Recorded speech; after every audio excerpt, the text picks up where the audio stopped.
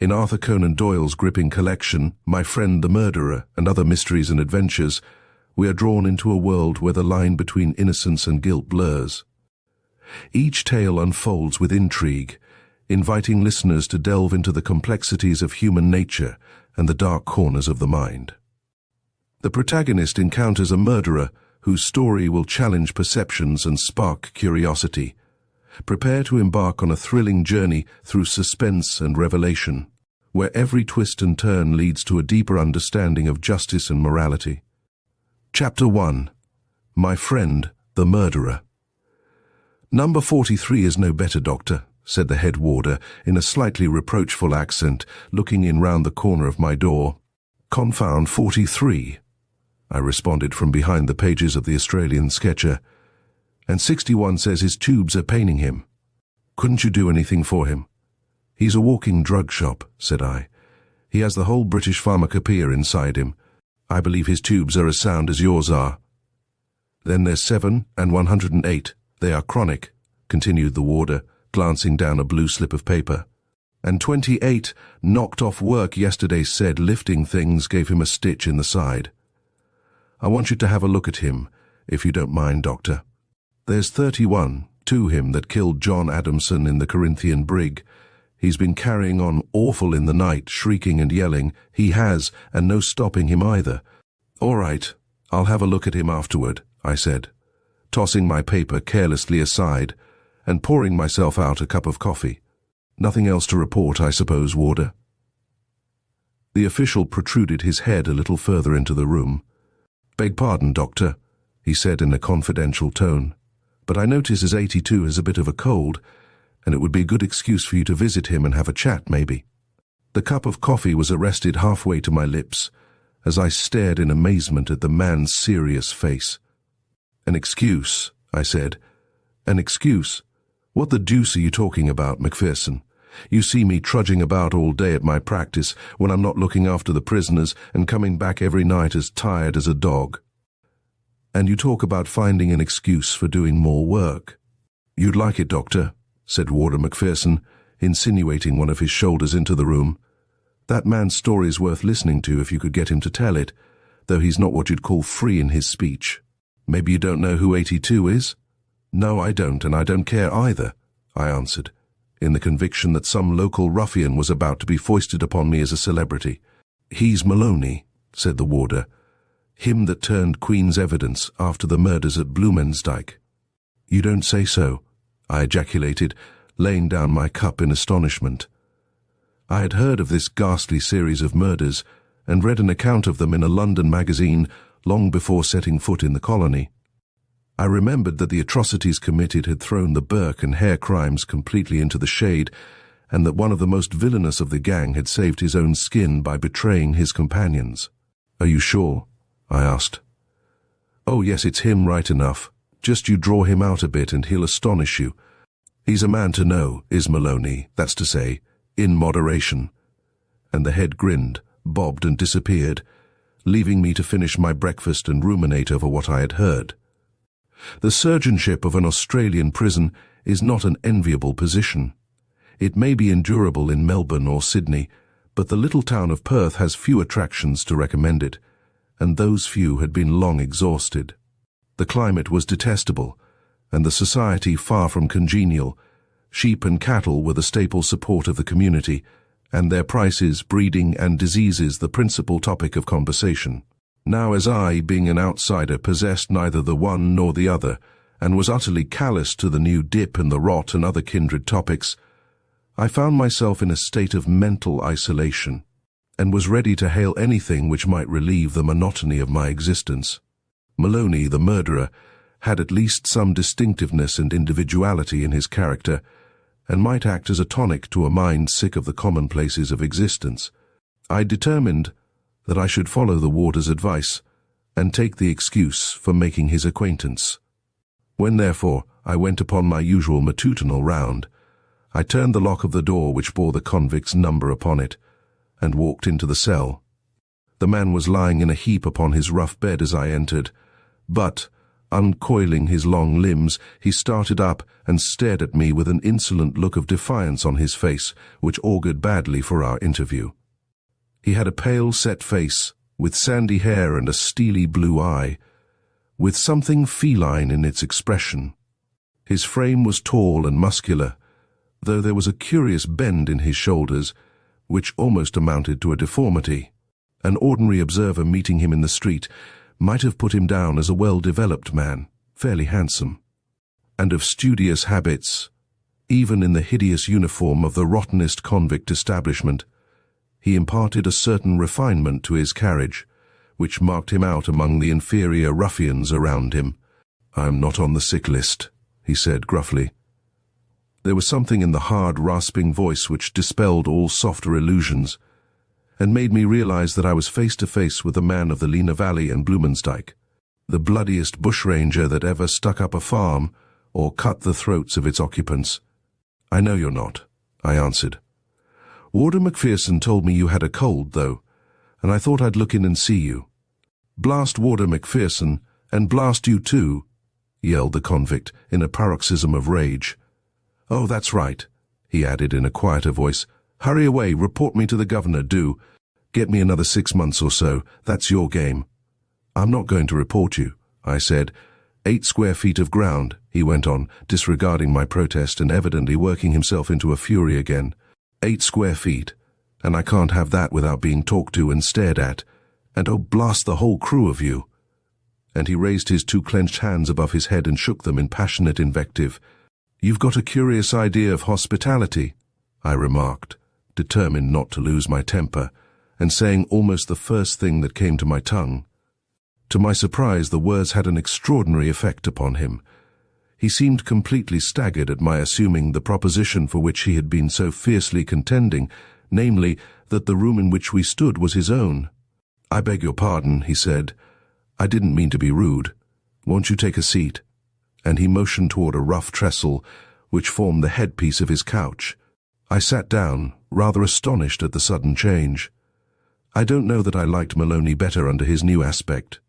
The murderer had, it is true, disappeared for the nonce, but there was something in the smooth tones and obsequious manner which powerfully suggested the witness of the Queen, who had stood up and sworn away the lives of his companions in crime. "How's your chest?" I asked, putting on my professional air. "Come, drop it, doctor, drop it," he answered, showing a row of white teeth as he resumed his seat upon the side of the bed. "It wasn't anxiety after my precious health that brought you along here. That story won't wash at all. You came to have a look at Wolf-Tone Maloney, forger, murderer, Sydney Slider, ranger, and government peach. That's about my figure, ain't it? There it is, plain and straight. There's nothing mean about me." He paused as if he expected me to say something, but as I remained silent, he repeated once or twice, "There's nothing mean about me." "And why shouldn't I?" he suddenly yelled, his eyes gleaming and his whole satanic nature reasserting itself. We were bound to swing, one and all, and they were none the worse if I saved myself by turning against them.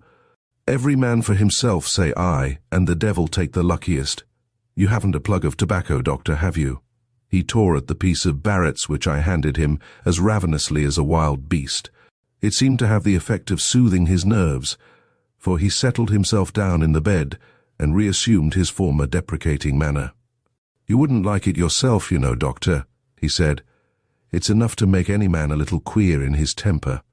I'm in for 6 months this time for assault, and very sorry I shall be to go out again, I can tell you. My mind's at ease in here, but when I'm outside, what with the government and what with tattooed Tom of Hawkesbury, there's no chance of a quiet life."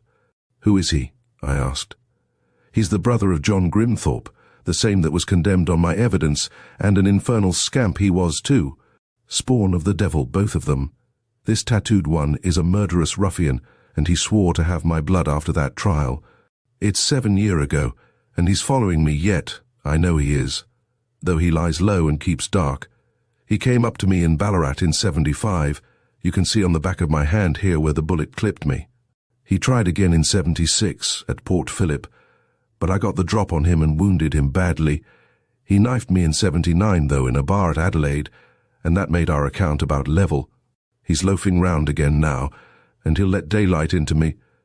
Unless by some extraordinary chance someone does as much for him." And Maloney gave a very ugly smile. "I don't complain of him so much," he continued. "Looking at it in his way, no doubt it is a sort of family matter that can hardly be neglected. It's the government that fetches me.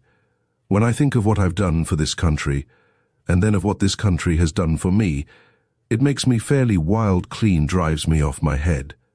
There's no gratitude nor common decency left, Doctor." He brooded over his wrongs for a few minutes, and then proceeded to lay them before me in detail. "Here's 9 men," he said. "They've been murdering and killing for a matter of 3 years, and maybe a life a week wouldn't more than average the work that they've done. The government catches them, and the government tries them, but they can't convict. And why? Because the witnesses have all had their throats cut, and the whole job's been very neatly done. What happens then? Up comes a citizen called Wolf-Tone Maloney. He says, 'The country needs me, and here I am.' And with that he gives his evidence, convicts the lot, and enables the beaks to hang them. That's what I did. There's nothing mean about me. And now what does the country do in return? Dogs me, sir, spies on me, watches me night and day, turns against the very man that worked so very hard for it. There's something mean about that anyway. I didn't expect them to knight me, nor to make me colonial secretary, but, damn it, I did expect that they would let me alone." "Well," I remonstrated, "if you choose to break laws and assault people, you can't expect it to be looked over on account of former services." "I don't refer to my present imprisonment, sir," said Maloney with dignity. "It's the life I've been leading since that cursed trial that takes the soul out of me.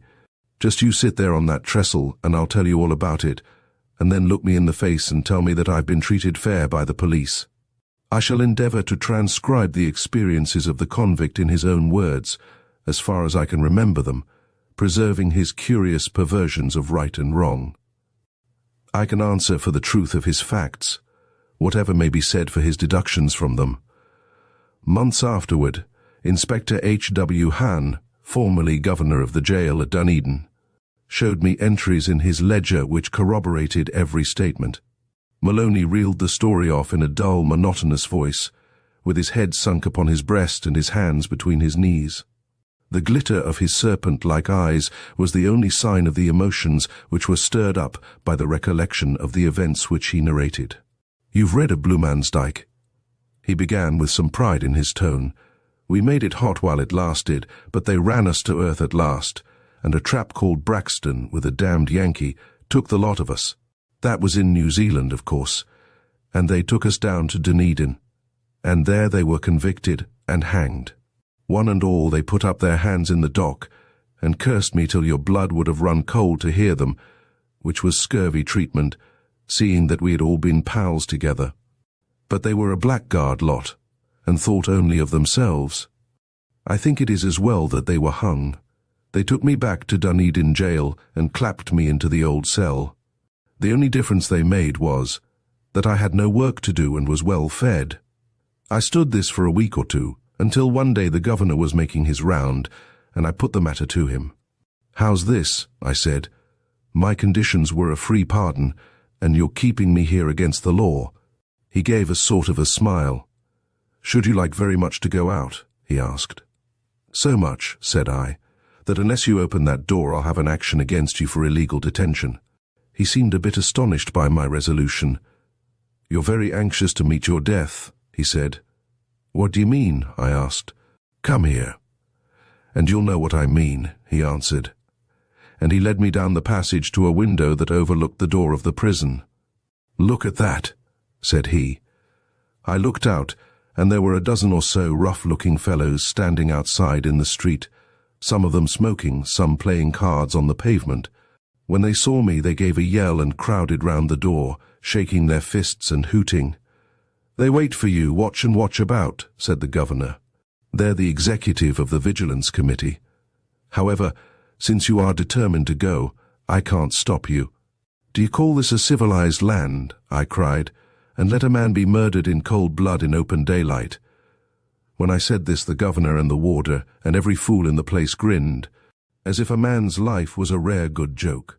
"You've got the law on your side," says the governor, "so we won't detain you any longer. Show him out, warder."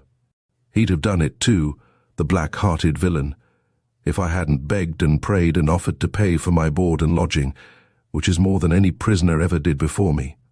He let me stay on those conditions, and for 3 months I was caged up there with every larrikin in the township clamouring at the other side of the wall. That was pretty treatment for a man that had served his country. At last, one morning up came the governor again. "Well, Maloney," he said, "how long are you going to honour us with your society?" I could have put a knife into his cursed body, and would too if we had been alone in the bush.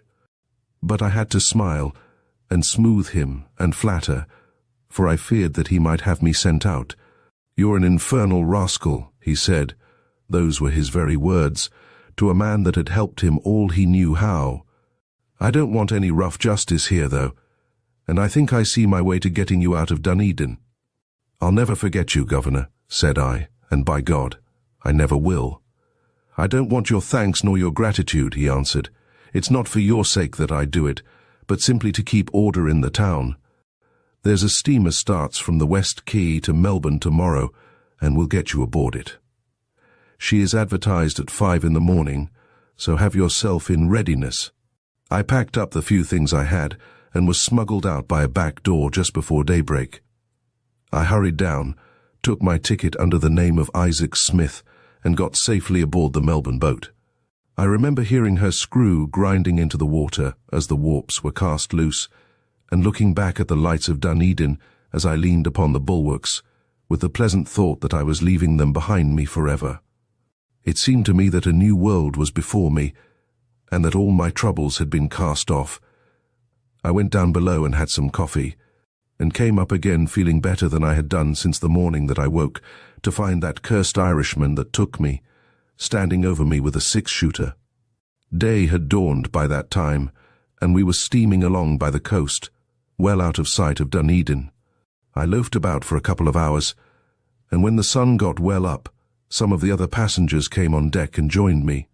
One of them, a little perky sort of fellow, took a good long look at me, and then came over and began talking. "Mining, I suppose?" says he. "Yes," I says. "Made your pile?" he asks. "Pretty fair," says I. "I was at it myself," he says.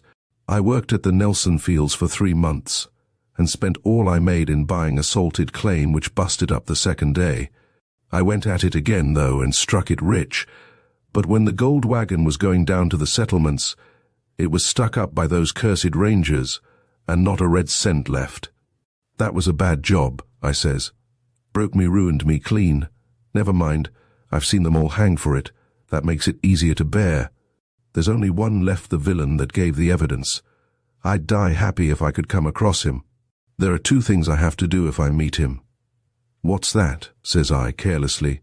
"I've got to ask him where the money lies. They never had time to make away with it. And it's cached somewhere in the mountains. And then I've got to stretch his neck for him, and send his soul down to join the men that he betrayed." It seemed to me that I knew something about that cachet, and I felt like laughing, but he was watching me, and it struck me that he had a nasty, vindictive kind of mind.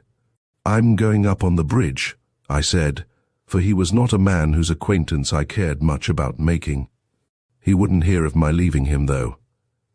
"We're both miners," he says, "and we're pals for the voyage. Come down to the bar. I'm not too poor to shout." I couldn't refuse him well, and we went down together, and that was the beginning of the trouble. What harm was I doing anyone on the ship? All I asked for was a quiet life, leaving others alone and getting left alone myself. No man could ask fairer than that. And now just you listen to what came of it. We were passing the front of the ladies' cabins on our way to the saloon, when out comes a servant lass, a freckled currency she-devil with a baby in her arms. We were brushing past her when she gave a scream like a railway whistle and nearly dropped the kid. My nerves gave a sort of a jump when I heard that scream, but I turned and begged her pardon, letting on that I thought I might have trod on her foot. I knew the game was up, though, when I saw her white face and her leaning against the door and pointing. "It's him!" she cried. "It's him!" "I saw him in the courthouse. Oh, don't let him hurt the baby." "Who is it?" asked the steward and half a dozen others in a breath. "It's him, Maloney. Maloney, the murderer. Oh, take him away, take him away." I don't rightly remember what happened just at that moment. The furniture and me seemed to get kind of mixed, and there was cursing and smashing, and someone shouting for his gold, and a general stamp round.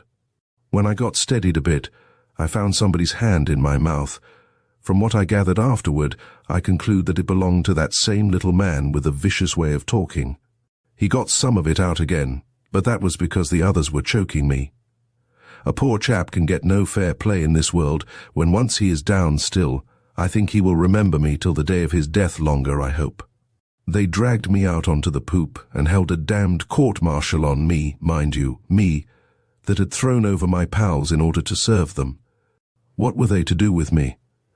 Some said this, some said that, but it ended by the captain deciding to send me ashore. The ship stopped, they lowered a boat, and I was hoisted in, the whole gang of them hooting at me from over the bulwarks. I saw the man I spoke of tying up his hand, though, and I felt that things might be worse. I changed my opinion before we got to the land. I had reckoned on the shore being deserted, and that I might make my way inland, but the ship had stopped too near the heads, and a dozen beachcombers and such like had come down to the water's edge and were staring at us, wondering what the boat was after. When we got to the edge of the surf, the coxswain hailed them, and after singing out who I was, he and his men threw me into the water. You may well look surprised neck and crop into 10 feet of water, with shark as thick as green parrots in the bush, and I heard them laughing as I floundered to the shore. I soon saw it was a worse job than ever. As I came scrambling out through the weeds, I was collared by a big chap with a velveteen coat, and half a dozen others got round me and held me fast. Most of them looked simple fellows enough, and I was not afraid of them, but there was one in a cabbage-tree hat that had a very nasty expression on his face, and the big man seemed to be chummy with him. They dragged me up the beach, and then they let go their hold of me and stood round in a circle. "Well, mate," says the man with the hat, "we've been looking out for you some time in these parts. And very good of you, too," I answers. "None of your jaw," says he. "Come, boys, what shall it be, hanging, drowning, or shooting? Look sharp." This looked a bit too like business. "No, you don't," I said. "I've got government protection, and it'll be murder." "That's what they call it," answered the one in the velveteen coat, as cheery as a piping crow. "And you're going to murder me for being a ranger." "Ranger be damned," said the man. "We're going to hang you for peaching against your pals, and that's an end of the palaver." They slung a rope round my neck and dragged me up to the edge of the bush. There were some big she-oaks and blue gums, and they pitched on one of these for the wicked deed. They ran the rope over a branch, tied my hands, and told me to say my prayers. It seemed as if it was all up, but Providence interfered to save me. It sounds nice enough sitting here and telling about it, sir, but it was sick work to stand with nothing but the beach in front of you, and the long white line of surf, with the steamer in the distance, and a set of bloody-minded villains round you thirsting for your life.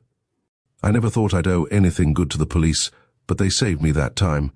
A troop of them were riding from Hawke's Point Station to Dunedin, and hearing that something was up, they came down through the bush and interrupted the proceedings. I've heard some bands in my time, Doctor, but I never heard music like the jingle of those trap spurs and harness as they galloped out onto the open. They tried to hang me even then, but the police were too quick for them, and the man with the hat got one over the head with the flat of a sword. I was clapped onto a horse, and before evening I found myself in my old quarters in the city jail. The governor wasn't to be done, though. He was determined to get rid of me, and I was equally anxious to see the last of him. He waited a week or so until the excitement had begun to die away, and then he smuggled me aboard a 3-masted schooner bound to Sydney with tallow and hides. We got fair away to sea without a hitch, and things began to look a bit more rosy. I made sure that I had seen the last of the prison anyway. The crew had a sort of an idea who I was, and if there'd been any rough weather, they'd have hove me overboard, like enough, for they were a rough, ignorant lot, and had a notion that I brought bad luck to the ship. We had a good passage, however, and I was landed safe and sound upon Sydney Quay. Now, just you listen to what happened next. You'd have thought they would have been sick of using me and following me by this time, wouldn't you now? Well, just you listen. It seems that a cursed steamer started from Dunedin to Sydney on the very day we left, and got in before us, bringing news that I was coming. Blessed if they hadn't called a meeting, a regular mass meeting, at the docks to discuss about it, and I marched right into it when I landed. They didn't take long about arresting me, and I listened to all the speeches and resolutions. If I'd been a prince, there couldn't have been more excitement. The end of all was that they agreed that it wasn't right that New Zealand should be allowed to foist her criminals upon her neighbours, and that I was to be sent back again by the next boat. So they posted me off again as if I was a damned parcel, and after another 800-mile journey, I found myself back for the third time moving in the place that I started from. By this time I had begun to think that I was going to spend the rest of my existence travelling about from one port to another. Every man's hand seemed turned against me, and there was no peace or quiet in any direction. I was about sick of it by the time I had come back, and if I could have taken to the bush, I'd have done it, and chanced it with my old pals. They were too quick for me, though, and kept me under lock and key, but I managed, in spite of them, to negotiate that cash I told you of, and sewed the gold up in my belt. I spent another month in jail, and then they slipped me aboard a bark that was bound for England. This time the crew never knew who I was, but the captain had a pretty good idea, though he didn't let on to me that he had any suspicions. I guessed from the first that the man was a villain. We had a fair passage, except a gale or two off the Cape, and I began to feel like a free man when I saw the blue loom of the old country, and the saucy little pilot boat from Falmouth dancing toward us over the waves. We ran down the channel, and before we reached Gravesend, I had agreed with the pilot that he should take me ashore with him when he left. It was at this time that the captain showed me that I was right in thinking him a meddling, disagreeable man. I got my things packed, such as they were, and left him talking earnestly to the pilot while I went below for my breakfast. When I came up again, we were fairly into the mouth of the river, and the boat in which I was to have gone ashore had left us. The skipper said the pilot had forgotten me, but that was too thin, and I began to fear that all my old troubles were going to commence once more. It was not long before my suspicions were confirmed. A boat darted out from the side of the river, and a tall cove with a long black beard came aboard. I heard him ask the mate whether they didn't need a mud pilot to take them up the reaches, but it seemed to me that he was a man who would know a deal more about handcuffs than he did about steering, so I kept away from him. He came across the deck, however, and made some remark to me, taking a good look at me the while. I don't like inquisitive people at any time, but an inquisitive stranger with glue about the roots of his beard is the worst of all to stand, especially under the circumstances. I began to feel that it was time for me to go. I soon got a chance, and made good use of it. A big collier came athwart the bows of our steamer, and we had to slacken down to dead slow. There was a barge astern, and I slipped down by a rope and was into the barge before anyone had missed me. Of course I had to leave my luggage behind me, but I had the belt with the nuggets round my waist, and the chance of shaking the police off my track was worth more than a couple of boxes. It was clear to me now that the pilot had been a traitor, as well as the captain, and had set the detectives after me. I often wish I could drop across those two men again. I hung about the barge all day as she drifted down the stream. There was one man in her, but she was a big, ugly craft, and his hands were too full for much looking about. Toward evening, when it got a bit dusky, I struck out for the shore and found myself in a sort of marsh place, a good many miles to the east of London. I was soaking wet and half dead with hunger, but I trudged into the town, got a new rig out at a slop shop, and after having some supper, engaged a bed at the quietest lodgings I could find. I woke pretty early, a habit you pick up in the bush, and lucky for me that I did so. The very first thing I saw when I took a look through a crack in the shutter was one of these infernal policemen, standing right opposite and staring up at the windows. He hadn't epaulets nor a sword, like our traps, but for all that, There was a sort of family likeness, and the same busybody expression. Whether they'd followed me all the time, or whether the woman that let me the bed didn't like the looks of me, is more than I have ever been able to find out. He came across as I was watching him, and noted down the address of the house in a book. I was afraid that he was going to ring at the bell, but I suppose his orders were simply to keep an eye on me. For after another good look at the windows, he moved on down the street. I saw that my only chance was to act at once. I threw on my clothes, opened the window softly, and after making sure that there was nobody about, dropped out onto the ground and made off as hard as I could run. I travelled a matter of 2 or 3 miles when my wind gave out, and as I saw a big building with people going in and out, I went in too, and found that it was a railway station. A train was just going off for Dover to meet the French boat, so I took a ticket and jumped into a third-class carriage. There were a couple of other chaps in the carriage, innocent-looking young beggars, both of them. They began speaking about this and that, while I sat quiet in the corner and listened. Then they started on England and foreign countries and such like. Look ye now, Doctor. This is a fact. One of them begins jawing about the justice of England's laws. It's all fair and above board, says he. There ain't any secret police nor spying like they have abroad, and a lot more of the same sort of wash. Rather rough on me, wasn't it, listening to the damned young fool, with the police following me about like my shadow. I got to Paris right enough, and there I changed some of my gold, and for a few days I imagined I'd shaken them off, and began to think of settling down for a bit of rest. I needed it by that time, for I was looking more like a ghost than a man. You've never had the police after you, I suppose? Well, you needn't look offended. I didn't mean any harm.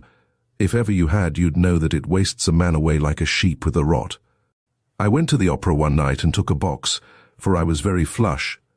I was coming out between the acts when I met a fellow lounging along in the passage. The light fell on his face, and I saw that it was the mud pilot that had boarded us in the Thames.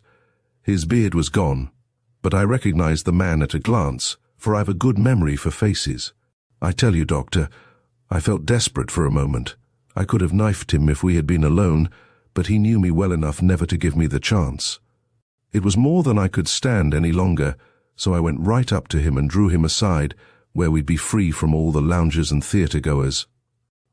"How long are you going to keep it up?" I asked him. He seemed a bit flustered for a moment, but then he saw there was no use beating about the bush, so he answered straight. "Until you go back to Australia," he said. "Don't you know," I said, "that I have served the government and got a free pardon?" He grinned all over his ugly face when I said this. "We know all about you, Maloney," he answered. "If you want a quiet life, just you go back where you came from. If you stay here, you're a marked man, and when you are found tripping, it'll be a lifer for you, at the least. Free trade's a fine thing, but the market's too full of men like you for us to need to import any." It seemed to me that there was something in what he said, though he had a nasty way of putting it. For some days back I'd been feeling a sort of homesick. The ways of the people weren't my ways. They stared at me at the street, and if I dropped into a bar they'd stop talking and edge away a bit, as if I was a wild beast. I'd sooner have had a pint of old stringy bark too than a bucketful of their rot-gut liquors. There was too much damned propriety. What was the use of having money if you couldn't dress as you liked, nor bust it properly? There was no sympathy for a man if he shot about a little when he was half over. I've seen a man dropped at Nelson many a time with less row than they'd make over a broken window pane. The thing was slow and I was sick of it. "You want me to go back?" I said. "I've my orders to stick fast to you until you do," he answered. "Well," I said, "I don't care if I do. All I bargain is that you keep your mouth shut and don't let on who I am, so that I may have a fair start when I get there." He agreed to this, and we went over to Southampton the very next day, where he saw me safely off once more. I took a passage round to Adelaide, where no one was likely to know me, and there I settled, right under the nose of the police. I've been there ever since, leading a quiet life, but for little difficulties like the one I'm in for now, and for that devil, tattooed Tom of Hawkesbury. I don't know what made me tell you all this, Doctor, unless it is that being kind of lonely makes a man inclined to jaw when he gets a chance. Just you take warning from me, though. Never put yourself out to serve your country, for your country will do precious little for you. Just you let them look after their own affairs, and if they find a difficulty in hanging a set of scoundrels, never mind chipping in, but let them alone to do as best they can. Maybe they'll remember how they treated me after I'm dead, and be sorry for neglecting me.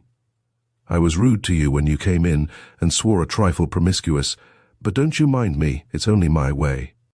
You'll allow, though, that I have cause to be a bit touchy now and again when I think of all that's past. You're not going, are you? Well, if you must, you must. But I hope you will look me up at odd times when you are going your round. Oh, I say, you've left the balance of that cake of tobacco behind you, haven't you? No, it's in your pocket. That's all right. Thank you, Doctor. You're a good sort, and as quick at a hint as any man I've met. A couple of months after narrating his experiences, Wolfe-Tone Maloney finished his term and was released.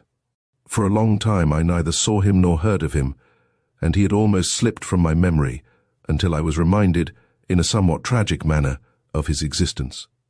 I had been attending a patient some distance off in the country, and was riding back, guiding my tired horse among the boulders which strewed the pathway, and endeavouring to see my way through the gathering darkness, when I came suddenly upon a little wayside inn. As I walked my horse up toward the door, intending to make sure of my bearings before proceeding further, I heard the sound of a violent altercation within the little bar. There seemed to be a chorus of expostulation or remonstrance, above which two powerful voices rang out loud and angry. As I listened, there was a momentary hush. Two pistol shots sounded almost simultaneously, and with a crash the door burst open and a pair of dark figures staggered out into the moonlight. They struggled for a moment in a deadly wrestle, and then went down together among the loose stones.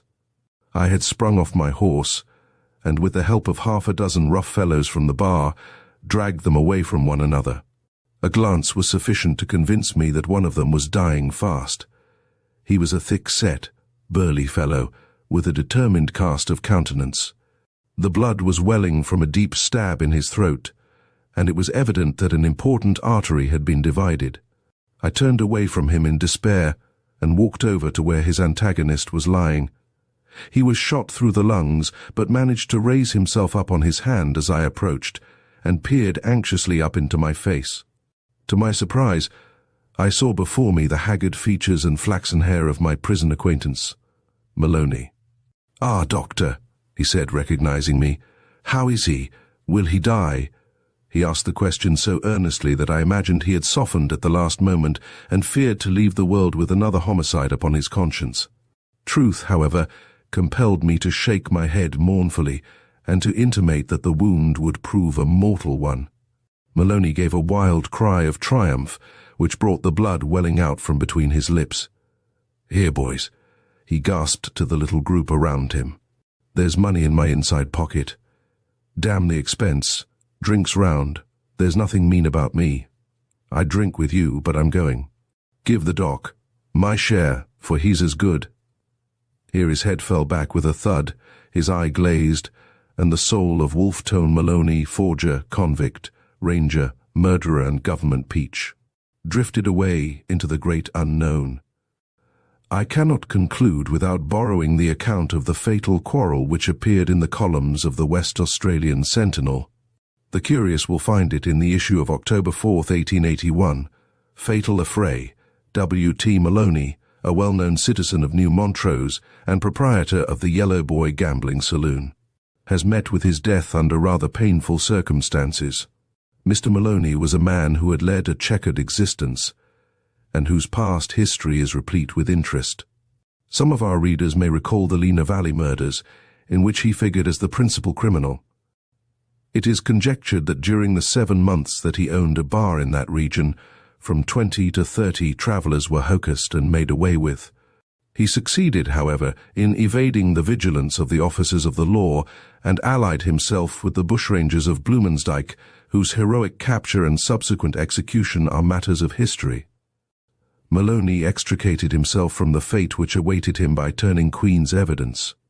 He afterward visited Europe, but returned to West Australia, where he has long played a prominent part in local matters. On Friday evening he encountered an old enemy, Thomas Grimthorpe, commonly known as Tattooed Tom, of Hawkesbury.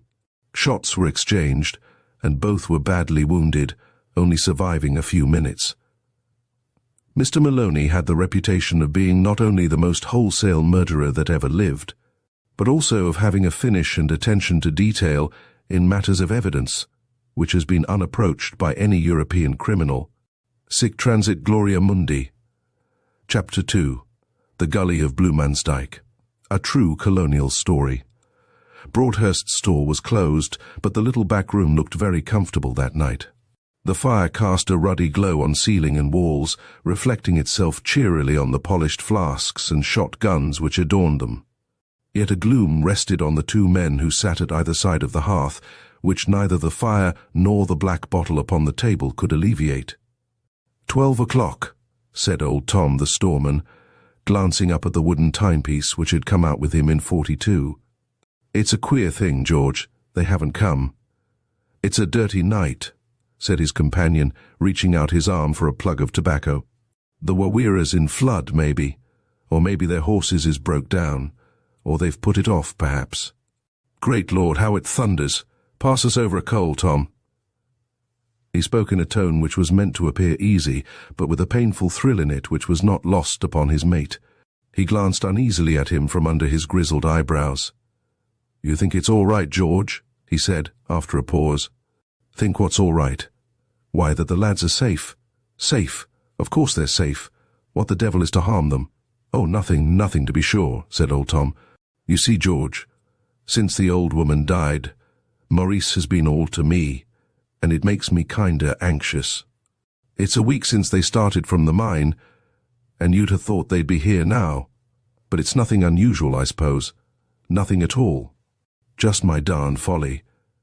What's to harm them? Repeated George Hutton again, arguing to convince himself rather than his comrade. It's a straight road from the diggings to Rathhurst, and then through the hills past Bluemansdyke, and over the Wawira by the ford, and so down to Trafalgar by the bush track. There's nothing deadly in all that, is there? My son Alan's as dear to me as Maurice can be to you, mate, he continued, but they know the ford well, and there's no other bad place. They'll be here tomorrow night, certain. Please God they may, said Broadhurst, and the two men lapsed into silence for some time, moodily staring into the glow of the fire and pulling at their short clays. It was indeed, as Hutton had said, a dirty night. The wind was howling down through the gorges of the western mountains, and whirling and eddying among the streets of Trafalgar, whistling through the gaps in the rough wood cabins, and tearing away the frail shingles which formed the roofs. The streets were deserted, save for one or two stragglers from the drinking shanties, who wrapped their cloaks around them and staggered home through the wind and rain toward their own cabins. The silence was broken by Broadhurst, who was evidently still at ease. Say, George, he said, what's become of Josiah Mapleton? Went to the diggings. Aye, but he sent word he was coming back. But he never came. And what's become of Jos Humphrey? He resumed after a pause. He went digging too. Well, did he come back? Drop it, Broadhurst, drop it, I say, said Hutton, springing to his feet and pacing up and down the narrow room. You're trying to make a coward of me. You know the men must have gone up country prospecting or farming, maybe. What is it to us where they went? You don't think I have a register of every man in the colony, as Inspector Burton has of the lags? Sit down, George, and listen, said old Tom. There's something queer about that road, something I don't understand and don't like. Maybe you remember how Maloney, the one-eyed scoundrel, made his money in the early mining days. He'd a halfway drinking shanty on the main road, up on a kind of bluff, where the Lena comes down from the hills.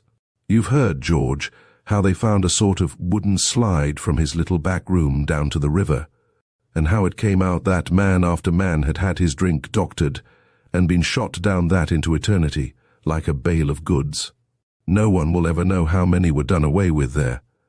They were all supposed to be farming and prospecting, and the like, till their bodies were picked out of the rapids. It's no use mincing matters, George. We'll have the troopers along to the diggings if those lads don't turn up by tomorrow night." "As you like, Tom," said Hutton. "By the way, talking of Maloney, it's a strange thing," said Broadhurst, "that Jack Haldane swears he saw a man as like Maloney with 10 years added to him, as could be. It was in the bush on Monday morning. Chance, I suppose, but you'd hardly think there could be 2 pair of shoulders in the world carrying such villainous mugs on the top of them." "Jack Haldane's a fool," growled Hutton, throwing open the door and peering anxiously out into the darkness, while the wind played with his long grizzled beard, and sent a train of glowing sparks from his pipe down the street. "A terrible night," he said as he turned back toward the fire. "Yes, a wild, tempestuous night, a night for birds of darkness and for beasts of prey, a strange night for 7 men to lie out in the gully at Bluemansdyke, with revolvers in their hands and the devil in their hearts." The sun was rising after the storm. A thick, heavy steam reeked up from the saturated ground and hung like a pall over the flourishing little town of Trafalgar. A bluish mist lay in wreaths over the wide tract of bushland around, out of which the western mountains loomed like great islands in a sea of vapour. Something was wrong in the town. The most casual glance would have detected that. There was a shouting and a hurrying of feet. Doors were slammed and rude windows thrown open. A trooper of police came clattering down with his carbine unslung. It was past the time for Joe Buchan's sawmill to commence work, but the great wheel was motionless, for the hands had not appeared. There was a surging, pushing crowd in the main street before old Tom Broadhurst's house, and a mighty clattering of tongues. "What was it?" demanded the newcomers, panting and breathless. "Broadhurst has shot his mate. He has cut his own throat. He has struck gold in the clay floor of his kitchen." No, it was his son Maurice who had come home rich, who had not come back at all. Whose horse had come back without him. At last the truth had come out. And there was the old sorrel horse in question, whinnying and rubbing his neck against the familiar door of the stable as if entreating entrance, while 2 haggard, grey-haired men held him by either bridle and gazed blankly at his reeking sides. "God help me," said old Tom Broadhurst. "It is as I feared." "Cheer up, mate," said Hutton, drawing his rough straw hat down over his brow. "There's hope yet." A sympathetic and encouraging murmur ran through the crowd. "Horse ran away, likely, or been stolen. Or he swum the Wawira and been washed off," suggested one job's comforter. "He ain't got no marks of bruising," said another, more hopeful. "Rider fallen off drunk, maybe," said a bluff old sheep farmer. "I kin remember," he continued, "coming into town about this hour myself, with my head in my holster, and thinking I was a 6-chambered revolver, mighty drunk I was. Maurice had a good seat, he'd never be washed off." "Not he." "The horse has a wheel on its off forequarter," remarked another, more observant than the rest. "A blow from a whip, maybe. It would be a darned hard one." "Where's Chicago Bill?" said someone. "He'll know." Thus invoked, a strange, gaunt figure stepped out in front of the crowd. He was an extremely tall and powerful man, with the red shirt and high boots of a miner. The shirt was thrown open, showing the sinewy throat and massive chest.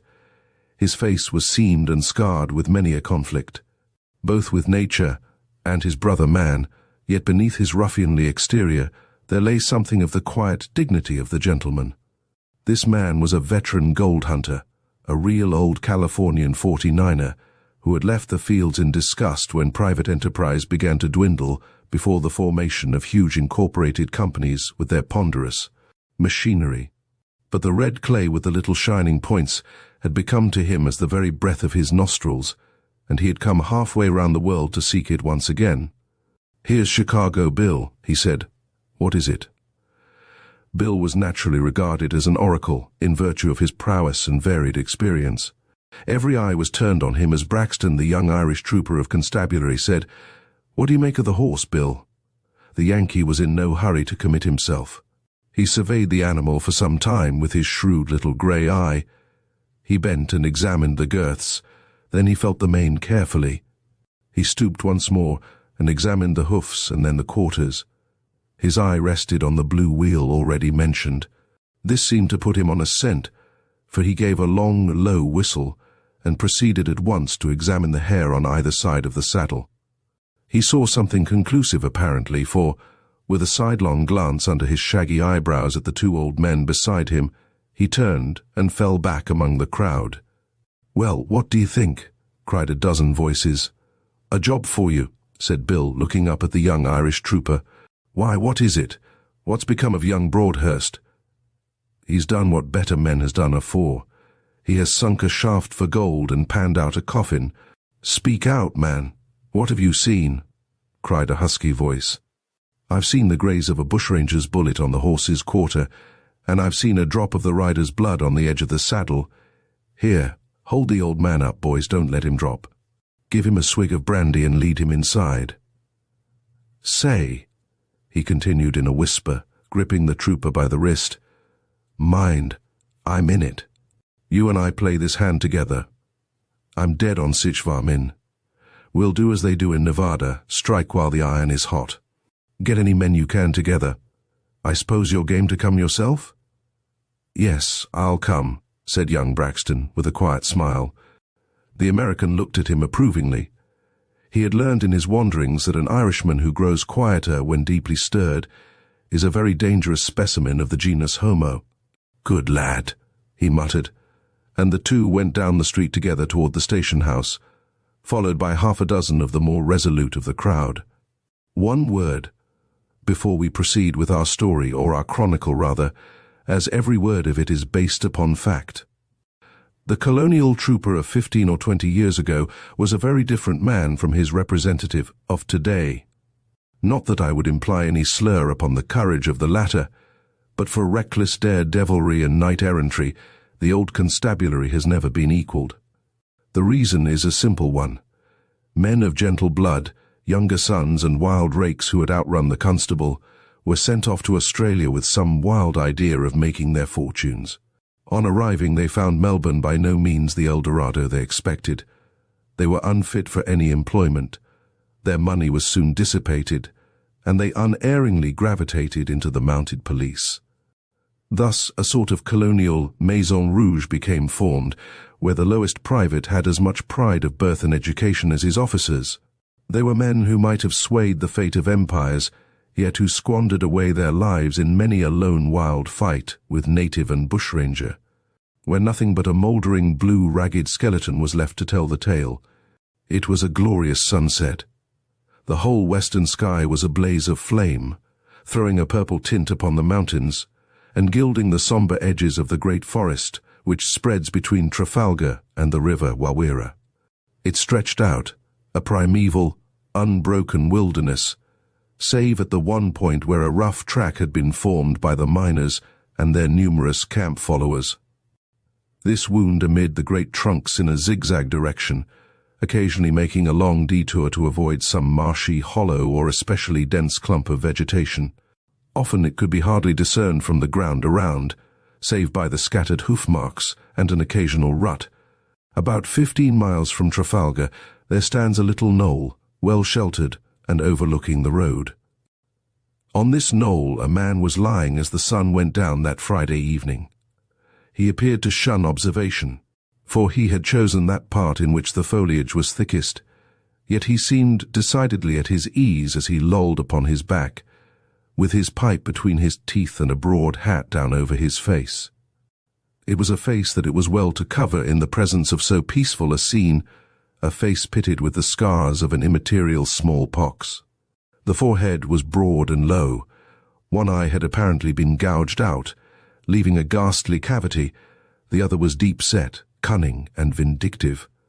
The mouth was hard and cruel. A rough beard covered the chin. It was the cut of face which, seen in a lonely street, would instinctively make one shift the grasp of one's stick from the knob end to the ferrule, the face of a bold and unscrupulous man. Some unpleasing thought seemed to occur to him, for he rose with a curse and knocked the ashes out of his pipe. "A darned fine thing," he muttered, "that I should have to lie out like this. It was Barrett's fault the job wasn't a clean one, and now he picks me out to get the swamp fever. If he'd shot the horse as I did the man, we wouldn't need a watch on this side of the Wawira. He always was a poor white-livered cuss. Well, he continued, picking up a gun which lay in the grass behind him, there's no use my waiting longer. They wouldn't start during the night. Maybe the horse never got home. Maybe they gave them up as drowned. Anyhow, it's another man's turn tomorrow, so I'll just give them 5 minutes and then make tracks. He sat down on the stump of a tree as he spoke, and hummed a verse of a song. A sudden thought seemed to strike him, for he plunged his hand into his pocket, and after some searching extracted a pack of playing cards wrapped in a piece of dirty brown paper. He gazed earnestly at their greasy faces for some time. Then he took a pin from his sleeve and pricked a small hole in the corner of each ace and knave. He chuckled as he shuffled them up and replaced them in his pocket. "I'll have my share of the swag," he growled. "They're sharp, but they'll not spot that when the liquor is in them. By the Lord, here they are." He had sprung to his feet and was bending to the ground, holding his breath as he listened. To the unpracticed ear, all was as still as before, the hum of a passing insect, the chirp of a bird, the rustle of the leaves. But the bushranger rose with the air of a man who has satisfied himself. "Goodbye to Bluemansdyke," said he. "I reckon it will be too hot to hold us for a time. That thundering idiot. He's spoiled as nice a lay as ever was, and risked our necks into the bargain. I'll see their number and who they are, though," he continued, and, choosing a point where a rough thicket formed an effectual screen, he coiled himself up, and lay like some venomous snake, occasionally raising his head and peering between the trunks at the reddish streak which marked the Trafalgar Road. There could be no question now as to the approach of a body of horsemen. By the time our friend was fairly ensconced in his hiding place, the sound of voices and the clatter of hoofs was distinctly audible, and in another moment a troop of mounted men came sweeping round the curve of the road. They were 11 all told, armed to the teeth and evidently well on the alert.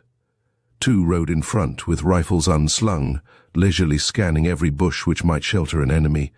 The main body kept about 50 yards behind them, while a solitary horseman brought up the rear.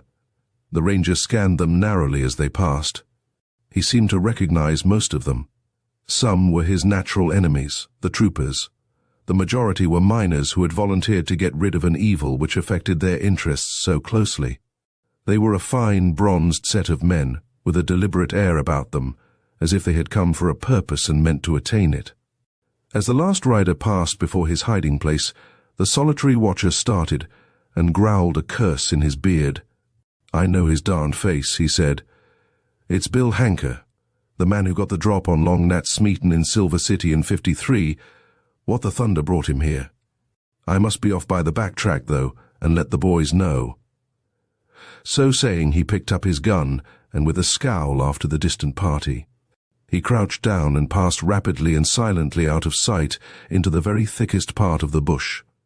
The expedition had started from Trafalgar on the afternoon of the same day that Maurice Broadhurst's horse, foam-flecked and frightened, had galloped up to the old stable door.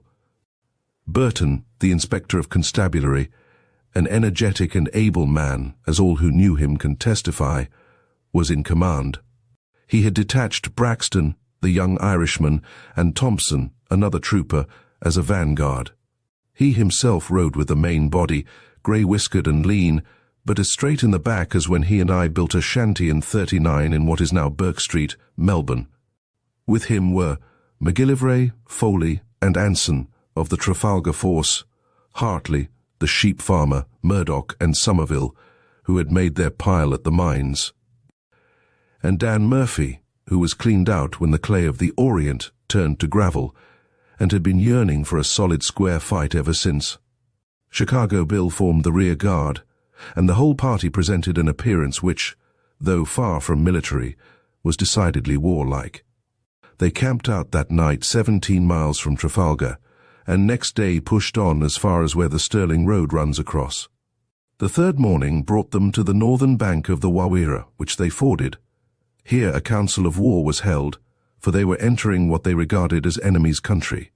The bush track, though wild, was occasionally traversed both by shepherds and sportsmen. It would hardly be the home of a gang of desperate bushrangers. But beyond the Wawira, the great rugged range of the Tapu Mountains towered up to the clouds, and across a wild spur of these the mining track passed up to Bluemansdyke. It was here, they decided at the council, that the scene of the late drama lay. The question now was, what means were to be taken to attack the murderers? For that murder had been done, no man doubted. All were of one mind as to what the main line of action should be: to go for them straight, shoot as many as possible on sight, and hang the balance in Trafalgar. That was plain sailing. But how to get at them was the subject of much debate. The troopers were for pushing on at once, and trusting to fortune to put the Rangers in their way. The miners proposed rather to gain some neighbouring peak, from which a good view of the country could be obtained, and some idea gained of their whereabouts. Chicago Bill took rather a gloomy view of things. "Nary one will we see," said he. "They've dusted out of the district for this. They'd know the horse would go home, and likely as not, they've had a watch on the road to warn them. I guess, boys, we'd best move on and do our best." There was some discussion, but Chicago's opinion carried the day, and the expedition pushed on in a body. After passing the second upland station, the scenery becomes more and more grand and rugged. Great peaks 2,000 and 3,000 feet high rose sheer up at each side of the narrow track. The heavy wind and rain of the storm had brought down much debris, and the road was almost impassable in places. They were frequently compelled to dismount and to lead the horses. "We haven't far now, boys," said the inspector cheerily, as they struggled on, and he pointed to a great dark cleft which yawned in front of them between two almost perpendicular cliffs. "They are there," he said, "or nowhere." A little higher the road became better, and their progress was more rapid. A halt was called, guns were unslung, and their pistols loosened in their belts, for the great gully of Bluemansdyke, the wildest part of the whole Tapu range, was gaping before them. But not a thing was to be seen. All was as still as the grave. The horses were picketed in a quiet little ravine, and the whole party crept on foot. The southern sun glared down hot and clear on the yellow bracken and banks of fern which lined the narrow winding track. Still not a sign of life.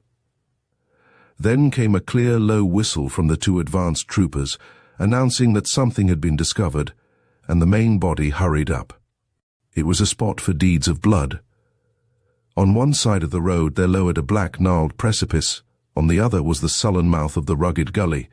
The road took a sharp turn at this spot. Just at the angle several large boulders were scattered, lining and overlooking the track. It was at this angle that a little bed of mud and trampled red clay betokened a recent struggle. There could be no question that they were at the scene of the murder of the two young miners.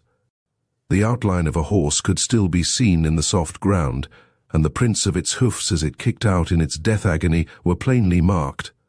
Behind one of the rocks were the tracks of several feet, and some pistol wadding was found in a tuft of ferns. The whole tragedy lay unclosed before them. Two men, careless in the pride of their youth and their strength, had swept round that fatal curve.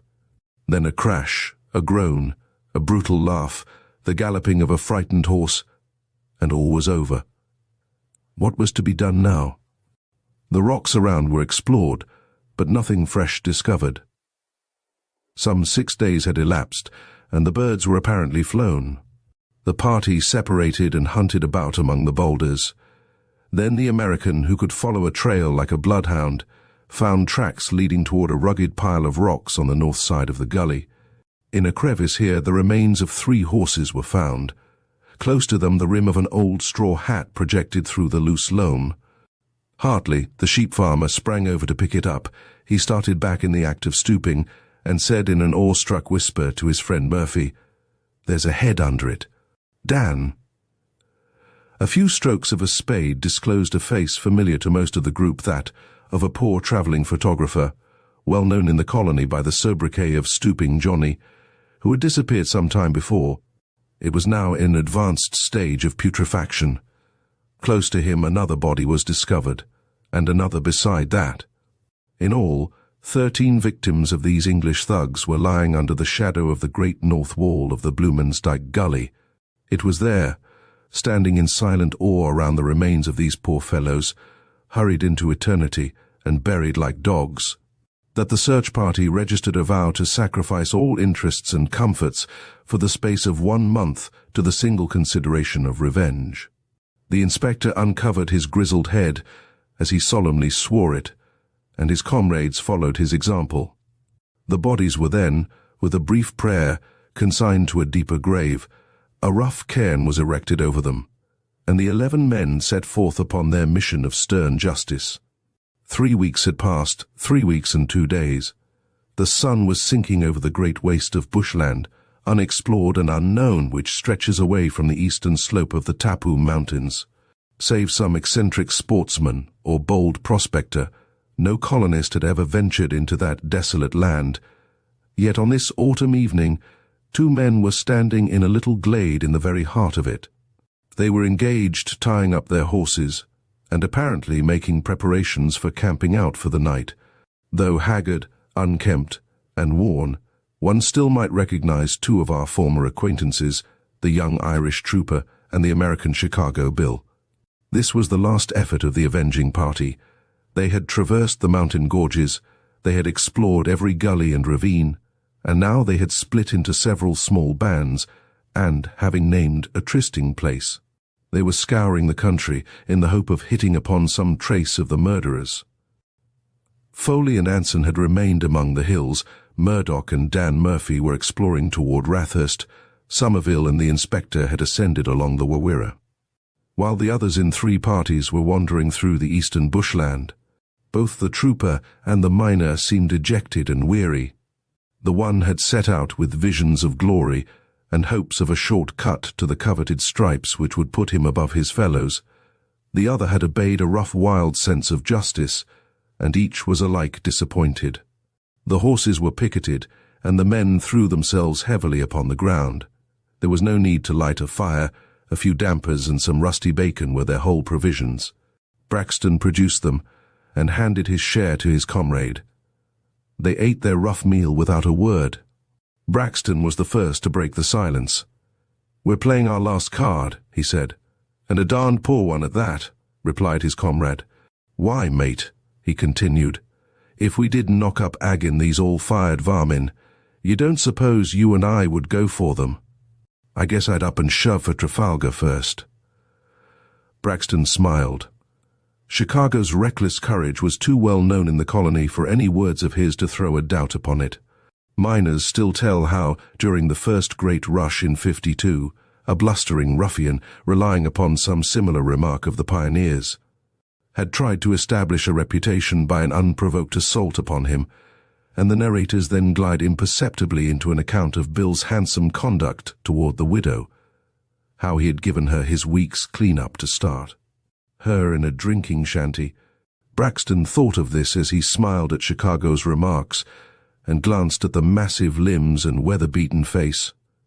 "We'd best see where we are before it grows darker," he said, and rising he stacked his gun against the trunk of a blue gum tree and seizing some of the creepers which hung down from it, began rapidly and silently to ascend it.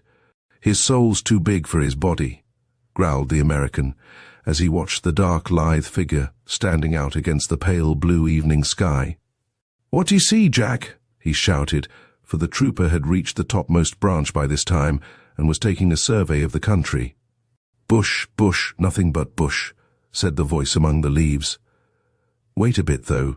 There's a kind of hill about 3 miles off away to the northeast. I see it above the trees right over there.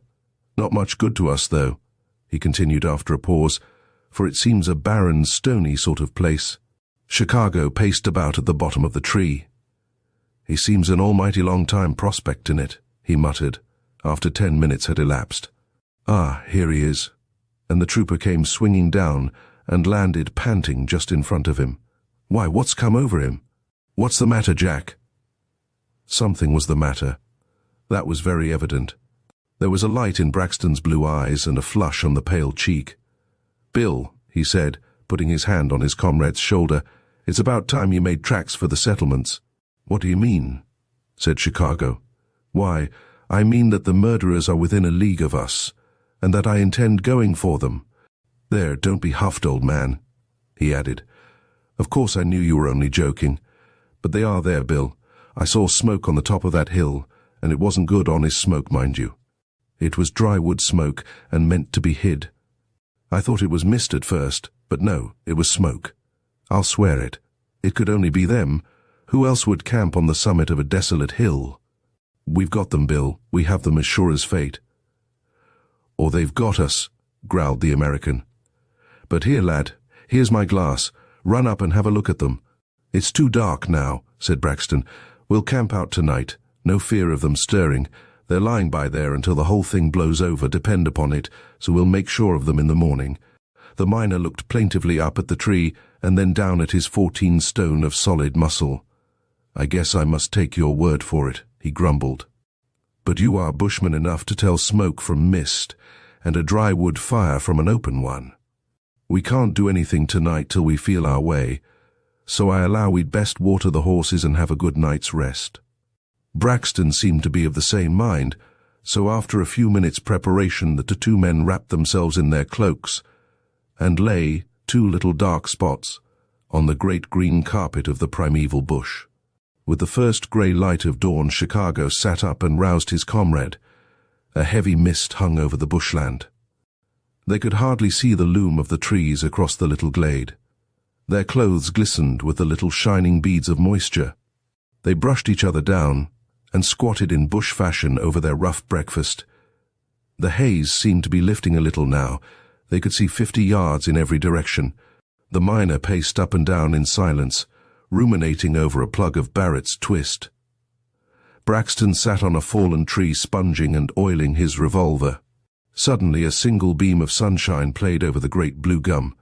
It widened and spread, and then in a moment the mist melted away, and the yellow leaves glowed like flakes of copper in the glare of the morning sun. Braxton cheerily snapped the lock of the pistol, loaded it, and replaced it in his belt. Chicago began to whistle and stopped in the middle of his walk. "Now, young un," he said, "here's the glass." Braxton slung it round his neck and ascended the tree as he had done the night before. It was child's play to the trooper, a splendid climber, as I can testify, for I saw him 2 years later, swarming up the topmost backstay of the Hector frigate in a gale of wind for a bet of a bottle of wine. He soon reached the summit, and shuffling along a naked branch 200 feet from the ground, he gained a point where no leaves could obstruct his view. Here he sat straddle-legged, and, unslinging the glass, he proceeded to examine the hill, bush by bush, and stone by stone. An hour passed without his moving. Another had almost elapsed before he descended. His face was grave and thoughtful. "Are they there?" was the eager query. "Yes, they are there." "How many?" "I've only seen 5, but there may be more. Wait till I think it out, Bill." The miner gazed at him with all the reverence matter has toward mind. Thinking things out was not his strong point. "Blamed if I can help you," he said apologetically. "It kinda don't come natural to me to be plotting and planning. Want to education, likely. My father was allowed to be the hardest-headed man in the States. Judge Jeffers let on as how the old man wanted to hand in his checks. So he down and put his head on the line when the first engine as ran from Vermont was coming up. They fined him $100 for upsetting that air locomotive, and the old man got the custest headache as ever was." Braxton hardly seemed to hear this family anecdote. He was deep in thought. "Look here, old man," said he. "Sit down by me on the trunk and listen to what I say. Remember that you are here as a volunteer. Bill, you've no call to come now. I am here in the course of duty. Your name is known through the settlement. You were a marked man when I was in the nursery. Now, Bill, it's a big thing I am going to ask you. If you and I go in and take these men, it will be another feather in your cap, and in yours only. What do men know of Jack Braxton, the private of police? He'd hardly be mentioned in the matter. Now, I want to make my name this day. We'll have to secure these men by a surprise after dusk, and it will be as easy for one resolute man to do it as for 2.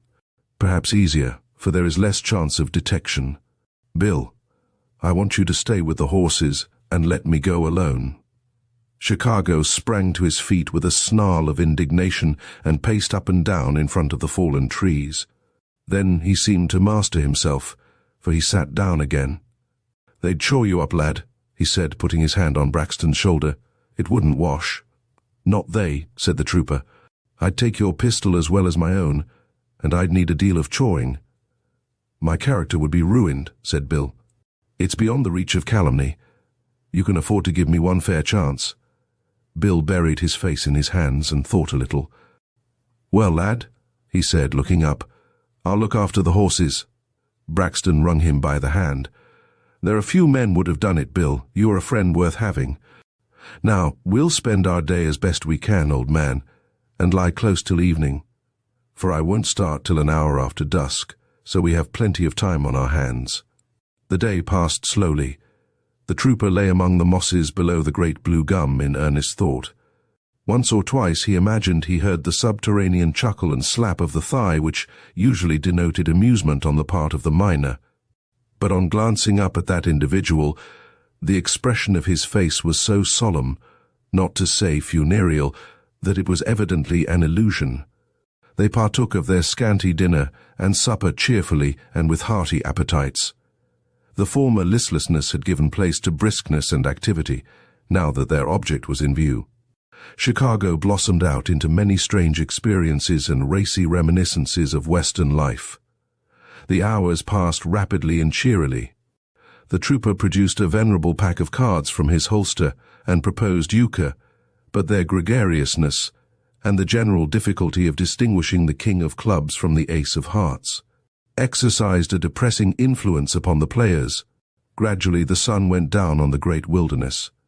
The shadow fell on the little glade, while the distant hill was still tipped with gold. Then that too became purplish. A star twinkled over the Tapu range, and night crept over the scene. "Goodbye, old man," said Braxton. "I won't take my carbine, it would only be in the way. I can't thank you enough for letting me have this chance. If they wipe me out, Bill, you'll not lose sight of them, I know, and you'll say I died like a man. I've got no friends and no message, and nothing in the world but this pack of cards. Keep them, Bill. They were a fine pack in '51. If you see a smoke on the hill in the morning, you'll know all's well, and you'll bring up the horses at once. If you don't, you'll ride to Fallen Pine, where we were to meet ride day and night. Bill, tell Inspector Burton that you know where the Rangers are, that Private Braxton is dead, and that he said he was to bring up his men. Else he'd come back from the grave and lead them up himself. Do that, Bill. Goodbye." A great quiet rested over the heart of that desolate woodland. The croak of a frog, the gurgle of a little streamlet half hidden in the long grass. No other sound. Then a wakeful jay gave a shrill chatter, another joined, and another. A bluefinch screamed. A wombat rushed past to gain its burrow. Something had disturbed them, yet all was apparently as peaceful as before.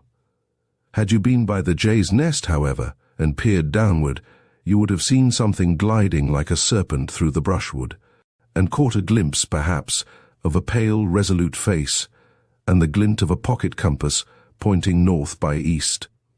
It was a long and weary night for Trooper Braxton.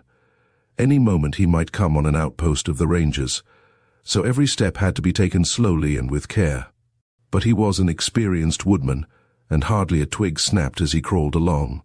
A morass barred his progress, and he was compelled to make a long detour. Then he found himself in thick brushwood, and once more had to go out of his way. It was very dark here in the depth of the forest. There was a heavy smell, and a dense steam laden with miasma rose from the ground. In the dim light he saw strange creeping things around him. A bushmaster writhed across the path in front of him. A cold, dank lizard crawled over his hand as he crouched down, but the trooper thought only of the human reptiles in front, and made steadily for his goal. Once he seemed to be pursued by some animal. He heard a creaking behind him, but it ceased when he stopped and listened, so he continued his way.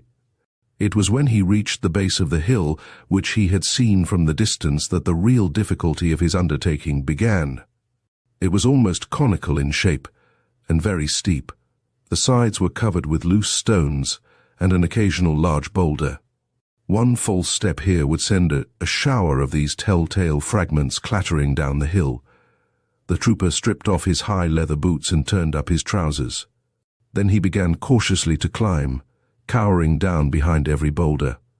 There was a little patch of light far away on the horizon, a very little grey patch, but it caused the figure of a man who was moving upon the crest of the hill to loom out dim and large. He was a sentry, apparently, for he carried a gun under his arm. The top of the hill was formed by a little plateau about 100 yards in circumference. Along the edge of this, the man was pacing, occasionally stopping to peer down into the great dusky sea beneath him. From this raised edge, the plateau curved down from every side, so as to form a crater-like depression. In the center of this hollow stood a large white tent. Several horses were picketed around it, and the ground was littered with bundles of dried grass and harness. You could see these details now from the edge of the plateau, for the grey patch in the east had become white and was getting longer and wider. You could see the sentry's face, too, as he paced round and round. A handsome, weak-minded face, with more of the fool than the devil impressed on it. He seemed cheerful, for the birds were beginning to sing, and their 1,000 voices rose from the bush below. He forgot the forged note, I think, and the dreary voyage, and the wild escape, and the dark gully away beyond the Tapu range, for his eye glistened, and he hummed a quaint little Yorkshire country air. He was back again in the West Riding village, and the rough boulder in front shaped itself into the hill behind which Nellie lived before he broke her heart, and he saw the ivied church that crowned it. He would have seen something else had he looked again, something which was not in his picture, a white, passionless face which glared at him over the boulder, as he turned upon his heel, still singing, and unconscious that the bloodhounds of justice were close at his heels. The trooper's time for action had come. He had reached the last boulder. Nothing lay between the plateau and himself but a few loose stones. He could hear the song of the sentry dying away in the distance. He drew his regulation sword, and with his Adams in his left, he rose and sprang like a tiger over the ridge and down into the hollow. The sentry was startled from his dream of the past by a clatter and a rattling of stones. He sprang round and cocked his gun. No wonder that he gasped, and that a change passed over his bronzed face. A painter would need a dash of ultramarine in his flesh tints to represent it now. No wonder, I say, for that dark, active figure with the bare feet and the brass buttons meant disgrace and the gallows to him. He saw him spring across to the tent. He saw the gleam of a sword, and heard a crash as the tent pole was severed, and the canvas came down with a run upon the heads of the sleepers. And then, above oaths and shouts, he heard a mellow Irish voice. "I've 12 shots in my hands.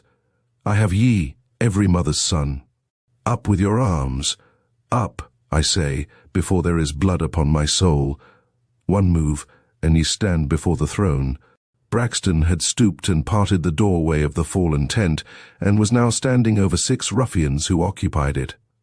They lay as they had wakened, but with their hands above their heads, for there was no resisting that quiet voice, backed up by the 2 black muzzles. They imagined they were surrounded and hopelessly outmatched. Not one of them dreamed that the whole attacking force stood before them. It was the sentry who first began to realize the true state of the case. There was no sound or sign of any reinforcement. He looked to see that the cap was pressed well down on the nipple, and crept toward the tent.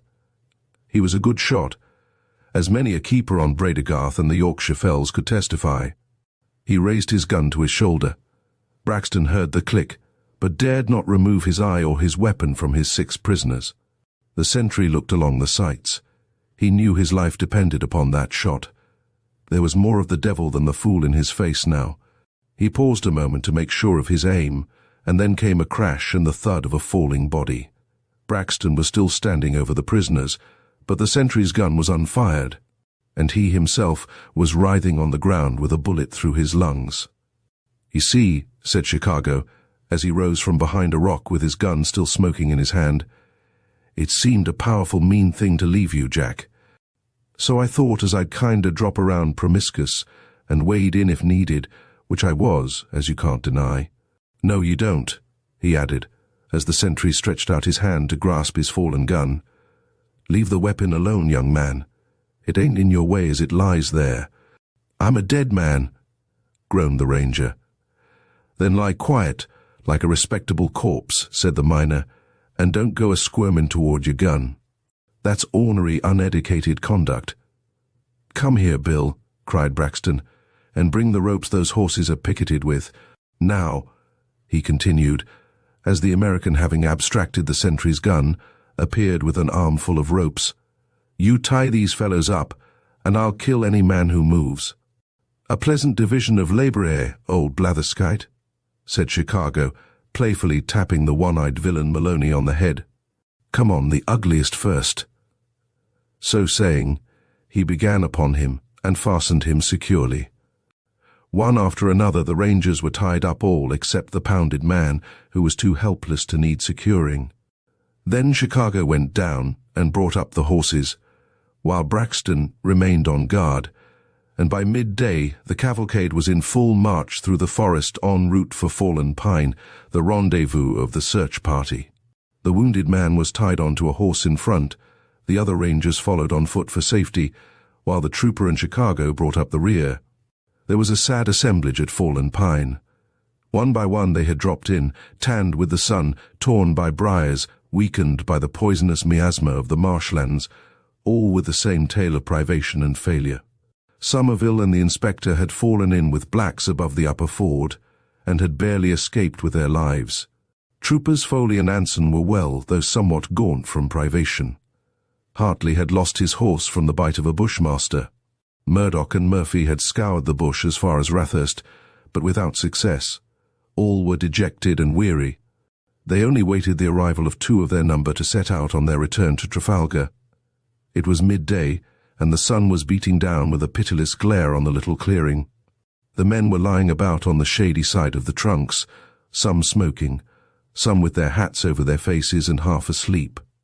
The horses were tethered here and there, looking as listless as their masters.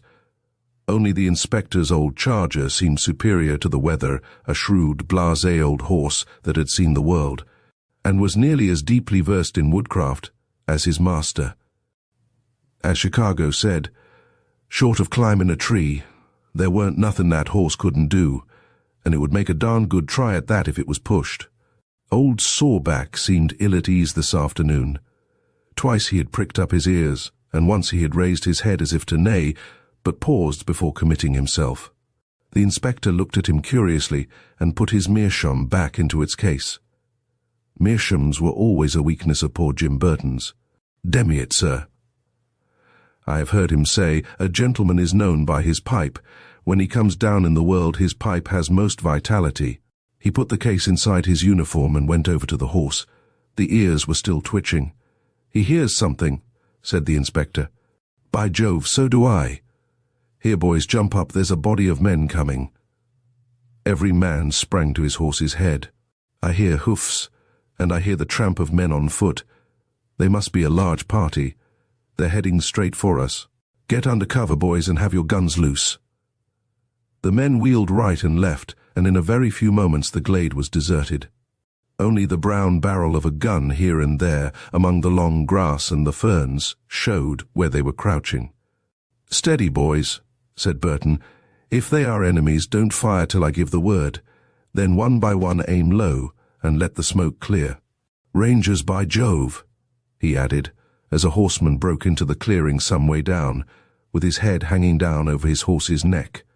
"More," he growled, as several men emerged from the bush at the same point. "By the living powers, they are taken. I see the ropes.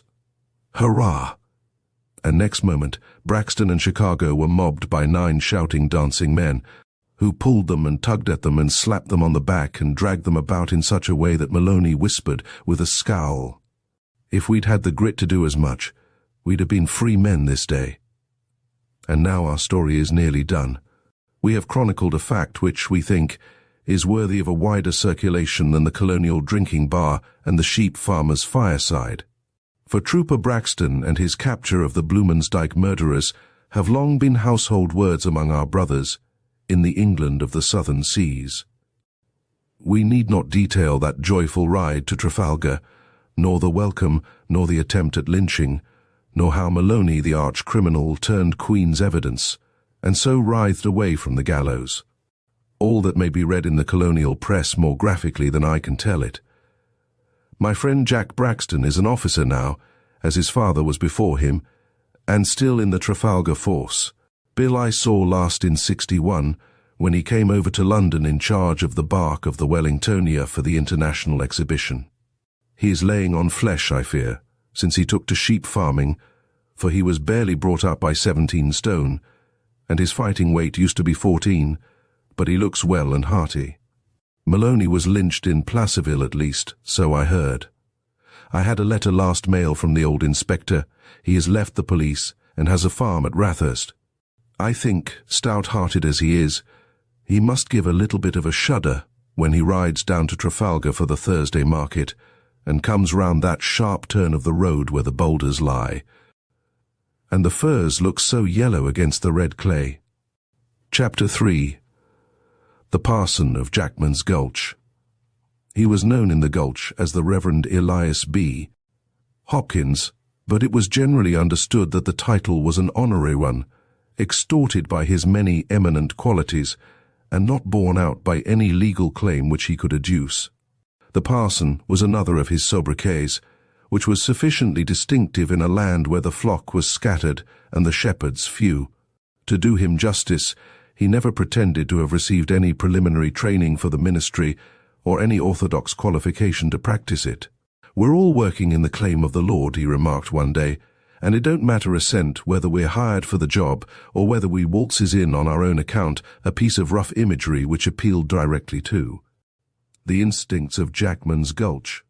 It is quite certain that during the first few months his presence had a marked effect in diminishing the excessive use both of strong drinks and of stronger adjectives which had been characteristic of the little mining settlement.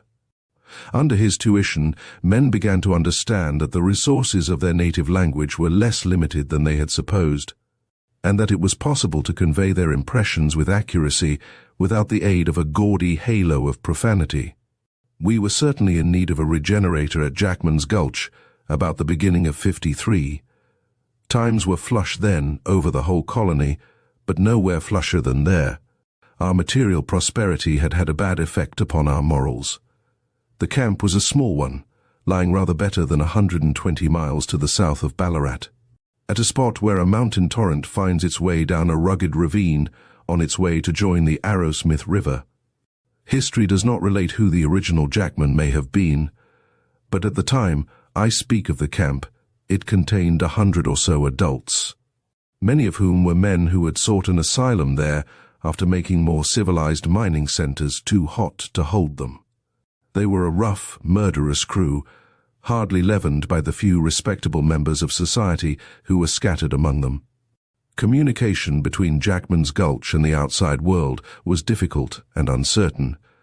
A portion of the bush between it and Ballarat was infested by a redoubtable outlaw named Conky Jim, who, with a small gang as desperate as himself, made travelling a dangerous matter.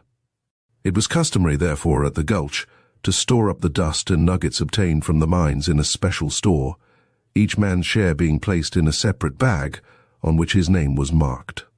A trusty man, named Woburn, was deputed to watch over this primitive bank.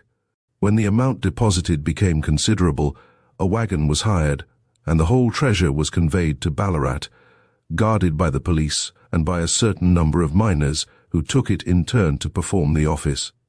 Once in Ballarat, it was forwarded on to Melbourne by the regular gold wagons.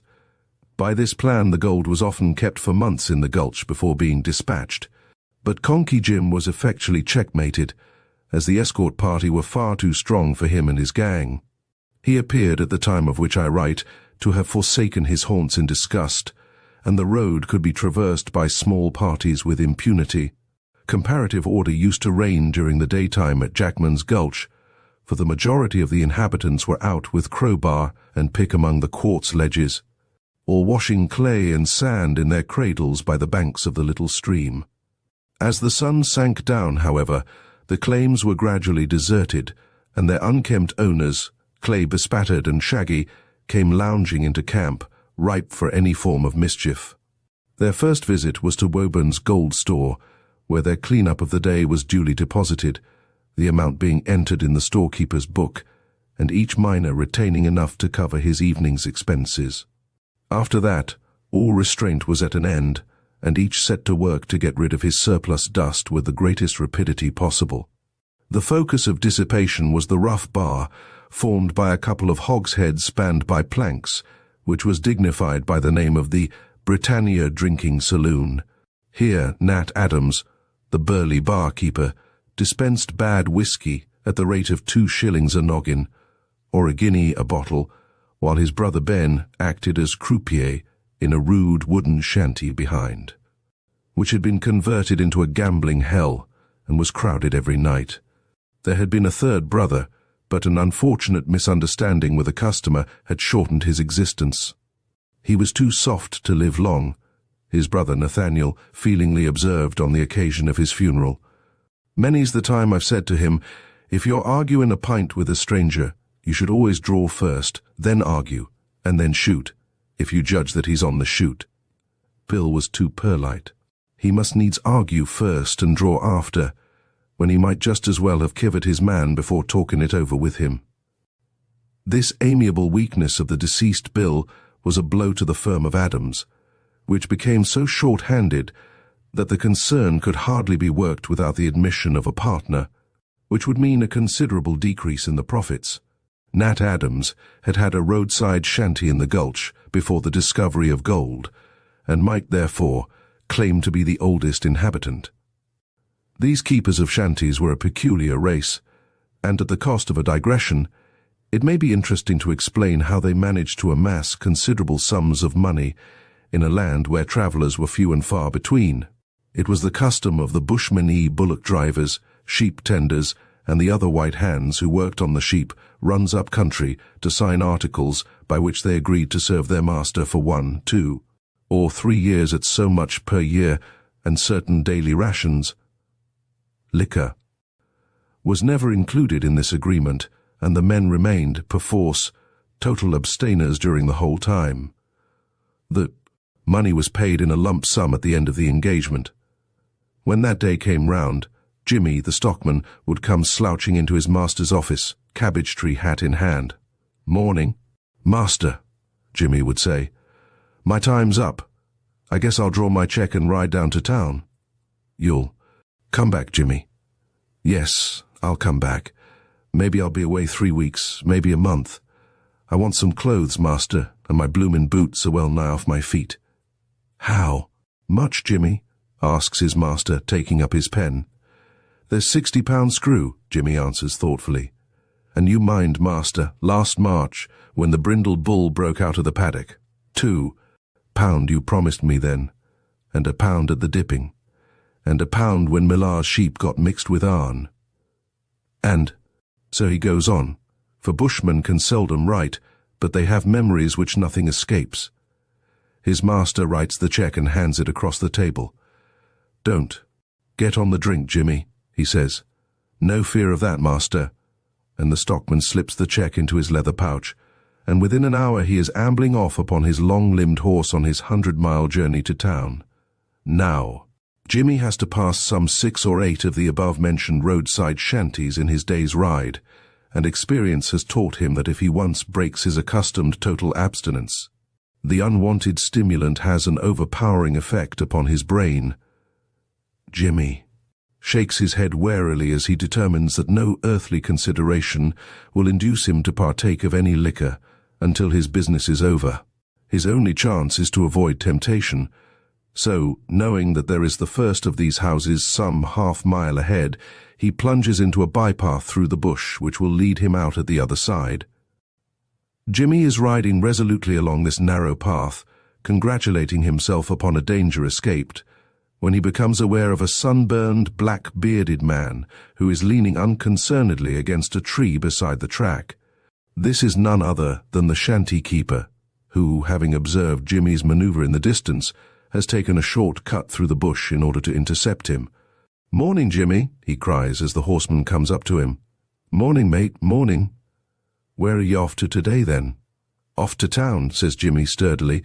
No, now, are you though? You'll have bully times down there for a bit. Come round and have a drink at my place just by way of luck. No, says Jimmy. I don't want a drink. Just a little damp. I tell you I don't want one, says the stockman angrily. Well, you needn't be so darn short about it. It's nothing to me whether you drinks or not. Good morning. Good morning, says Jimmy, and has ridden on about 20 yards when he hears the other calling on him to stop. See here, Jimmy, he says, overtaking him again. If you'll do me a kindness when you're up in town, I'd be obliged. What is it? It's a letter, Jim, as I once posted.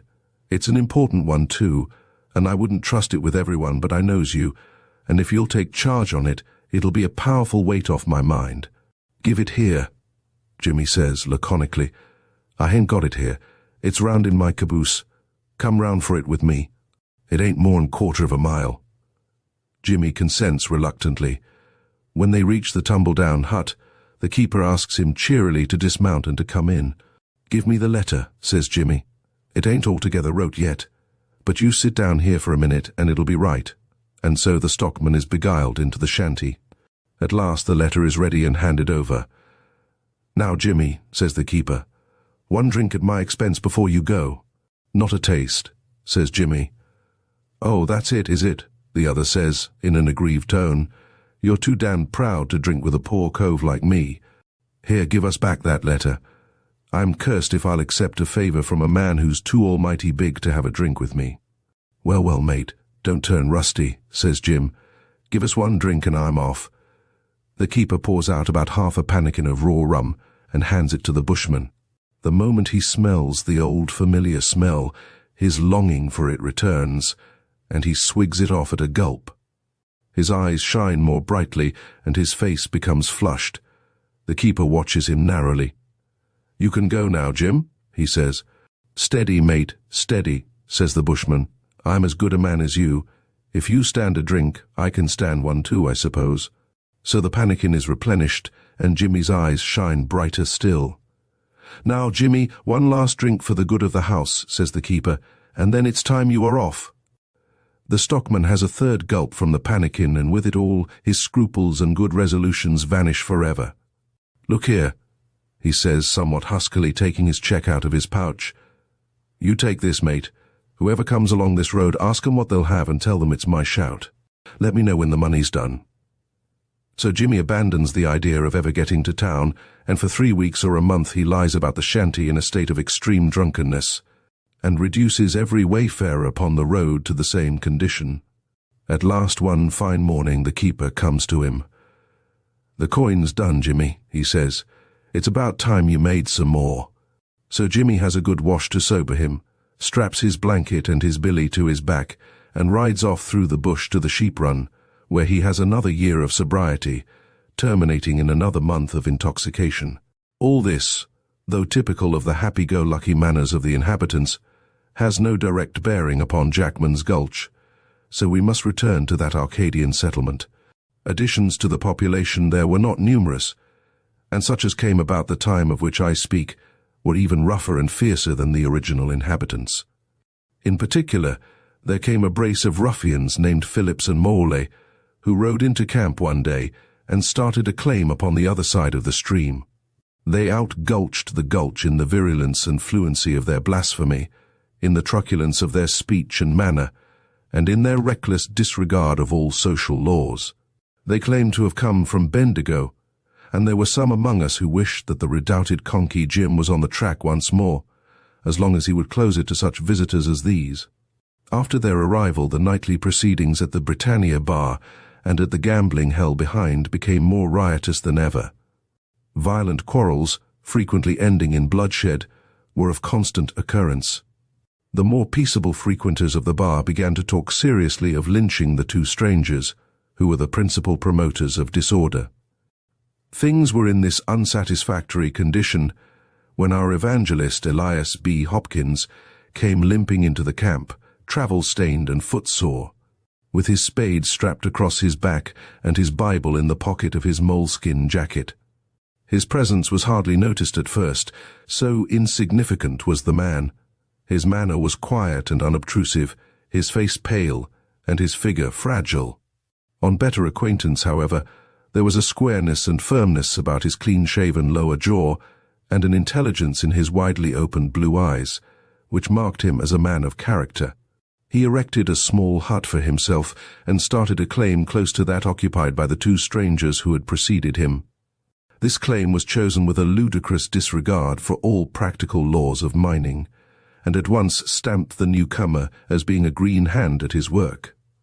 It was piteous to observe him every morning, as we passed to our work, digging and delving with the greatest industry, but, as we knew well, without the smallest possibility of any result. He would pause for a moment as we went by, wipe his pale face with his bandana handkerchief, and shout out to us a cordial morning greeting, and then fall to again with redoubled energy. By degrees, we got into the way of making a half-pitying, half-contemptuous inquiry as to how he got on. "I hain't struck it yet, boys," he would answer, cheerily, leaning on his spade. "But the bedrock lies deep just hereabouts, and I reckon we'll get among the pay gravel today." Day after day he returned the same reply, with unvarying confidence and cheerfulness. It was not long before he began to show us the stuff that was in him. One night the proceedings were unusually violent at the drinking saloon. A rich pocket had been struck during the day, and the striker was standing treat in a lavish and promiscuous fashion, which had reduced 3 parts of the settlement to a state of wild intoxication. A crowd of drunken idlers stood or lay about the bar, cursing, swearing, shouting, dancing, and here and there firing their pistols into the air out of pure wantonness. From the interior of the shanty behind there came a similar chorus. Moll, Phillips, and the roughs who followed them were in the ascendant, and all order and decency was swept away. Suddenly, amid this tumult of oaths and drunken cries, men became conscious of a quiet monotone which underlay all other sounds and obtruded itself at every pause in the uproar. Gradually first one man and then another paused to listen, until there was a general cessation of the hubbub, and every eye was turned in the direction whence this quiet stream of words flowed. There, mounted upon a barrel, was Elias B. Hopkins, the newest of the inhabitants of Jackman's Gulch, with a good-humoured smile upon his resolute face. He held an open Bible in his hand, and was reading aloud a passage taken at random, an extract from the Apocalypse, if I remember right. The words were entirely irrelevant, and without the smallest bearing upon the scene before him, but he plodded on with great unction, waving his left hand slowly to the cadence of his words. There was a general shout of laughter and applause at this apparition, and Jackman's Gulch gathered round the barrel approvingly, under the impression that this was some ornate joke, and that they were about to be treated to some mock sermon or parody of the chapter read. When, however, the reader, having finished the chapter, placidly commenced another, and having finished that rippled on into another one, the revellers came to the conclusion that the joke was somewhat too long-winded. The commencement of yet another chapter confirmed this opinion, and an angry chorus of shouts and cries, with suggestions as to gagging the reader or knocking him off the barrel, rose from every side. In spite of roars and hoots, however, Elias B. Hopkins plodded away at the Apocalypse with the same serene countenance, looking as ineffably contented as though the babble around him were the most gratifying applause. Before long an occasional boot pattered against the barrel, or whistled past our parson's head, but here some of the more orderly of the inhabitants interfered in favour of peace and order, aided, curiously enough, by the aforementioned Moll and Phillips, who warmly espoused the cause of the little scripture reader. "The little cuss has got grit in him," the latter explained, rearing his bulky red-shirted form between the crowd and the object of its anger. "His ways ain't our ways, and we're all welcome to our opinions, and to sling them round from barrels or otherwise, if so minded. What I says and Bill says is that when it comes to slinging boots instead of words it's too steep by half, and if this man's wronged we'll chip in and see him righted." This oratorical effort had the effect of checking the more active signs of disapproval, and the party of disorder attempted to settle down once more to their carouse, and to ignore the shower of scripture which was poured upon them. The attempt was hopeless, The drunken portion fell asleep under the drowsy refrain, and the others, with many a sullen glance at the imperturbable reader, slouched off to their huts, leaving him still perched upon the barrel.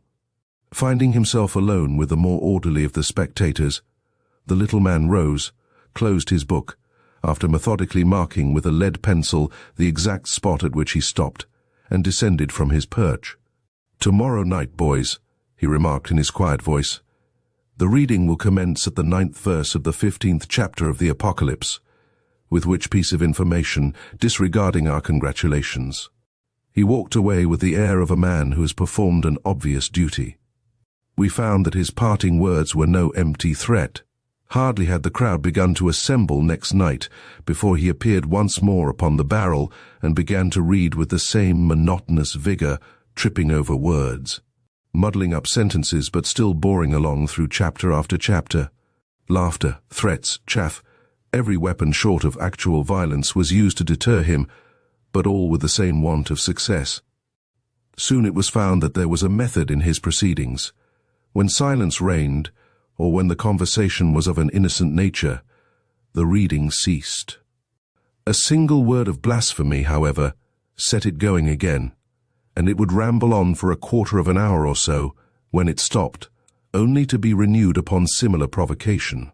The reading was pretty continuous during that second night, for the language of the opposition was still considerably free.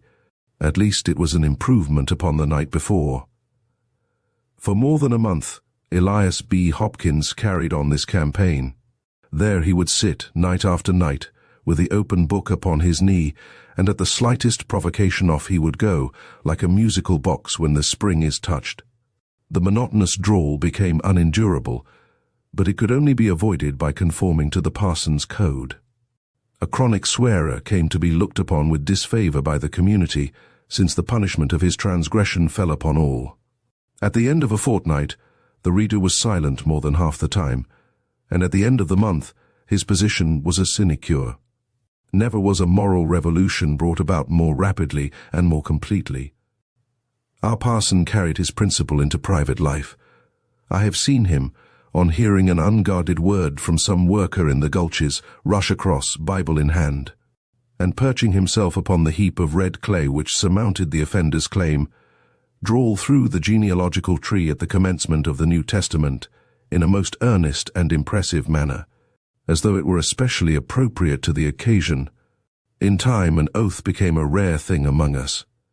Drunkenness was on the wane, too. Casual travellers passing through the Gulch used to marvel at our state of grace, and rumours of it went as far as Ballarat, and excited much comment therein.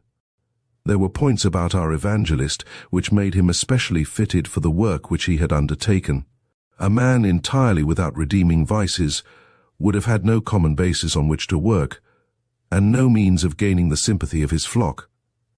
As we came to know Elias B. Hopkins better, we discovered that in spite of his piety there was a leaven of old Adam in him, and that he had certainly known unregenerate days. He was no teetotaler. On the contrary, he could choose his liquor with discrimination and lower it in an able manner. He played a masterly hand at poker, and there were few who could touch him at cutthroat euchre. He and the two ex-ruffians, Phillips and Maul, used to play for hours in perfect harmony, except when the fall of the cards elicited an oath from one of his companions. At the first of these offences, the parson would put on a pained smile and gaze reproachfully at the culprit. At the second he would reach for his Bible, and the game was over for the evening. He showed us he was a good revolver shot too. For when we were practising at an empty brandy bottle outside Adams's bar, he took up a friend's pistol and hit it plumb in the centre at 24 paces. There were few things he took up that he could not make a show at apparently, except gold-digging, and at that he was the veriest duffer alive. It was pitiful to see the little canvas bag, with his name printed across it, lying placid and empty upon the shelf at Woburn's store, while all the other bags were increasing daily. And some had assumed quite a portly rotundity of form, for the weeks were slipping by, and it was almost time for the gold train to start off for Ballarat. We reckoned that the amount which we had stored at the time represented the greatest sum which had ever been taken by a single convoy out of Jackman's Gulch. Although Elias B. Hopkins appeared to derive a certain quiet satisfaction from the wonderful change which he had effected in the camp, his joy was not yet rounded and complete. There was one thing for which he still yearned. He opened his heart to us about it one evening.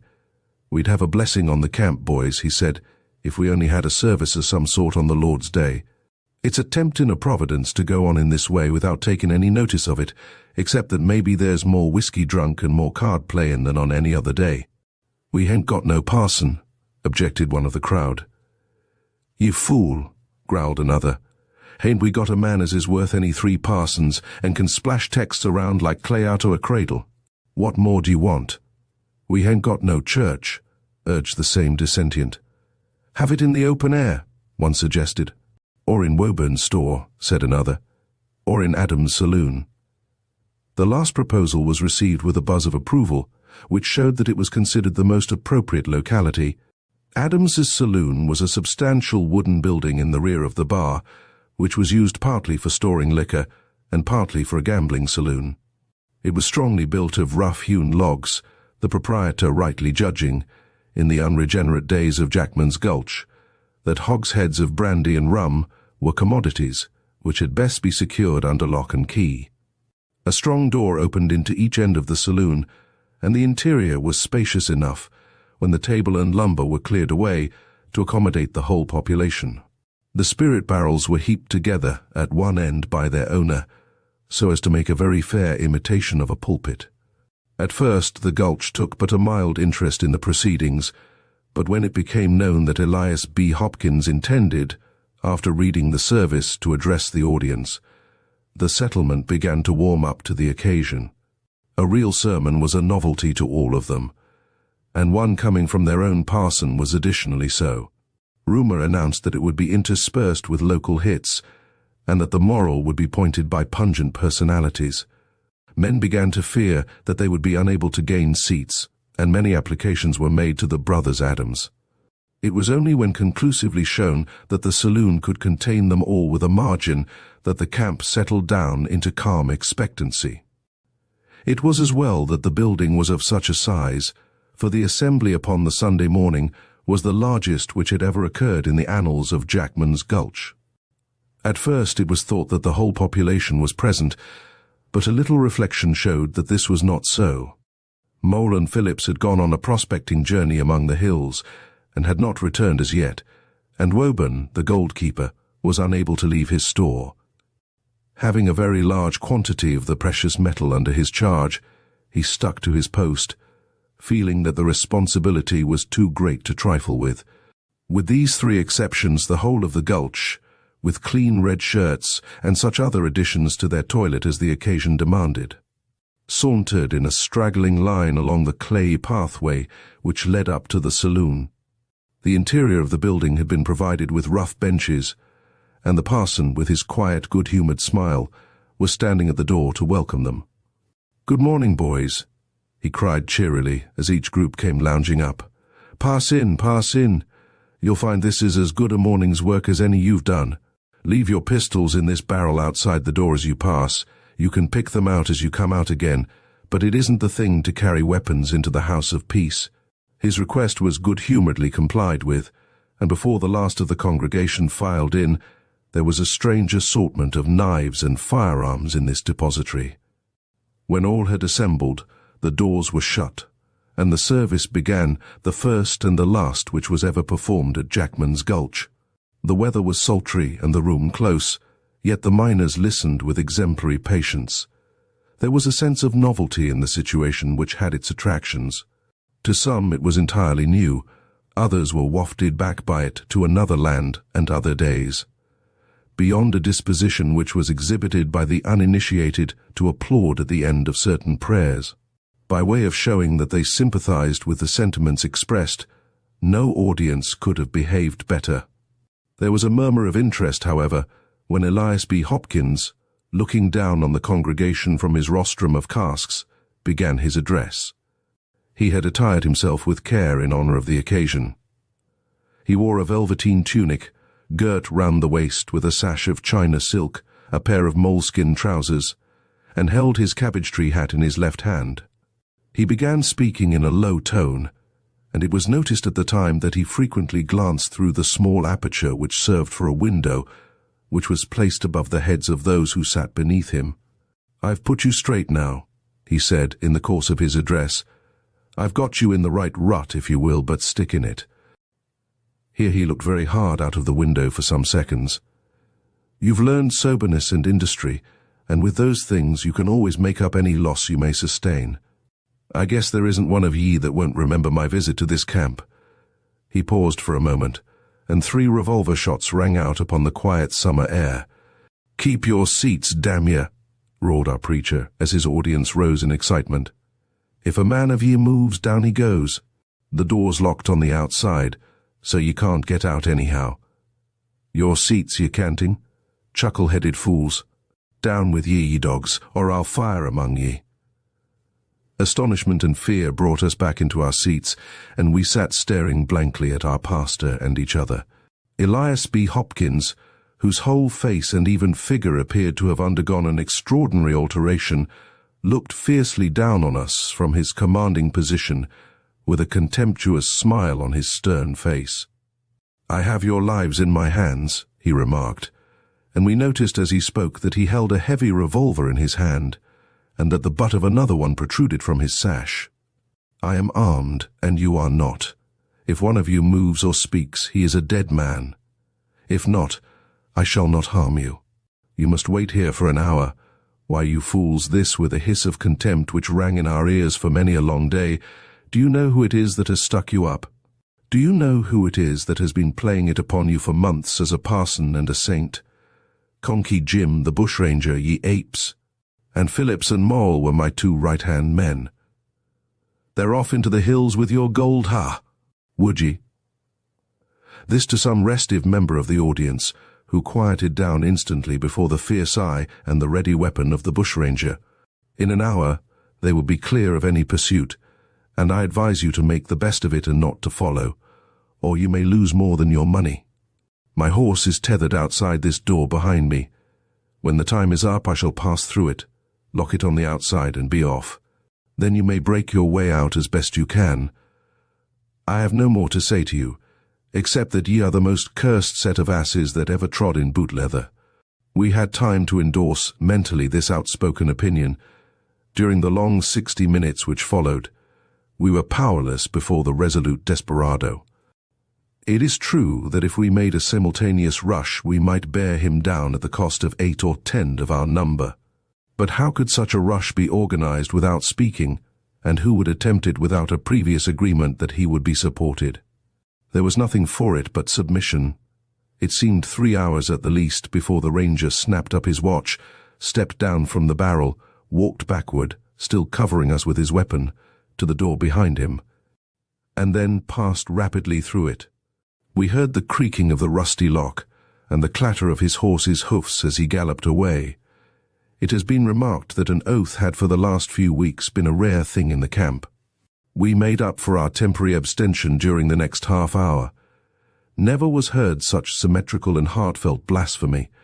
When at last we succeeded in getting the door off its hinges, all sight of both rangers and treasure had disappeared, nor have we ever caught sight of either the one or the other since. Poor Woburn, true to his trust, lay shot through the head across the threshold of his empty store. The villains, Moll and Phillips, had descended upon the camp the instant that we had been enticed into the trap, murdered the keeper, loaded up a small cart with the booty, and got safe away to some wild fastness among the mountains, where they were joined by their wily leader. Jackman's Gulch recovered from this blow, and is now a flourishing township. Social reformers are not in request there, however, and morality is at a discount. It is said that an inquest has been held lately upon an unoffending stranger who chanced to remark that in so large a place it would be advisable to have some form of Sunday service. The memory of their one and only pastor is still green among the inhabitants, and will be for many a long year to come. Chapter 4. The Silver Hatchet. On December 3, 1861, Dr. Otto von Hopstein Regius Professor of Comparative Anatomy of the University of Budapest and curator of the Academical Museum, was foully and brutally murdered within a stone throw of the entrance to the college quadrangle. Besides the eminent position of the victim and his popularity among both students and townsfolk, there were other circumstances which excited public interest very strongly, and drew general attention throughout Austria and Hungary to this murder. The Pester Abendblatt of the following day had an article upon it, which may still be consulted by the curious, and from which I translate a few passages giving a succinct account of the circumstances under which the crime was committed, and the peculiar features in the case which puzzled the Hungarian police. It appears, said that very excellent paper, that Professor von Hopstein left the university about 4:30 in the afternoon in order to meet the train which is due from Vienna at 5:03. He was accompanied by his old and dear friend, Herr Wilhelm Schlesinger, sub-curator of the museum and Privatdocent of chemistry.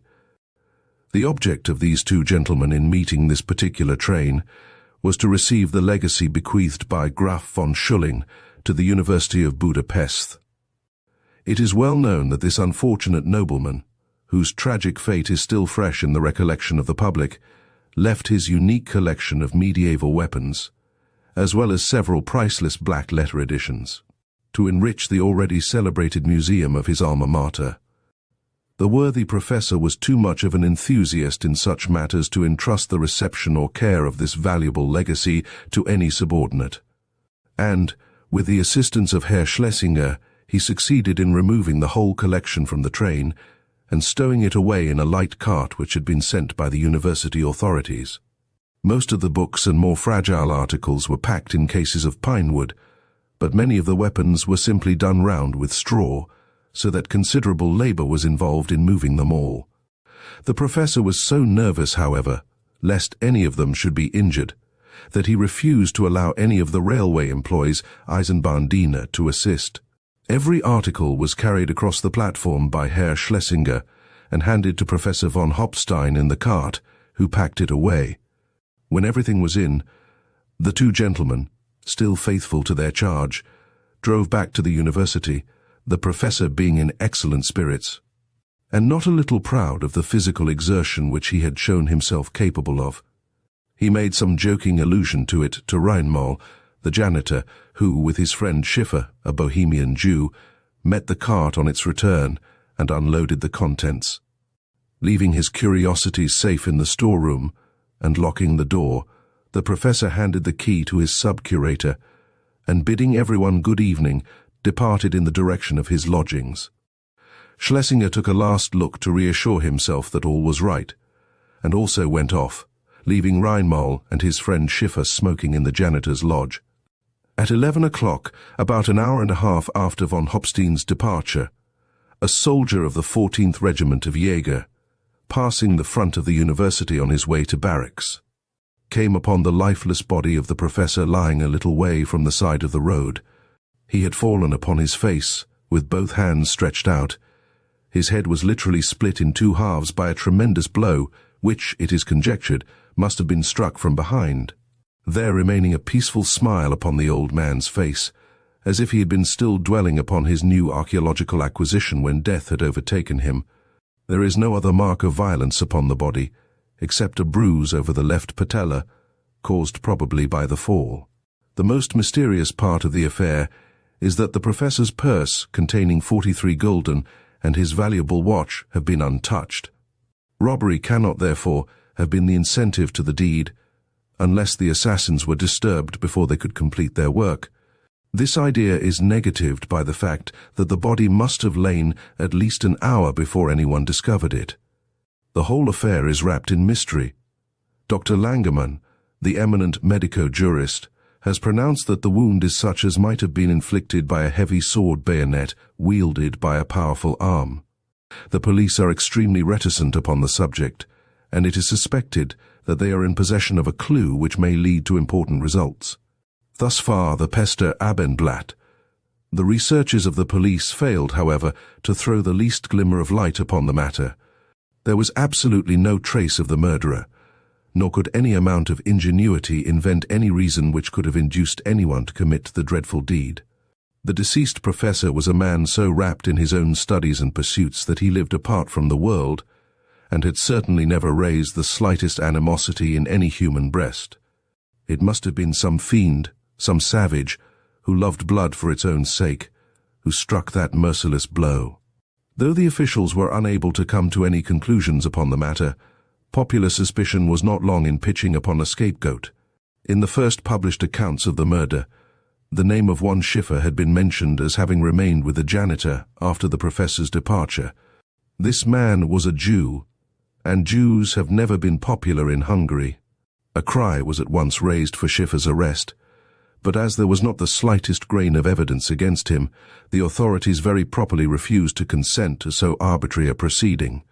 Reinmal, who was an old and most respected citizen, declared solemnly that Schiffer was with him until the startled cry of the soldier had caused them both to run out to the scene of the tragedy. No one ever dreamed of implicating Reinmal in such a matter, but still it was rumoured that his ancient and well-known friendship for Schiffer might have induced him to tell a falsehood in order to screen him. Popular feeling ran very high upon the subject, and there seemed a danger of Schiffer's being mobbed in the street, when an incident occurred which threw a very different light upon the matter. On the morning of December 12th, just 9 days after the mysterious murder of the professor, Schiffer, the Bohemian Jew, was found lying in the northwestern corner of the Grand Platte stone dead, and so mutilated that he was hardly recognizable. His head was cloven open in very much the same way as that of von Hopstein, and his body exhibited numerous deep gashes. As if the murderer had been so carried away and transported with fury that he had continued to hack the lifeless body. Snow had fallen heavily the day before, and was lying at least a foot deep all over the square. Some had fallen during the night too, as was evidenced by a thin layer lying like a winding sheet over the murdered man. It was hoped at first that this circumstance might assist in giving a clue by enabling the footsteps of the assassin to be traced. But the crime had been committed, unfortunately, in a place much frequented during the day, and there were innumerable tracks in every direction. Besides, the newly fallen snow had blurred the footsteps to such an extent that it would have been impossible to draw trustworthy evidence from them.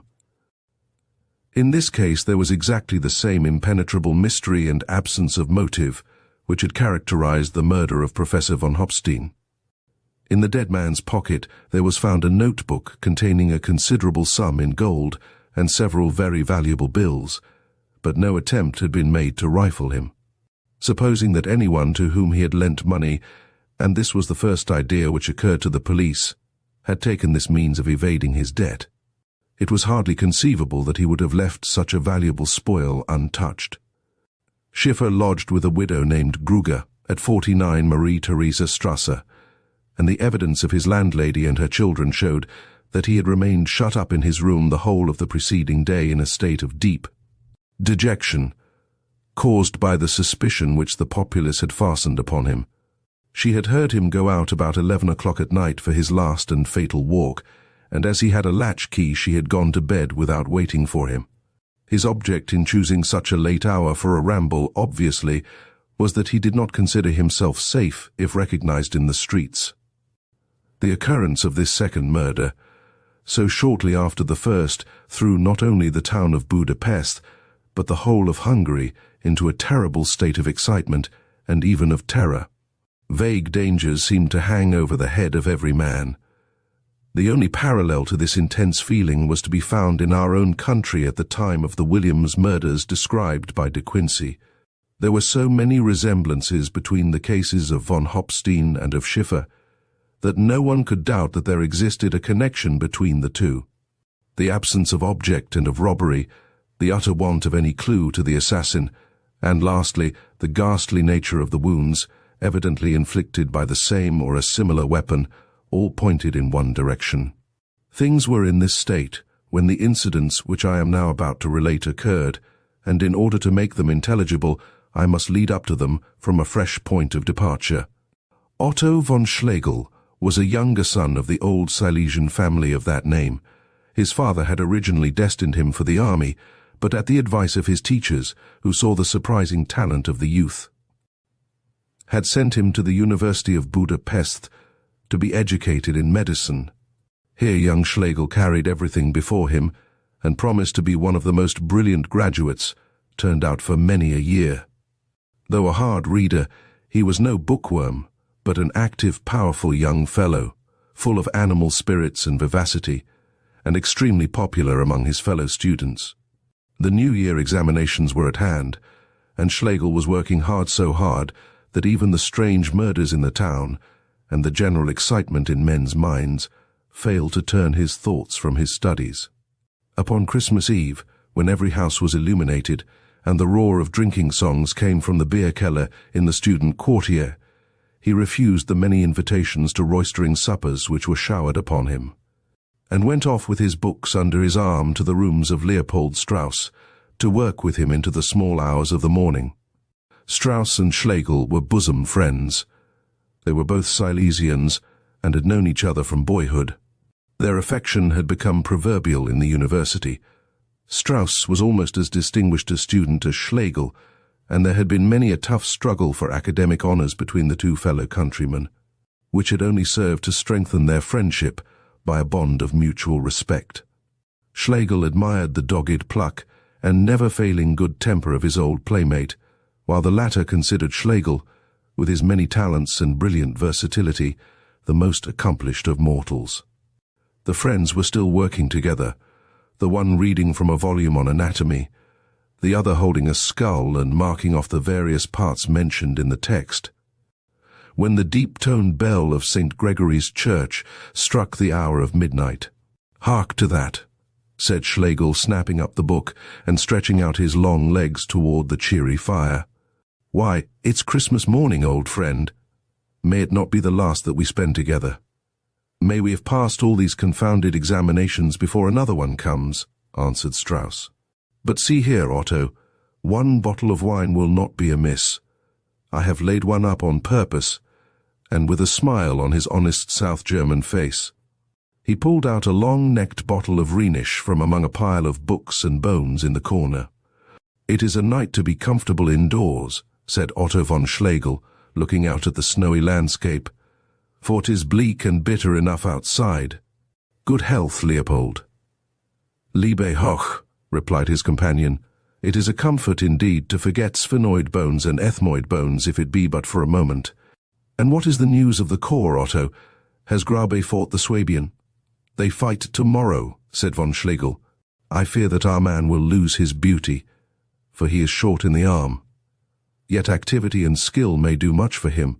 They say his hanging guard is perfection." "And what else is the news among the students?" asked Strauss. "They talk, I believe, of nothing but the murders. But I have worked hard of late, as you know, and hear little of the gossip." "Have you had time," inquired Strauss, "to look over the books and the weapons which our dear old professor was so concerned about the very day he met his death? They say they are well worth a visit." "I saw them today," said Schlegel, lighting his pipe. "Reinmal, the janitor, showed me over the storeroom, and I helped to label many of them from the original catalogue of Graf Schulling's museum. As far as we can see, there is but one article missing of all the collection." "One missing?" exclaimed Strauss. "That would grieve old von Hopstein's ghost. Is it anything of value?" "It is described as an antique hatchet with a head of steel and a handle of chased silver. We have applied to the railway company, and no doubt it will be found." "I trust so," echoed Strauss, and the conversation drifted off into other channels. The fire was burning low, and the bottle of Rhenish was empty, before the two friends rose from their chairs, and von Schlegel prepared to depart. "Ugh, it's a bitter night," he said, standing on the doorstep and folding his cloak round him. "Why, Leopold, you have your cap on. You are not going out, are you?" "Yes, I am coming with you," said Strauss, shutting the door behind him. "I feel heavy," he continued, taking his friend's arm and walking down the street with him. "I think a walk as far as your lodgings in the crisp frosty air is just the thing to set me right." The two students went down Stephenstrasse together and across Julienplatz, talking on a variety of topics. As they passed the corner of the Grand Platz, however, where Schiffer had been found dead, The conversation turned naturally upon the murder. "That's where they found him," remarked von Schlegel, pointing to the fatal spot. "Perhaps the murderer is near us now," said Strauss. "Let us hasten on." They both turned to go, when von Schlegel gave a sudden cry of pain and stooped down. "Something has cut through my boot," he cried, and feeling about with his hand in the snow, he pulled out a small, glistening battle-axe, made apparently entirely of metal. It had been lying with the blade turned slightly upward, so as to cut the foot of the student when he trod upon it. "The weapon of the murderer," he ejaculated. "The silver hatchet from the museum," cried Strauss in the same breath. There could be no doubt that it was both the one and the other. There could not be two such curious weapons, and the character of the wounds was just such as would be inflicted by a similar instrument. The murderer had evidently thrown it aside after committing the dreadful deed, and it had lain concealed in the snow some 20 meters from the spot ever since. It was extraordinary that of all the people who had passed and repassed, none had discovered it, but the snow was deep, and it was a little off the beaten track. "What are we to do with it?" said von Schlegel, holding it in his hand. He shuddered as he noticed by the light of the moon that the head of it was all dabbled with dark brown stains. "Take it to the commissary of police," suggested Strauss. "He'll be in bed now. Still, I think you are right. But it is nearly 4 o'clock. I will wait until morning and take it round before breakfast. Meanwhile, I must carry it with me to my lodgings." "That is the best plan," said his friend, and the two walked on together, talking of the remarkable find which they had made. When they came to Schlegel's door, Strauss said goodbye, refusing an invitation to go in, and walked briskly down the street in the direction of his own lodgings.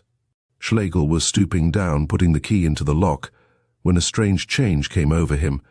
He trembled violently and dropped the key from his quivering fingers. His right hand closed convulsively round the handle of the silver hatchet, and his eye followed the retreating figure of his friend with a vindictive glare. In spite of the coldness of the night, the perspiration streamed down his face.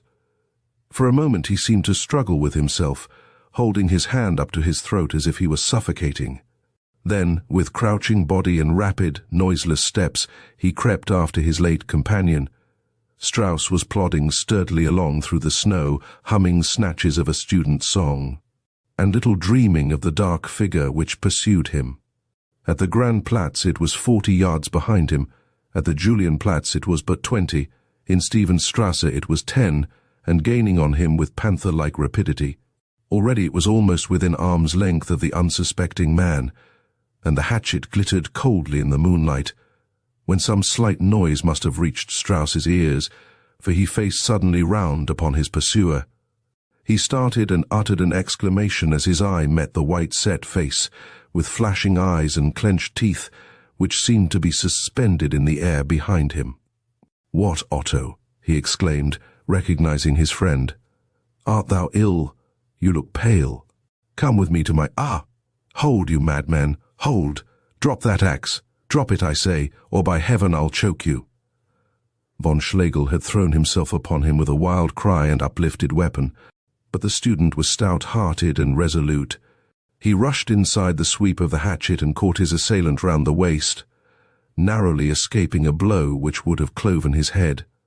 The two staggered for a moment in a deadly wrestle, Schlegel endeavoring to shorten his weapon, but Strauss with a desperate wrench managed to bring him to the ground, and they rolled together in the snow, Strauss clinging to the other's right arm and shouting frantically for assistance. It was as well that he did so, for Schlegel would certainly have succeeded in freeing his arm had it not been for the arrival of 2 stalwart gendarmes, attracted by the uproar. Even then, the 3 of them found it difficult to overcome the maniacal strength of Schlegel, and they were utterly unable to wrench the silver hatchet from his grasp.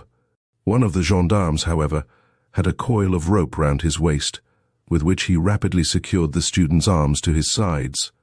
In this way, half pushed, half dragged, he was conveyed, in spite of furious cries and frenzied struggles, to the central police station.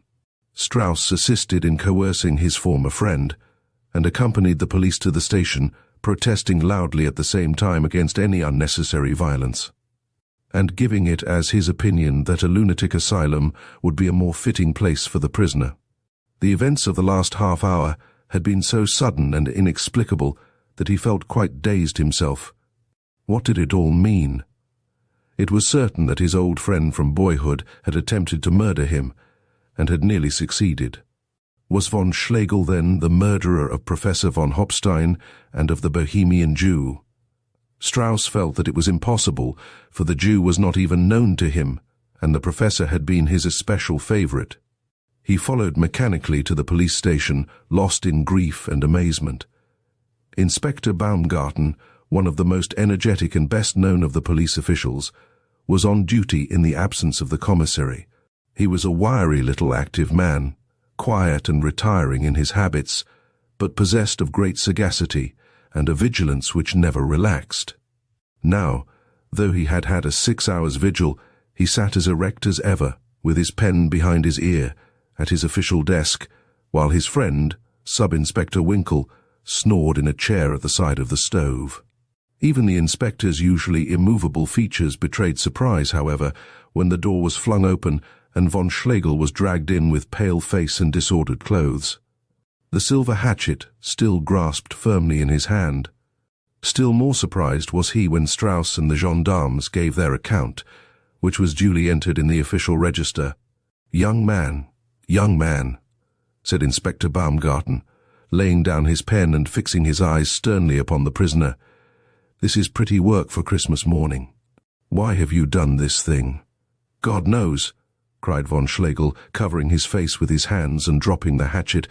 A change had come over him, his fury and excitement were gone, and he seemed utterly prostrated with grief. You have rendered yourself liable to a strong suspicion of having committed the other murders which have disgraced our city. No, indeed, said von Schlegel earnestly. God forbid. At least you are guilty of attempting the life of Herr Leopold Strauss, the dearest friend I have in the world, groaned the student. Oh, how could I? His being your friend makes your crime 10 times more heinous, said the inspector severely. Remove him for the remainder of the night to the— But steady!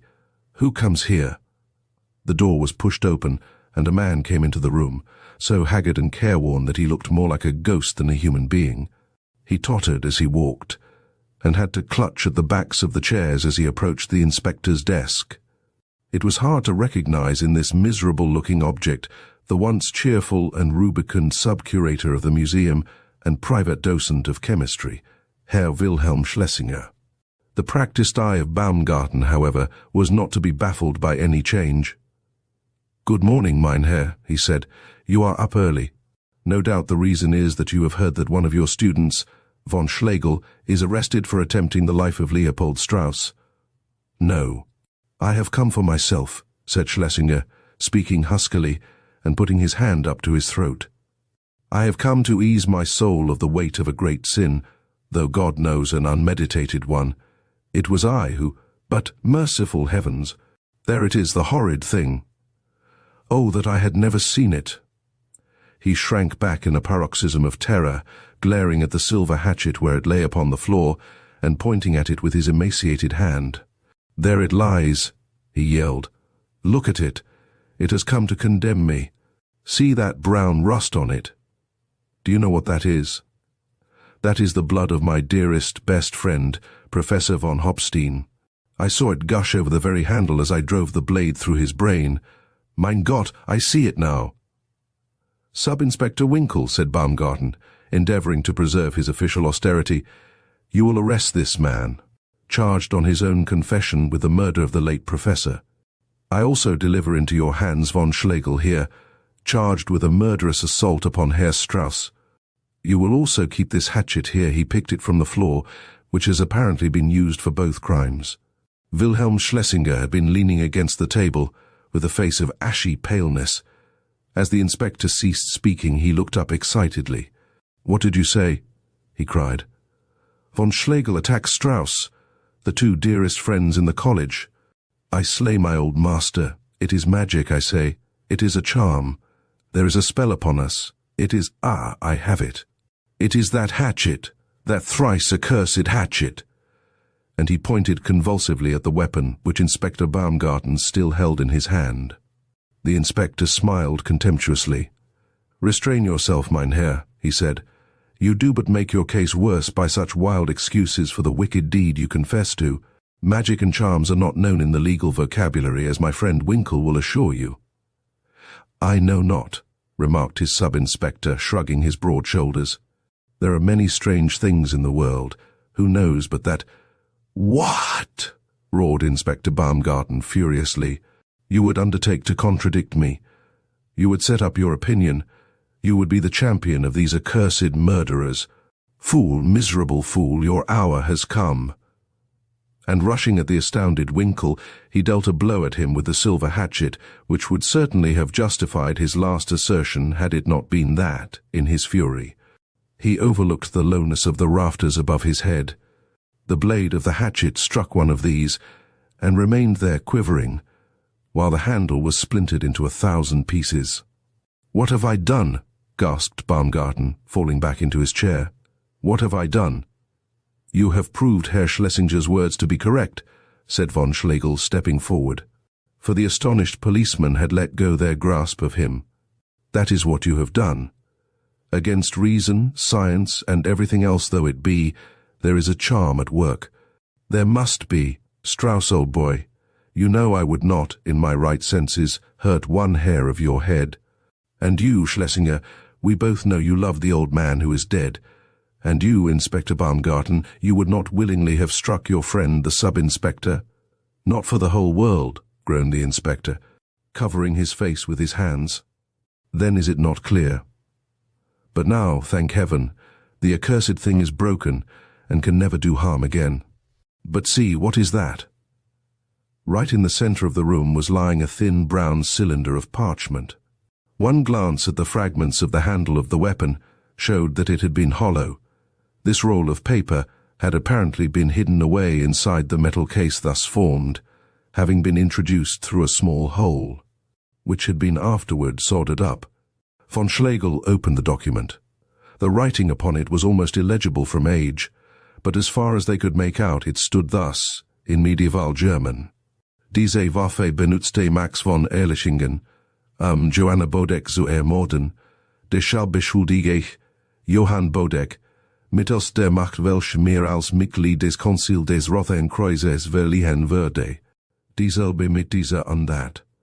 Mag sie anderen denselben Schmerz verursachen, den sie mir verursacht hat. Mag jede Hand, die sie ergreift, mit dem Blut ein Freund der Gerothet sein. Immer übel, niemals gut, Gerothet mit de Front Blut," which may be roughly translated, "This weapon was used by Max von Erlechingen for the murder of Johanna Bodek.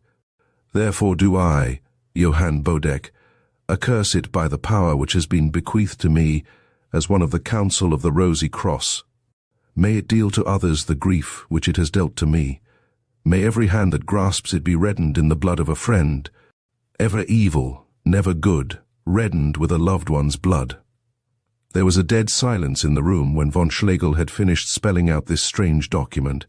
As he put it down, Strauss laid his hand affectionately upon his arm. "No such proof is needed by me, old friend," he said. "At the very moment that you struck at me, I forgave you in my heart. I well know that if the poor professor were in the room, he would say as much to Herr Wilhelm Schlesinger." "Gentlemen," remarked the inspector, standing up and resuming his official tones, "this affair, strange as it is, must be treated according to rule and precedent. Sub-Inspector Winkle, as your superior officer, I command you to arrest me upon a charge of murderously assaulting you. You will commit me to prison for the night, together with Herr von Schlegel and Herr Wilhelm Schlesinger. We shall take our trial at the coming sitting of the judges. In the meantime, take care of that piece of evidence, pointing to the piece of parchment.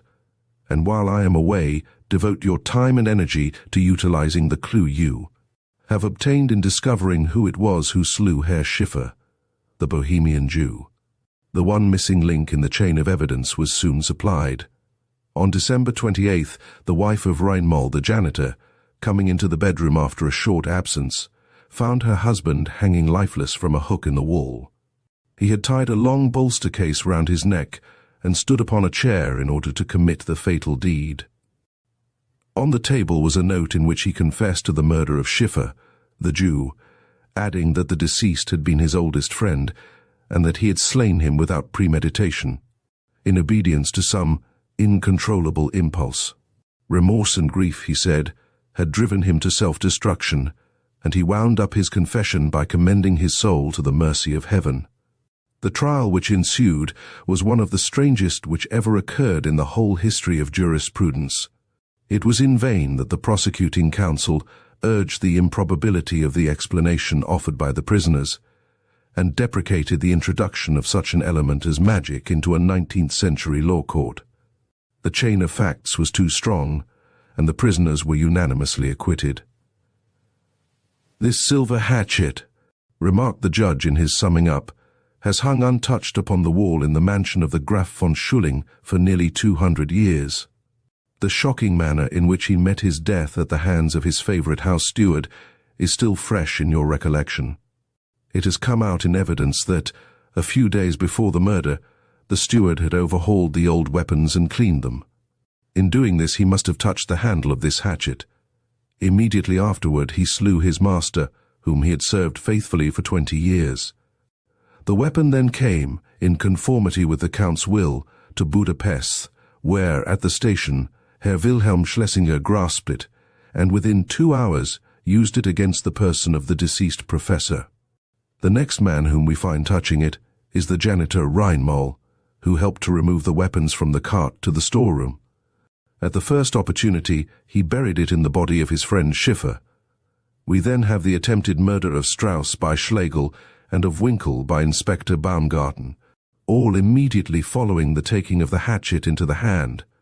Lastly comes the providential discovery of the extraordinary document which has been read to you by the clerk of the court.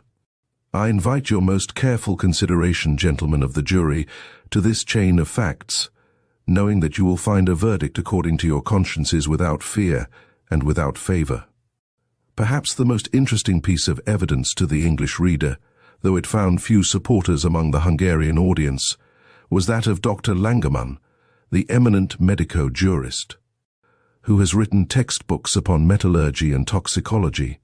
He said, "I am not so sure, gentlemen, that there is need to fall back upon necromancy or the black art for an explanation of what has occurred. What I say is merely a hypothesis without proof of any sort, but in a case so extraordinary, every suggestion may be of value. The Rosicrucians, to whom allusion is made in this paper, were the most profound chemists of the early Middle Ages, and included the principal alchemists whose names have descended to us.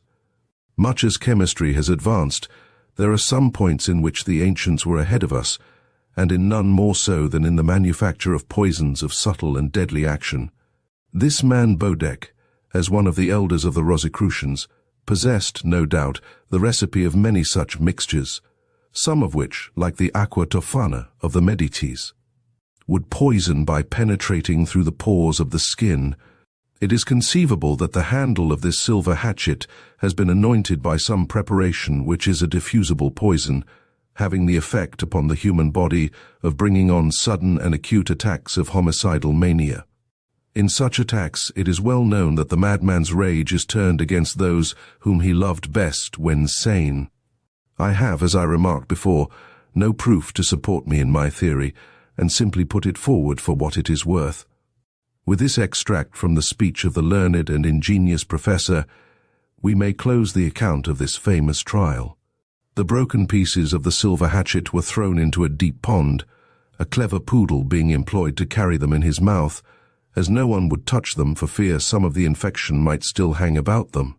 The piece of parchment was preserved in the museum of the university. As to Strauss and Schlegel, Winkel and Baumgarten, they continued the best of friends, and are so still for all I know to the contrary.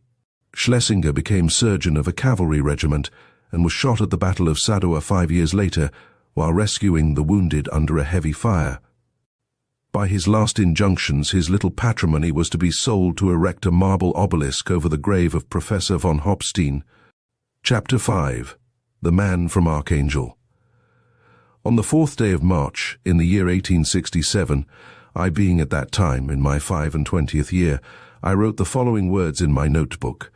The result of much mental perturbation and conflict, the solar system, amid a countless number of other systems as large as itself, rolls ever silently through space in the direction of the constellation of Hercules. The great spheres of which it is composed spin and spin through the eternal void ceaselessly and noiselessly. Of these, one of the smallest and most insignificant is that conglomeration of solid and of liquid particles which we have named the Earth. It whirls onward now as it has done before my birth, and will do after my death, a revolving mystery, coming none know whence, and going none know whither. Upon the outer crust of this moving mass crawl many mites, of whom I, John McVitie, am one, helpless, impotent, being dragged aimlessly through space. Yet such is the state of things among us, that the little energy and glimmering of reason which I possess is entirely taken up with the labors which are necessary in order to procure certain metallic discs, wherewith I may purchase the chemical elements necessary to build up my ever-wasting tissues and keep a roof over me to shelter me from the inclemency of the weather. I thus have no thought to expend upon the vital questions which surround me on every side. Yet, miserable entity as I am, I can still at times feel some degree of happiness, and am even save the mark, puffed up occasionally with a sense of my own importance. These words, as I have said, I wrote down in my notebook, and they reflected accurately the thoughts which I found rooted far down in my soul, ever present and unaffected by the passing emotions of the hour. Every day for 7 months I read over my words, and every day when I had finished them I said to myself, "Well done, John McVitie, you have said the thought which was in you. You have reduced things to their least common measure." At last came a time when my uncle, McVitie of Glencairn, died, the same who was at one time chairman of committees of the House of Commons.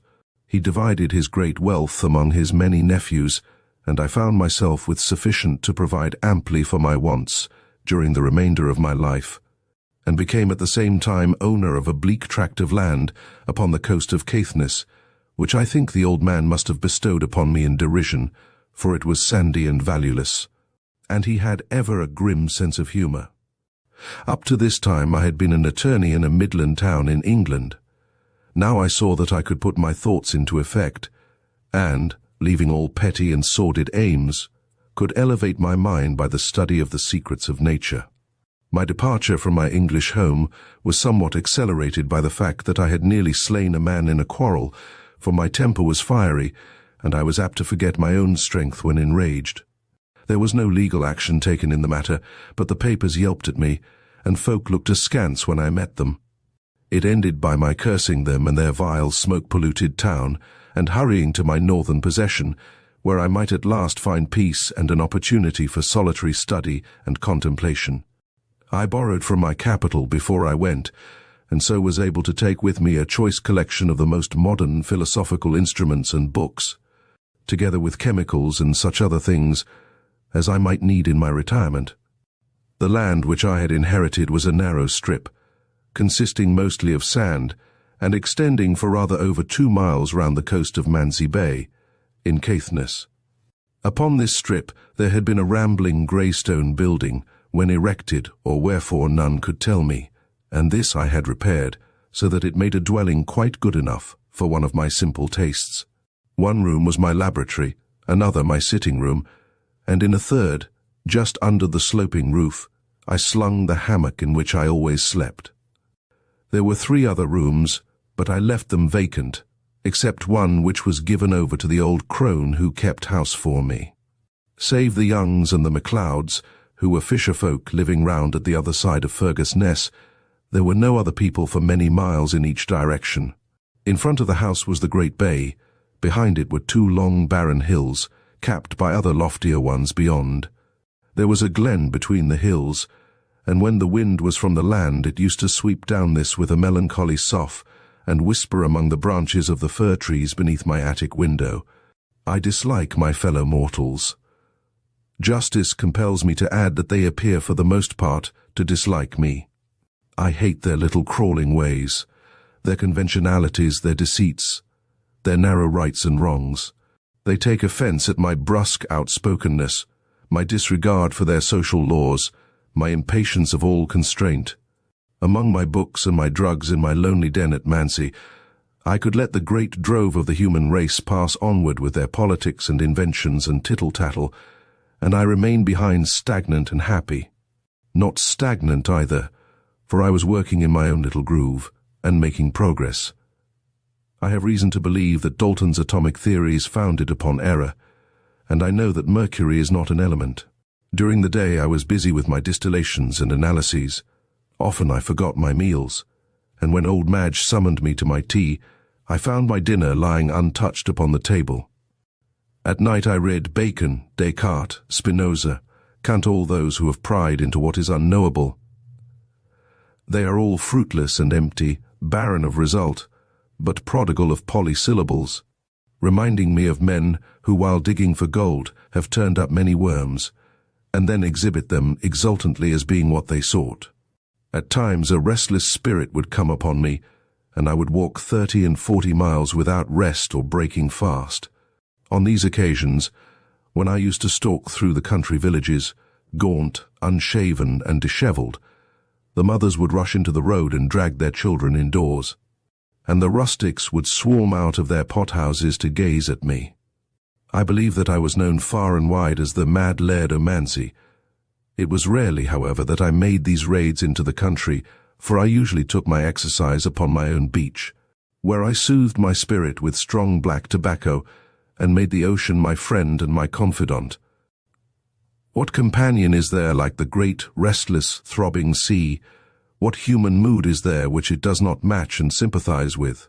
There are none so gay but that they may feel gayer when they listen to its merry turmoil, and see the long green surges racing in, with the glint of the sunbeams in their sparkling crests. But when the grey waves toss their heads in anger, and the wind screams above them, goading them on to madder and more tumultuous efforts, then the darkest-minded of men feels that there is a melancholy principle in nature which is as gloomy as his own thoughts.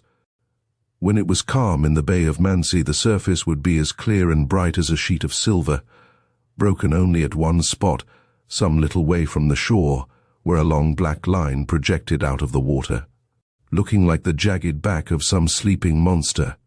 This was the top of the dangerous ridge of rocks known to the fishermen as the ragged reef o' Mancy. When the wind blew from the east, the waves would break upon it like thunder, and the spray would be tossed far over my house and up to the hills behind. The bay itself was a bold and noble one, but too much exposed to the northern and eastern gales, and too much dreaded for its reef, to be much used by mariners. There was something of romance about this lonely spot.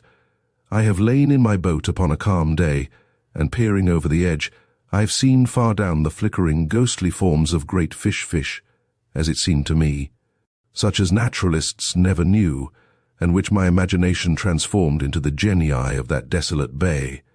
Once, as I stood by the brink of the waters upon a quiet night, a great cry, as of a woman in hopeless grief, rose from the bosom of the deep and swelled out upon the still air, now sinking and now rising, for a space of 30 seconds. This I heard with my own ears. In this strange spot, with the eternal hills behind me and the eternal sea in front, I worked and brooded for more than 2 years unpestered by my fellow men.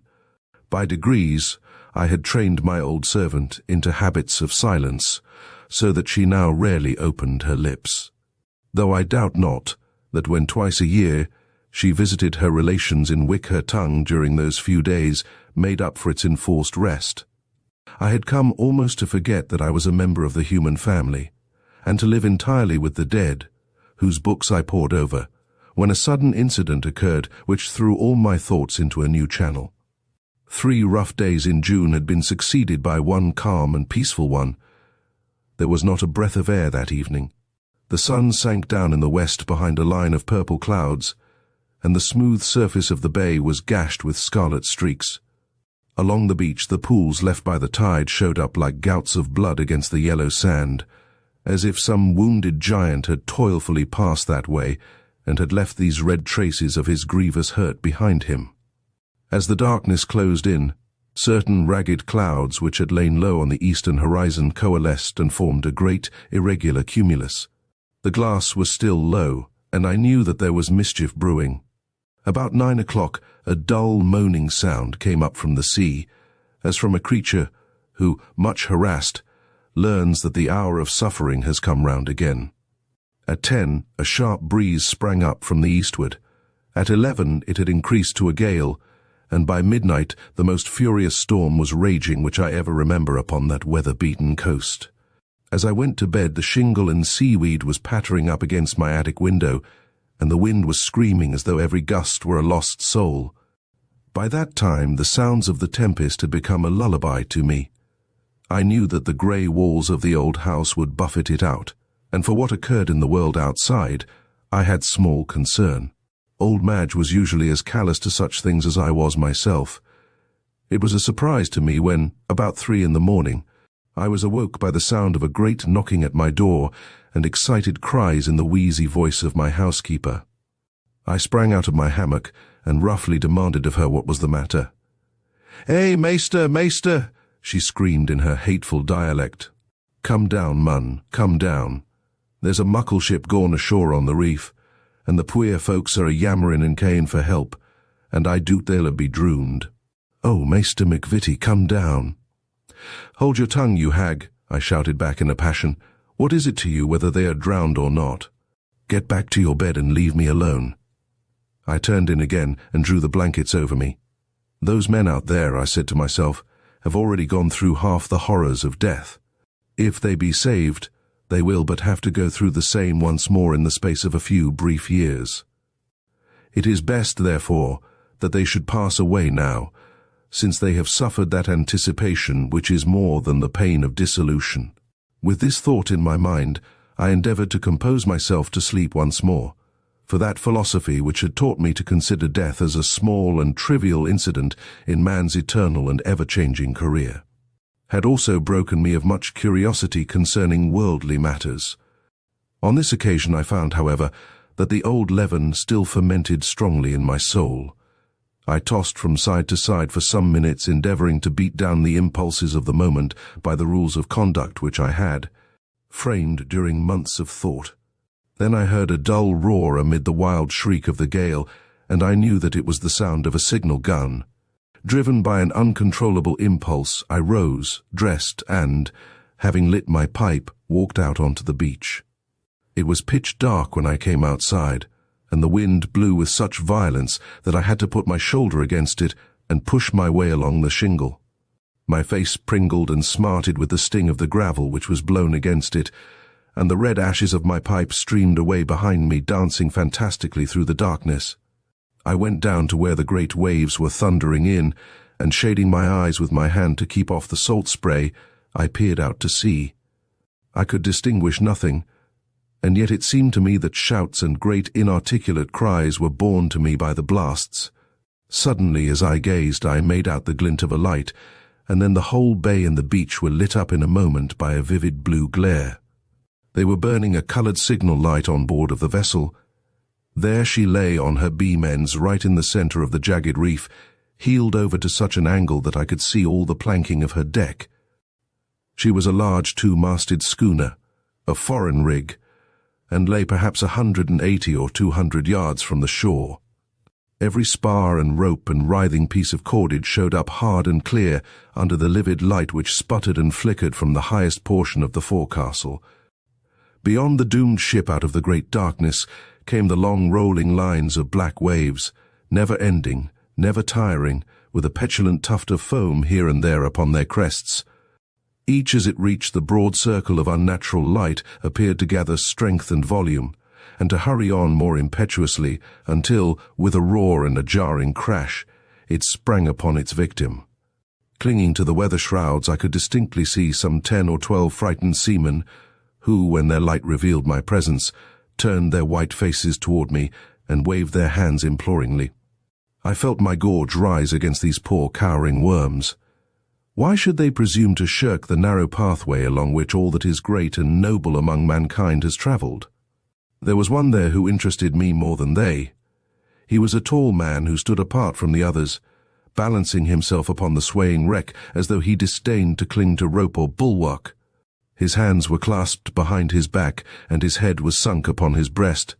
But even in that despondent attitude there was a litheness and decision in his pose, and in every motion which marked him as a man little likely to yield to despair.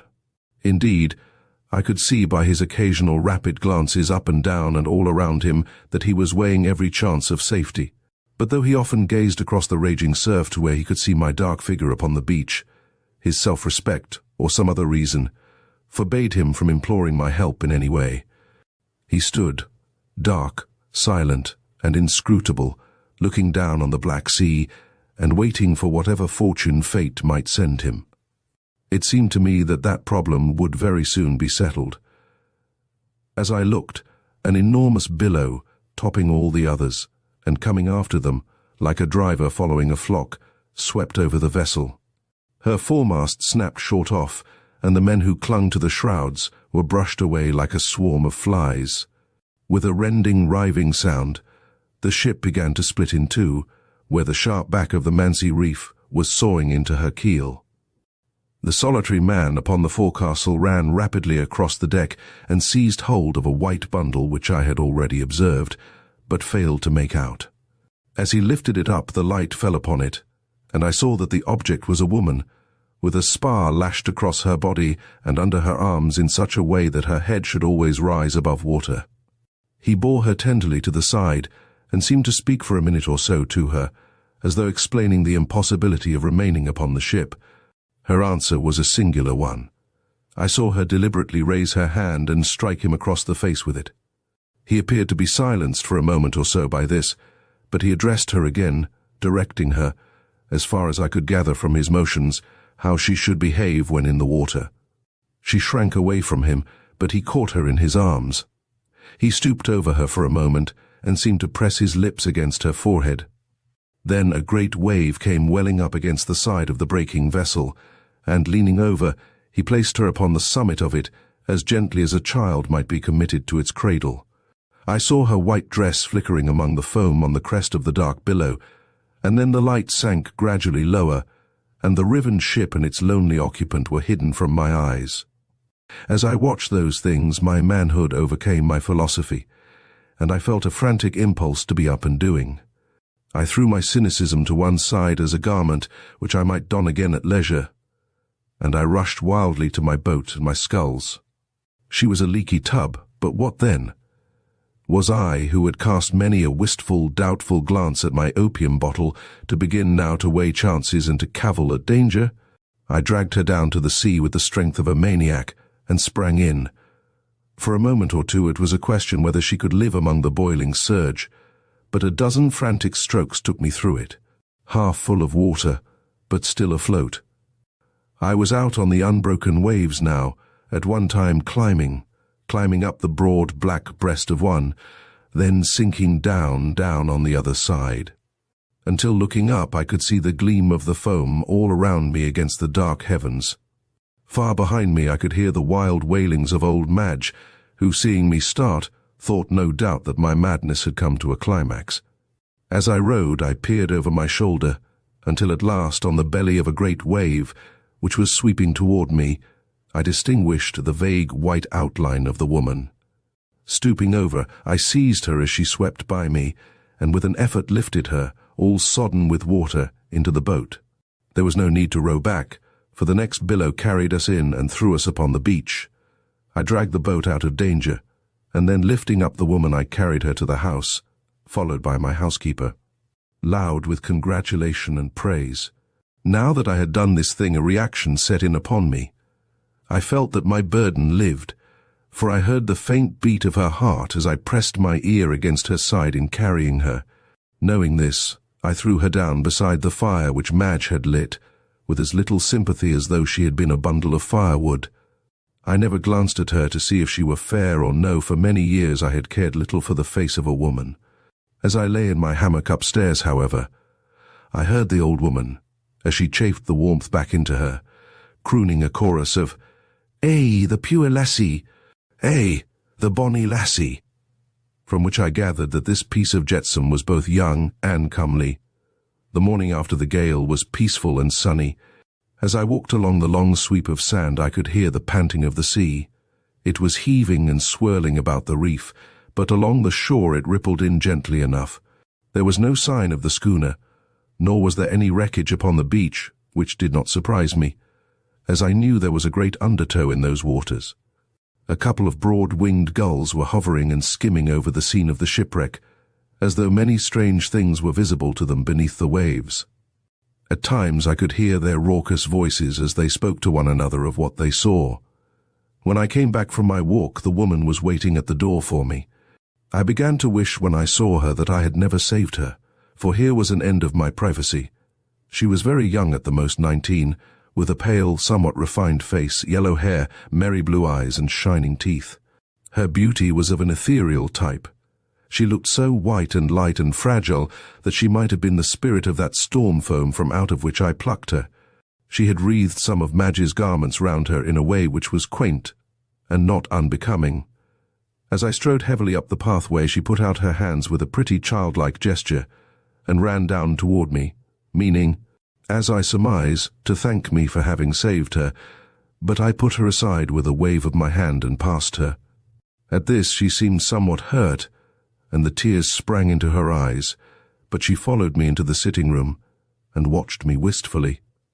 "What country do you come from?" I asked her suddenly. She smiled when I spoke, but shook her head. "Francais?" I asked. "Deutsch? Espanol?" Each time she shook her head, and then she rippled off into a long statement in some tongue of which I could not understand one word. After breakfast was over, however, I got a clue to her nationality. Passing along the beach once more, I saw that in a cleft of the ridge a piece of wood had been jammed. I rowed out to it in my boat and brought it ashore. It was part of the stern post of a boat, and on it, or rather on the piece of wood attached to it, was the word Archangel, painted in strange, quaint lettering. So, I thought, as I paddled slowly back, this pale damsel is a Russian, a fit subject for the White Tsar, and a proper dweller on the shores of the White Sea. It seemed to me strange that one of her apparent refinement should perform so long a journey in so frail a craft. When I came back into the house, I pronounced the word Archangel several times in different intonations, but she did not appear to recognize it. I shut myself up in the laboratory all the morning, continuing a research which I was making upon the nature of the allotropic forms of carbon and of sulfur.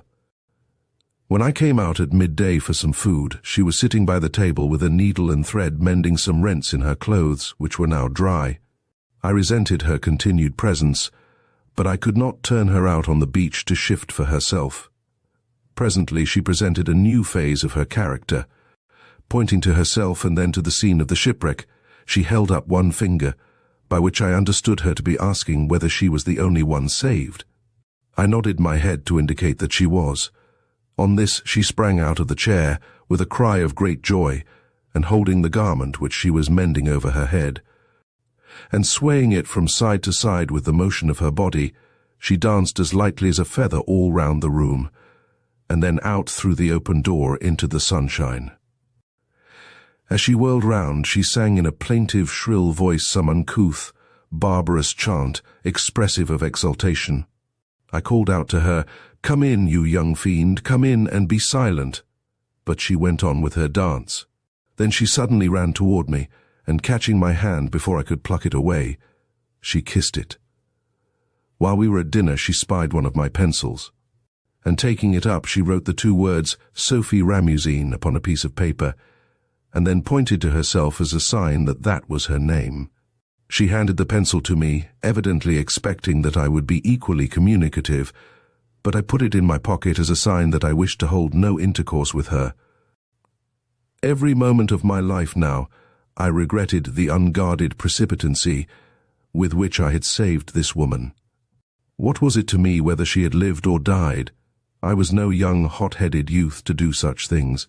It was bad enough to be compelled to have Madge in the house, but she was old and ugly, and could be ignored. This one was young and lively, and so fashioned as to divert attention from graver things. Where could I send her, and what could I do with her? If I sent information to Wick, it would mean that officials and others would come to me and pry and peep and chatter a hateful thought. It was better to endure her presence than that. I soon found that there were fresh troubles in store for me.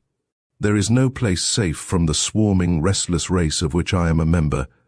In the evening, when the sun was dipping down behind the hills, casting them into dark shadow, but gilding the sands and casting a great glory over the sea, I went, as is my custom, for a stroll along the beach.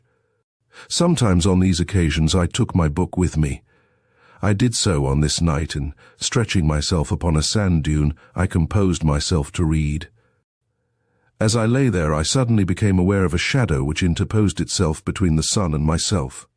Looking round, I saw, to my great surprise, a very tall, powerful man, who was standing a few yards off, and who, instead of looking at me, was ignoring my existence completely, and was gazing over my head with a stern, set face at the bay and the black line of the Manzi Reef.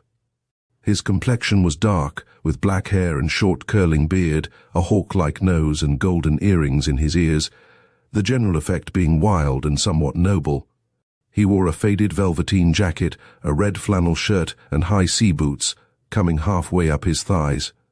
I recognized him at a glance as being the same man who had been left on the wreck the night before. "Hello," I said in an aggrieved voice. "You got ashore all right then?" "Yes," he answered in good English. "It was no doing of mine. The waves threw me up. I wish to God I had been allowed to drown." There was a slight foreign lisp in his accent which was rather pleasing. "Two good fishermen, who live round yonder point, pulled me out and cared for me, yet I could not honestly thank them for it." "Ho, ho," thought I, "here is a man of my own kidney." "Why do you wish to be drowned?" I asked.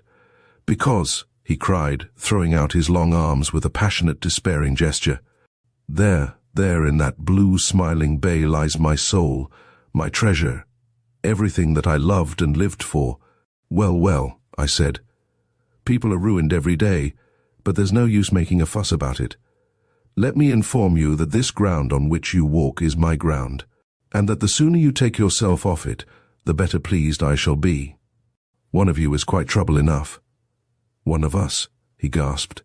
"Yes, if you could take her off with you, I should be still more grateful." He gazed at me for a moment, as if hardly able to realize what I said, and then, with a wild cry, he ran away from me with prodigious speed and raced along the sands toward my house. Never before or since have I seen a human being run so fast. I followed as rapidly as I could, furious at this threatened invasion, but long before I reached the house he had disappeared through the open door. I heard a great scream from the inside, and as I came nearer, the sound of the man's bass voice speaking rapidly and loudly. When I looked in, the girl Sophie Ramusine was crouching in a corner, cowering away, with fear and loathing expressed on her averted face and in every line of her shrinking form. The other, with his dark eyes flashing and his outstretched hands quivering with emotion, was pouring forth a torrent of passionate, pleading words. He made a step forward to her as I entered, but she writhed still further away and uttered a sharp cry like that of a rabbit when the weasel has him by the throat. "Here," I said, pulling him back from her. "This is a pretty to-do. What do you mean? Do you think this is a wayside inn or place of public accommodation?" "Oh, sir," he said, "excuse me. This woman is my wife, and I feared that she was drowned. You have brought me back to life." "Who are you?" I asked roughly. "I am a man from Archangel," he said simply. "A Russian man." "What is your name?" "Arganev." "Arganev, and hers is Sophie Ramusine. She is no wife of yours. She has no ring."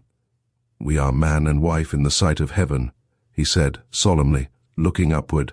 "We are bound by higher laws than those of earth." As he spoke, the girl slipped behind me and caught me by the other hand, pressing it as though beseeching my protection. "Give me up my wife, sir," he went on. "Let me take her away from here." "Look here, you, whatever your name is," I said sternly, "I don't want this wench here. I wish I had never seen her. If she died, it would be no grief to me. But as to handing her over to you, when it is clear she fears and hates you, I won't do it." So now just clear your great body out of this, and leave me to my books. I hope I may never look upon your face again."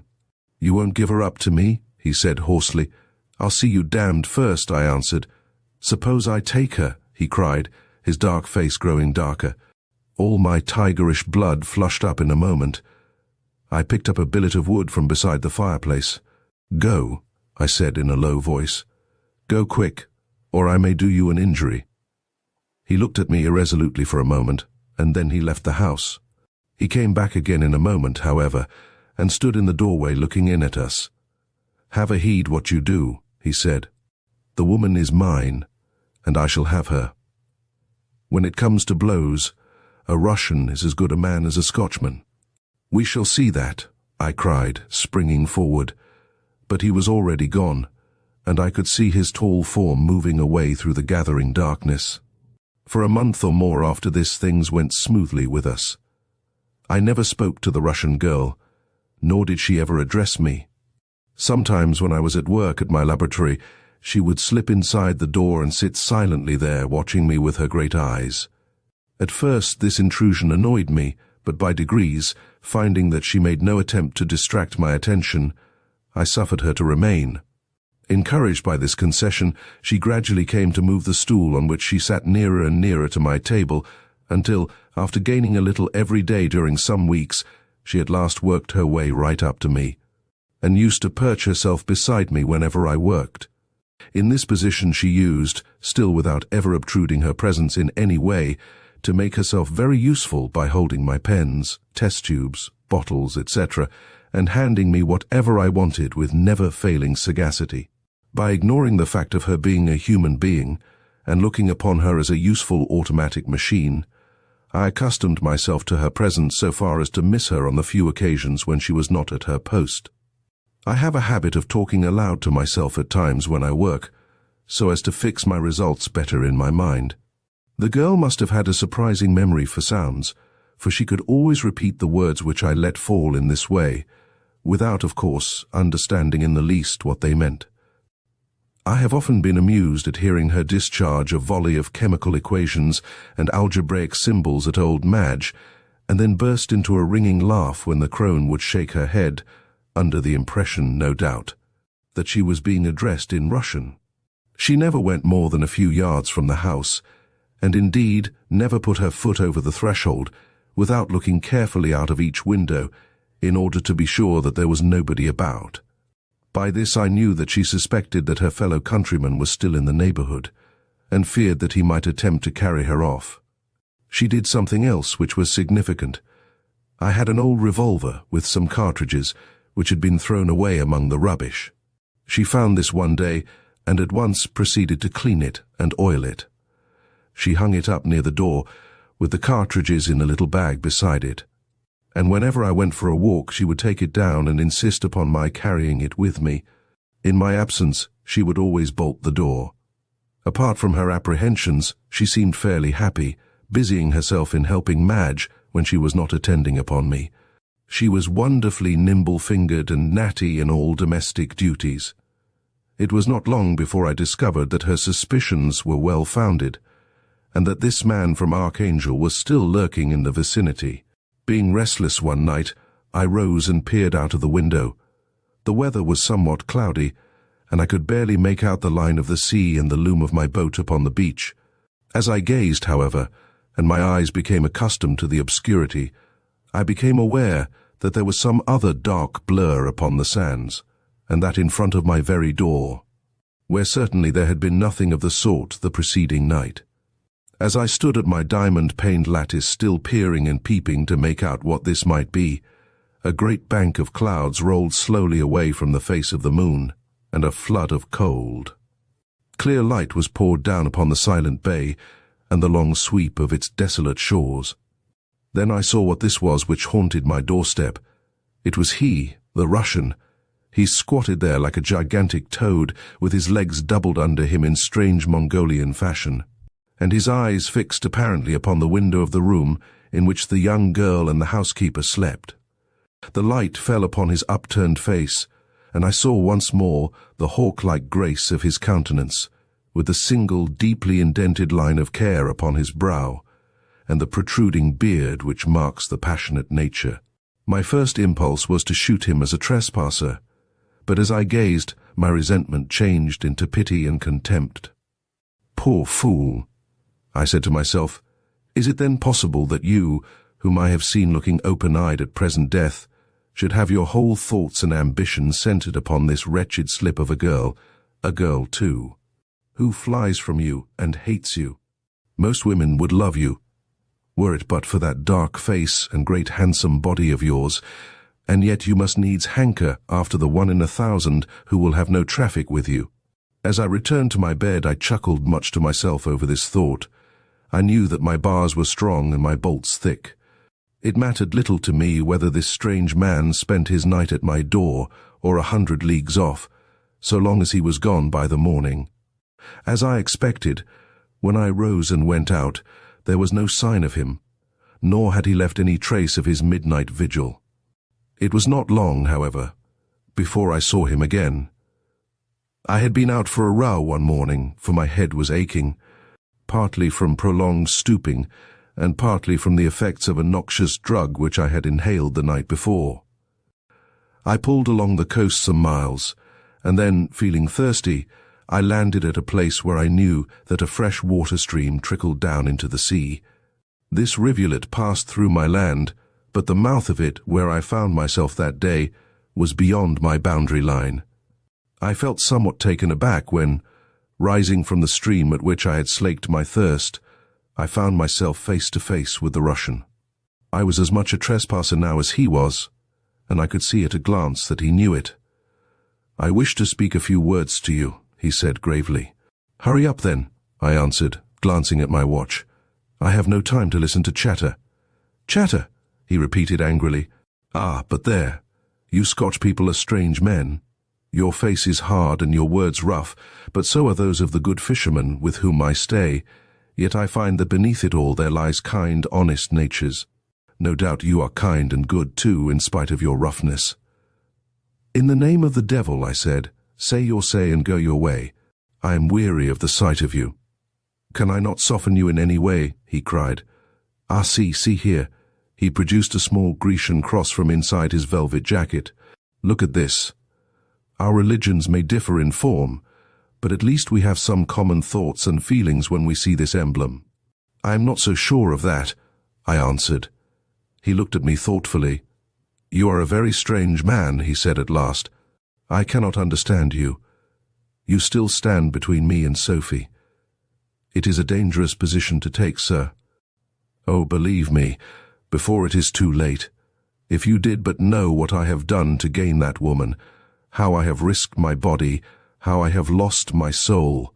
You are a small obstacle to some which I have surmounted you, whom a rip with a knife or a blow from a stone would put out of my way forever. But God preserve me from that," he cried wildly. "I am deep, too deep already. Anything rather than that." "You would do better to go back to your country," I said, "than to skulk about these sand hills and disturb my leisure. When I have proof that you have gone away, I shall hand this woman over to the protection of the Russian consul at Edinburgh. Until then, I shall guard her myself, and not you, nor any Muscovite that ever breathed shall take her from me." "And what is your object in keeping me from Sophie?" he asked. "Do you imagine that I would injure her? Why, man, I would give my life freely to save her from the slightest harm. Why do you do this thing?" "I do it because it is my good pleasure to act so," I answered. "I give no man reasons for my conduct." "Look here," he cried, suddenly blazing into fury, and advancing toward me with his shaggy mane bristling and his brown hands clenched. "If I thought you had one dishonest thought toward this girl, if for a moment I had reason to believe that you had any base motive for detaining her, as sure as there is a God in heaven, I should drag the heart out of your bosom with my hands." The very idea seemed to have put the man in a frenzy, for his face was all distorted, and his hands opened and shut convulsively. I thought that he was about to spring at my throat. "Stand off," I said, putting my hand on my pistol. "If you lay a finger on me, I shall kill you." He put his hand into his pocket and for a moment I thought that he was about to produce a weapon too, but instead of that he whipped out a cigarette and lit it, breathing the smoke rapidly into his lungs. No doubt he had found by experience that this was the most effectual way of curbing his passions. "I told you," he said in a quieter voice, "that my name is Oganef Alexis Oganef. I am a Finn by birth, but I have spent my life in every part of the world. I was one who could never be still nor settle down to a quiet existence. After I came to own my own ship, there is hardly a port from Archangel to Australia which I have not entered. I was rough and wild and free, but there was one at home, sir, who was prim and white-handed and soft-tongued, skillful in little fancies and conceits which women love. This youth, by his wiles and tricks, stole from me the love of the girl whom I had ever marked as my own, and who up to that time had seemed in some sort inclined to return my passion. I had been on a voyage to Hammerfest for ivory, and coming back unexpectedly, I learned that my pride and treasure was to be married to this soft-skinned boy, and that the party had actually gone to the church. In such moments, sir, something gives way in my head, and I hardly know what I do. I landed with a boat's crew, all men who had sailed with me for years, and who were as true as steel.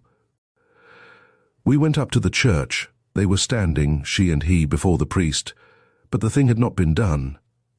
I dashed between them and caught her round the waist. My men beat back the frightened bridegroom and the lookers-on. We bore her down to the boat and aboard our vessel, and then, getting up anchor, we sailed away across the white sea until the spires of Archangel sank down behind the horizon. She had my cabin, my room, every comfort. I slept among the men in the forecastle. I hoped that in time her aversion to me would wear away, and that she would consent to marry me in England or in France. For days and days we sailed. We saw the North Cape die away behind us, and we skirted the grey Norwegian coast, but still, in spite of every attention, she would not forgive me for tearing her from that pale-faced lover of hers. Then came this cursed storm which shattered both my ship and my hopes, and has deprived me even of the sight of the woman for whom I have risked so much. Perhaps she may learn to love me yet. You, sir," he said wistfully, "look like one who has seen much of the world. Do you not think that she may come to forget this man and to love me?" "I am tired of your story," I said, turning away.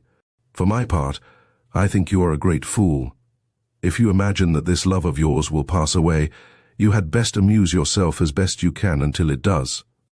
If, on the other hand, it is a fixed thing, you cannot do better than cut your throat, for that is the shortest way out of it. I have no more time to waste on the matter." With this I hurried away and walked down to the boat. I never looked round, but I heard the dull sound of his feet upon the sands as he followed me. "I have told you the beginning of my story," he said, "and you shall know the end some day. You would do well to let the girl go." I never answered him, but pushed the boat off. When I had rowed some distance out, I looked back and saw his tall figure upon the yellow sand as he stood gazing thoughtfully after me. When I looked again, some minutes later, he had disappeared. For a long time after this, my life was as regular and as monotonous as it had been before the shipwreck. At times I hoped that the man from Archangel had gone away altogether, but certain footsteps which I saw upon the sand, and more particularly a little pile of cigarette ash which I found one day behind a hillock from which a view of the house might be obtained, warned me that, though invisible, he was still in the vicinity. My relations with the Russian girl remained the same as before. Old Madge had been somewhat jealous of her presence at first, and seemed to fear that what little authority she had would be taken away from her. By degrees, however, as she came to realize my utter indifference, she became reconciled to the situation, and, as I have said before, profited by it, as our visitor performed much of the domestic work. And now I am coming near the end of this narrative of mine, which I have written a great deal more for my own amusement than for that of anyone else. The termination of the strange episode in which these two Russians had played a part was as wild and as sudden as the commencement. The events of one single night freed me from all my troubles and left me once more alone with my books and my studies as I had been before their intrusion. Let me endeavor to describe how this came about. I had had a long day of heavy and wearying work, so that in the evening I determined upon taking a long walk. When I emerged from the house, my attention was attracted by the appearance of the sea. It lay like a sheet of glass, so that never a ripple disturbed its surface. Yet the air was filled with that indescribable moaning sound which I have alluded to before, a sound as though the spirits of all those who lay beneath those treacherous waters were sending a sad warning of coming troubles to their brethren in the flesh. The fishermen's wives along that coast know the eerie sound, and look anxiously across the waters for the brown sails making for the land. When I heard it, I stepped back into the house and looked at the glass. It was down below 29 degrees. Then I knew that a wild night was coming upon us.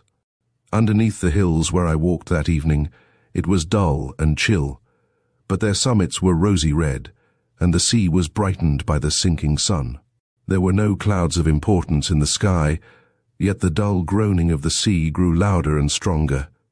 I saw far to the eastward a brig beating up for Wick, with a reef in her topsails. It was evident that her captain had read the signs of nature as I had done. Behind her a long, lurid haze lay low upon the water, concealing the horizon.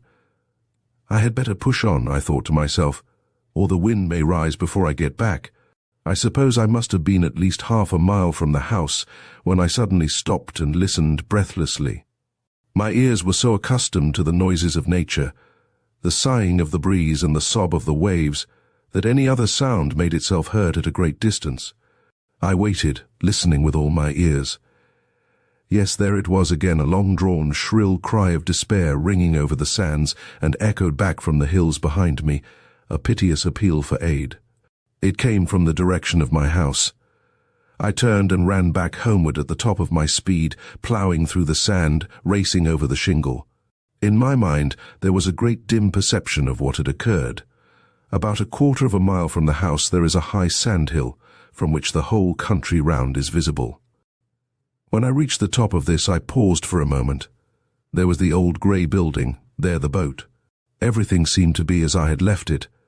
Even as I gazed, however, the shrill scream was repeated, louder than before, and the next moment a tall figure emerged from my door, the figure of the Russian sailor. Over his shoulder was the white form of the young girl, and even in his haste he seemed to bear her tenderly and with gentle reverence. I could hear her wild cries and see her desperate struggles to break away from him. Behind the couple came my old housekeeper, stanch and true as the aged dog, who can no longer bite. Still snarls with toothless gums at the intruder. She staggered feebly along at the heels of the ravisher, waving her long, thin arms, and hurling, no doubt, volleys of Scotch curses and imprecations at his head. I saw at a glance that he was making for the boat. A sudden hope sprang up in my soul that I might be in time to intercept him. I ran for the beach at the top of my speed. As I ran, I slipped a cartridge into my revolver. This I determined should be the last of these invasions. I was too late. By the time I reached the water's edge, he was 100 yards away, making the boat spring with every stroke of his powerful arms. I uttered a wild cry of impotent anger and stamped up and down the sands like a maniac. He turned and saw me. Rising from his seat, he made me a graceful bow and waved his hand to me. It was not a triumphant or a derisive gesture. Even my furious and distempered mind recognized it as being a solemn and courteous leave-taking. Then he settled down to his oars once more, and the little skiff shot away out over the bay. The sun had gone down now, leaving a single dull red streak upon the water, which stretched away until it blended with the purple haze on the horizon. Gradually the skiff grew smaller and smaller as it sped across this lurid band, until the shades of night gathered round it, and it became a mere blur upon the lonely sea.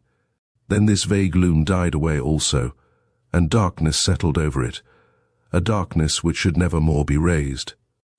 And why did I pace the solitary shore, hot and wrathful as a wolf whose whelp has been torn from it? Was it that I loved this Muscovite girl? No, 1,000 times no. I am not one who, for the sake of a white skin or a blue eye, would belie my own life and changed the whole tenor of my thoughts and existence. My heart was untouched. But my pride, there I had been cruelly wounded. To think that I had been unable to afford protection to the helpless one who craved it of me and who relied on me. It was that which made my heart sick and sent the blood buzzing through my ears. That night a great wind rose up from the sea, and the wild waves shrieked upon the shore as though they would tear it back with them into the ocean. The turmoil and the uproar were congenial to my vexed spirit.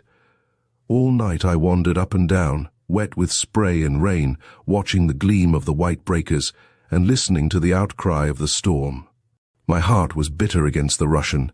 I joined my feeble pipe to the screaming of the gale. If he would but come back again, I cried with clenched hands. If he would but come back. He came back. When the grey light of morning spread over the eastern sky and lit up the great waste of yellow, tossing waters, with the brown clouds drifting swiftly over them, then I saw him once again. A few hundred yards off along the sand there lay a long dark object, cast up by the fury of the waves. It was my boat, much shattered and splintered. A little farther on a vague, shapeless something was washing to and fro in the shallow water, all mixed with shingle and with seaweed. I saw at a glance that it was the Russian face downward and dead. I rushed into the water and dragged him up onto the beach. It was only when I turned him over that I discovered that she was beneath him, his dead arms encircling her, his mangled body still intervening between her and the fury of the storm. It seemed that the fierce German sea might beat the life from him, but with all its strength it was unable to tear this one-ideaed man from the woman whom he loved. There were signs which led me to believe that during that awful night the woman's fickle mind had come at last to learn the worth of the true heart and strong arm which struggled for her and guarded her so tenderly. Why else should her little head be nestling so lovingly on his broad breast, while her yellow hair entwined itself with his flowing beard? Why, too, should there be that bright smile of ineffable happiness and triumph, which death itself had not had power to banish from his dusky face? I fancy that death had been brighter to him than life had ever been. Madge and I buried them there on the shores of the desolate northern sea. They lie in one grave deep down beneath the yellow sand. Strange things may happen in the world around them. Empires may rise and may fall, dynasties may perish, great wars may come and go, but heedless of it all, those two shall embrace each other forever, and I in their lonely shrine by the side of the sounding ocean. I sometimes have thought that their spirits flit like shadowy sea-mews over the wild waters of the bay. No cross or symbol marks their resting place, but old Madge puts wild flowers upon it at times, and when I pass on my daily walk and see the fresh blossoms scattered over the sand, I think of the strange couple who came from afar and broke for a little space the dull tenor of my sombre life. Chapter 6. That little square box. "All aboard?" said the captain. "All aboard, sir," said the mate. "Then stand by to let her go." It was 9 o'clock on a Wednesday morning. The good ship Spartan was lying off Boston Quay with her cargo under hatches, her passengers shipped, and everything prepared for a start. The warning whistle had been sounded twice, the final bell had been rung. Her bowsprit was turned toward England, and the hiss of escaping steam showed that all was ready for her run of 3,000 miles. She strained at the warps that held her like a greyhound at its leash. I have the misfortune to be a very nervous man. A sedentary literary life has helped to increase the morbid love of solitude, which, even in my boyhood, was one of my distinguishing characteristics. As I stood upon the quarter-deck of the transatlantic steamer, I bitterly cursed the necessity which drove me back to the land of my forefathers. The shouts of the sailors, the rattle of the cordage, the farewells of my fellow passengers, and the cheers of the mob, each and all jarred upon my sensitive nature. I felt sad, too.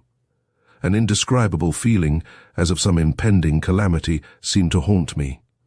The sea was calm, and the breeze light. There was nothing to disturb the equanimity of the most confirmed of landsmen, yet I felt as if I stood upon the verge of a great though indefinable danger. I have noticed that such presentiments occur often in men of my peculiar temperament, and that they are not uncommonly fulfilled. There is a theory that it arises from a species of second sight, a subtle spiritual communication with the future. I well remember that Herr Raumer, the eminent spiritualist, remarked on one occasion that I was the most sensitive subject as regards supernatural phenomena that he had ever encountered in the whole of his wide experience. Be that as it may, I certainly felt far from happy as I threaded my way among the weeping, cheering groups which dotted the white decks of the good ship Spartan. Had I known the experience which awaited me in the course of the next 12 hours, I would even then, at the last moment, have sprung upon the shore and made my escape from the accursed vessel. "Time's up," said the captain, closing his chronometer with a snap and replacing it in his pocket. "Time's up," said the mate. There was a last wail from the whistle, a rush of friends and relatives upon the land. One warp was loosened, the gangway was being pushed away, when there was a shout from the bridge, and two men appeared running rapidly down the quay. They were waving their hands and making frantic gestures, apparently with the intention of stopping the ship. "Look sharp," shouted the crowd. "Hold hard," cried the captain. "Ease her, stop her, up with the gangway." And the two men sprang aboard just as the second warp parted, and a convulsive throb of the engine shot us clear of the shore. There was a cheer from the deck, another from the quay, a mighty fluttering of handkerchiefs, and the great vessel ploughed its way out of the harbour and steamed grandly away across the placid bay.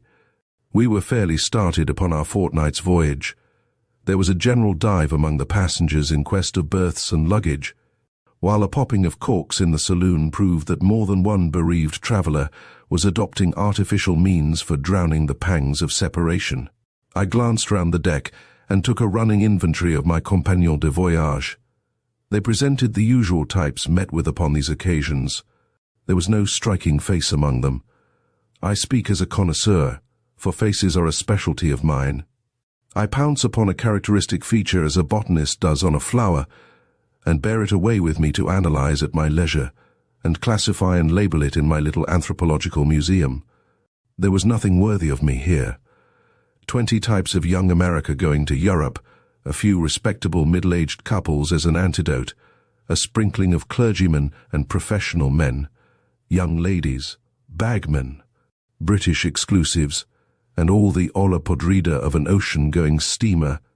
I turned away from them and gazed back at the receding shores of America, and as a cloud of remembrances rose before me, my heart warmed toward the land of my adoption. A pile of portmanteaus and luggage chanced to be lying on one side of the deck, awaiting their turn to be taken below. With my usual love for solitude, I walked behind these, and sitting on a coil of rope between them and the vessel's side, I indulged in a melancholy reverie. I was aroused from this by a whisper behind me. "Here's a quiet place," said the voice. "Sit down, and we can talk it over in safety." Glancing through a gap between two colossal chests, I saw that the passengers who had joined us at the last moment were standing at the other side of the pile. They had evidently failed to see me as I crouched in the shadow of the boxes. The one who had spoken was a tall and very thin man with a blue-black beard and a colourless face. His manner was nervous and excited. His companion was a short, plethoric little fellow, with a brisk and resolute air. He had a cigar in his mouth, and a large ulster slung over his left arm.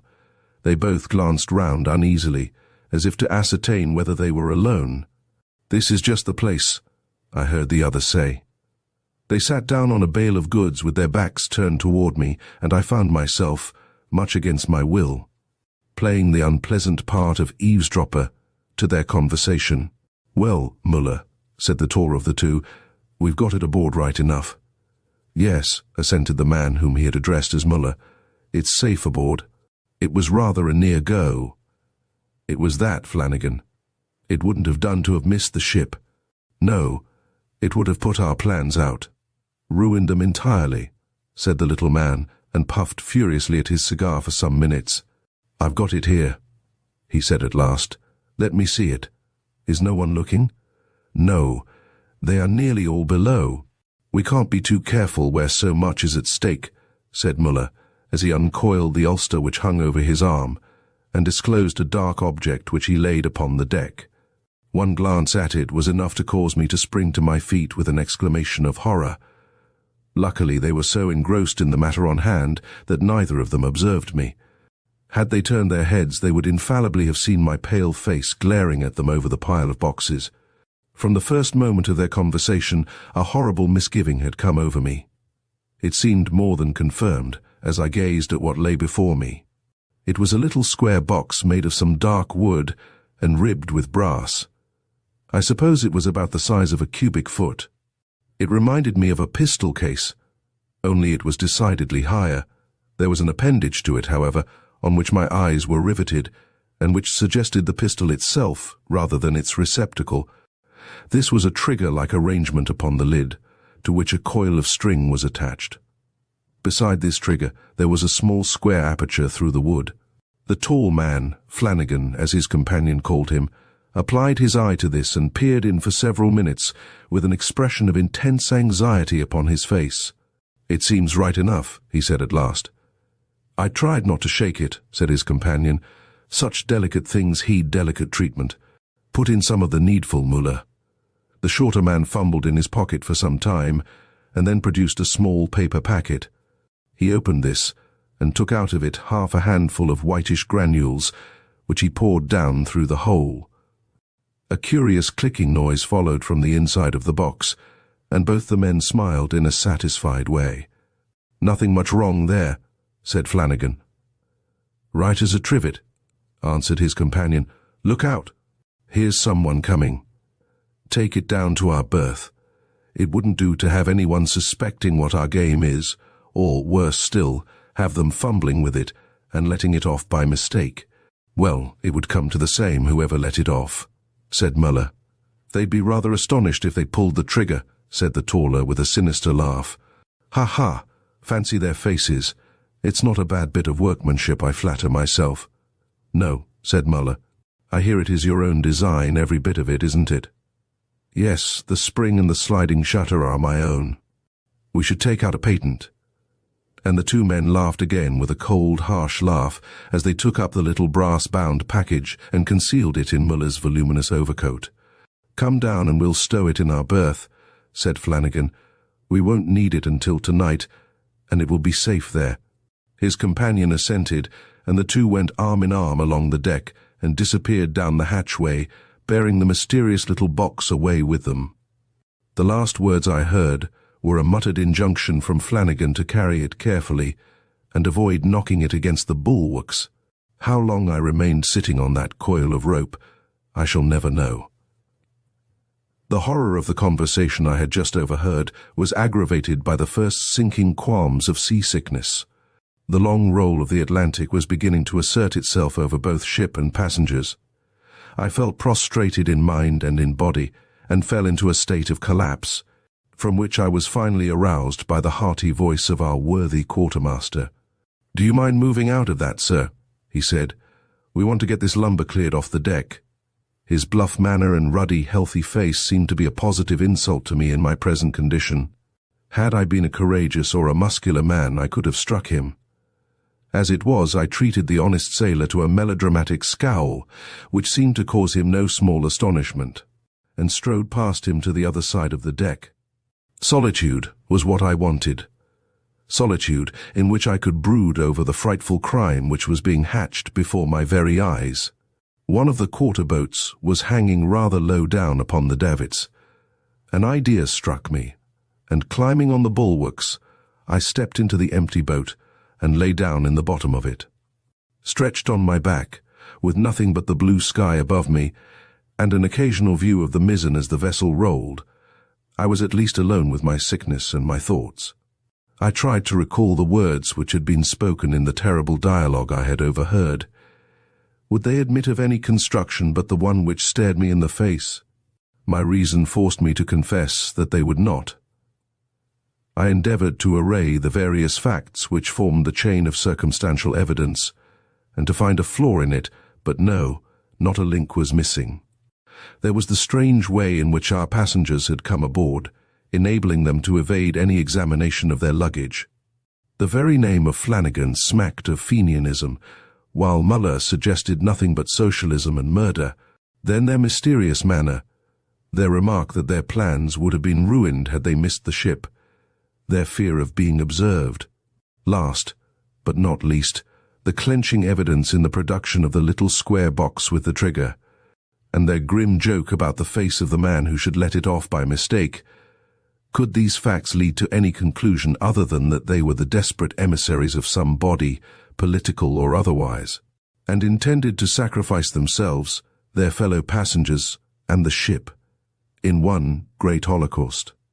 The whitish granules which I had seen one of them pour into the box formed no doubt a fuse or train for exploding it. I had myself heard a sound come from it which might have emanated from some delicate piece of machinery. But what did they mean by their allusion to tonight? Could it be that they contemplated putting their horrible design into execution on the very first evening of our voyage? The mere thought of it sent a cold shudder over me, and made me for a moment superior even to the agonies of seasickness. I have remarked that I am a physical coward. I am a moral one also. It is seldom that the two defects are united to such a degree in the one character. I've known many men who were most sensitive to bodily danger, and yet were distinguished for the independence and strength of their minds. In my own case, however, I regret to say that my quiet and retiring habits had fostered a nervous dread of doing anything remarkable, or making myself conspicuous, which exceeded, if possible, my fear of personal peril. An ordinary mortal placed under the circumstances in which I now found myself would have gone at once to the captain, confessed his fears, and put the matter into his hands. To me, however, constituted as I am, the idea was most repugnant. The thought of becoming the observed of all observers, cross-questioned by a stranger, and confronted with two desperate conspirators in the character of a denouncer, was hateful to me. Might it not by some remote possibility prove that I was mistaken? What would be my feelings if there should turn out to be no grounds for my accusation? No, I would procrastinate. I would keep my eye on the two desperadoes and dog them at every turn. Anything was better than the possibility of being wrong. Then it struck me that even at that moment some new phase of the conspiracy might be developing itself. The nervous excitement seemed to have driven away my incipient attack of sickness, for I was able to stand up and lower myself from the boat without experiencing any return of it. I staggered along the deck with the intention of descending into the cabin and finding how my acquaintances of the morning were occupying themselves. Just as I had my hand on the companion rail, I was astonished by receiving a hearty slap on the back, which nearly shot me down the steps with more haste than dignity. "Is that you, Hammond?" said a voice which I seemed to recognize. "God bless me," I said as I turned round. "It can't be Dick Merton." "Why, how are you, old man?" This was an unexpected piece of luck in the midst of my perplexities. Dick was just the man I wanted. Kindly and shrewd in his nature, and prompt in his actions, I should have no difficulty in telling him my suspicions, and could rely upon his sound sense to point out the best course to pursue. Since I was a little lad in the second form at Harrow, Dick had been my adviser and protector. He saw at a glance that something had gone wrong with me. "Hello," he said in his kindly way. "What's put you about, Hammond? You look as white as a sheet. Mal de mer, eh?" "No, not that altogether," said I. "Walk up and down with me, Dick. I want to speak to you." "Give me your arm." Supporting myself on Dick's stalwart frame, I tottered along by his side, but it was some time before I could muster resolution to speak. "Have a cigar," said he, breaking the silence. "No, thanks," said I. "Dick, we shall all be corpses tonight." "That's no reason against your having a cigar now," said Dick, in his cool way, but looking hard at me from under his shaggy eyebrows as he spoke. He evidently thought my intellect was a little gone. "No," I continued, "it's no laughing matter, and I speak in sober earnest, I assure you. I have discovered an infamous conspiracy, Dick, to destroy this ship and every soul that is in her." And I then proceeded systematically, and in order, to lay before him the chain of evidence which I had collected. "There, Dick," I said as I concluded. "What do you think of that? And above all, what am I to do?" To my astonishment, he burst into a hearty fit of laughter. "I'd be frightened," he said, "if any fellow but you had told me as much. You always had a way, Hammond, at discovering mares' nests. I like to see the old traits breaking out again. Do you remember at school how you swore there was a ghost in the long room, and how it turned out to be your own reflection in the mirror? Why, man, he continued, what object would anyone have in destroying this ship? We have no great political guns aboard. On the contrary, the majority of the passengers are Americans. Besides, in this sober 19th century, the most wholesale murderers stop at including themselves among their victims. Depend upon it, you have misunderstood them, and have mistaken a photographic camera, or something equally innocent, for an infernal machine. Nothing of the sort, sir, said I, rather touchily. You will learn to your cost, I fear, that I have neither exaggerated nor misinterpreted a word. As to the box, I have certainly never before seen one like it. It contained delicate machinery, of that I am convinced, from the way in which the men handled it and spoke of it. You'd make out every packet of perishable goods to be a torpedo, said Dick, if that is to be your only test. The man's name was Flanagan, I continued. I don't think that would go very far in a court of law, said Dick, but come, I have finished my cigar. Suppose we go down together and split a bottle of claret. You can point out these two Orsinis to me if they are still in the cabin. All right, I answered. I am determined not to lose sight of them all day. Don't look hard at them, though, for I don't want them to think that they are being watched. Trust me, said Dick. I'll look as unconscious and guileless as a lamb. And with that we passed down the companion and into the saloon. A good many passengers were scattered about the great central table, some wrestling with refractory carpet bags and rug straps, some having their luncheon, and a few reading and otherwise amusing themselves. The objects of our quest were not there. We passed down the room and peered into every berth, but there was no sign of them. Heavens, thought I, perhaps at this very moment they are beneath our feet in the hold or engine room, preparing their diabolical contrivance. It was better to know the worst than remain in such suspense. Steward, said Dick, are there any other gentlemen about? There's two in the smoking room, sir, answered the steward. The smoking room was a little snuggery, luxuriously fitted up and adjoining the pantry. We pushed the door open and entered. A sigh of relief escaped from my bosom.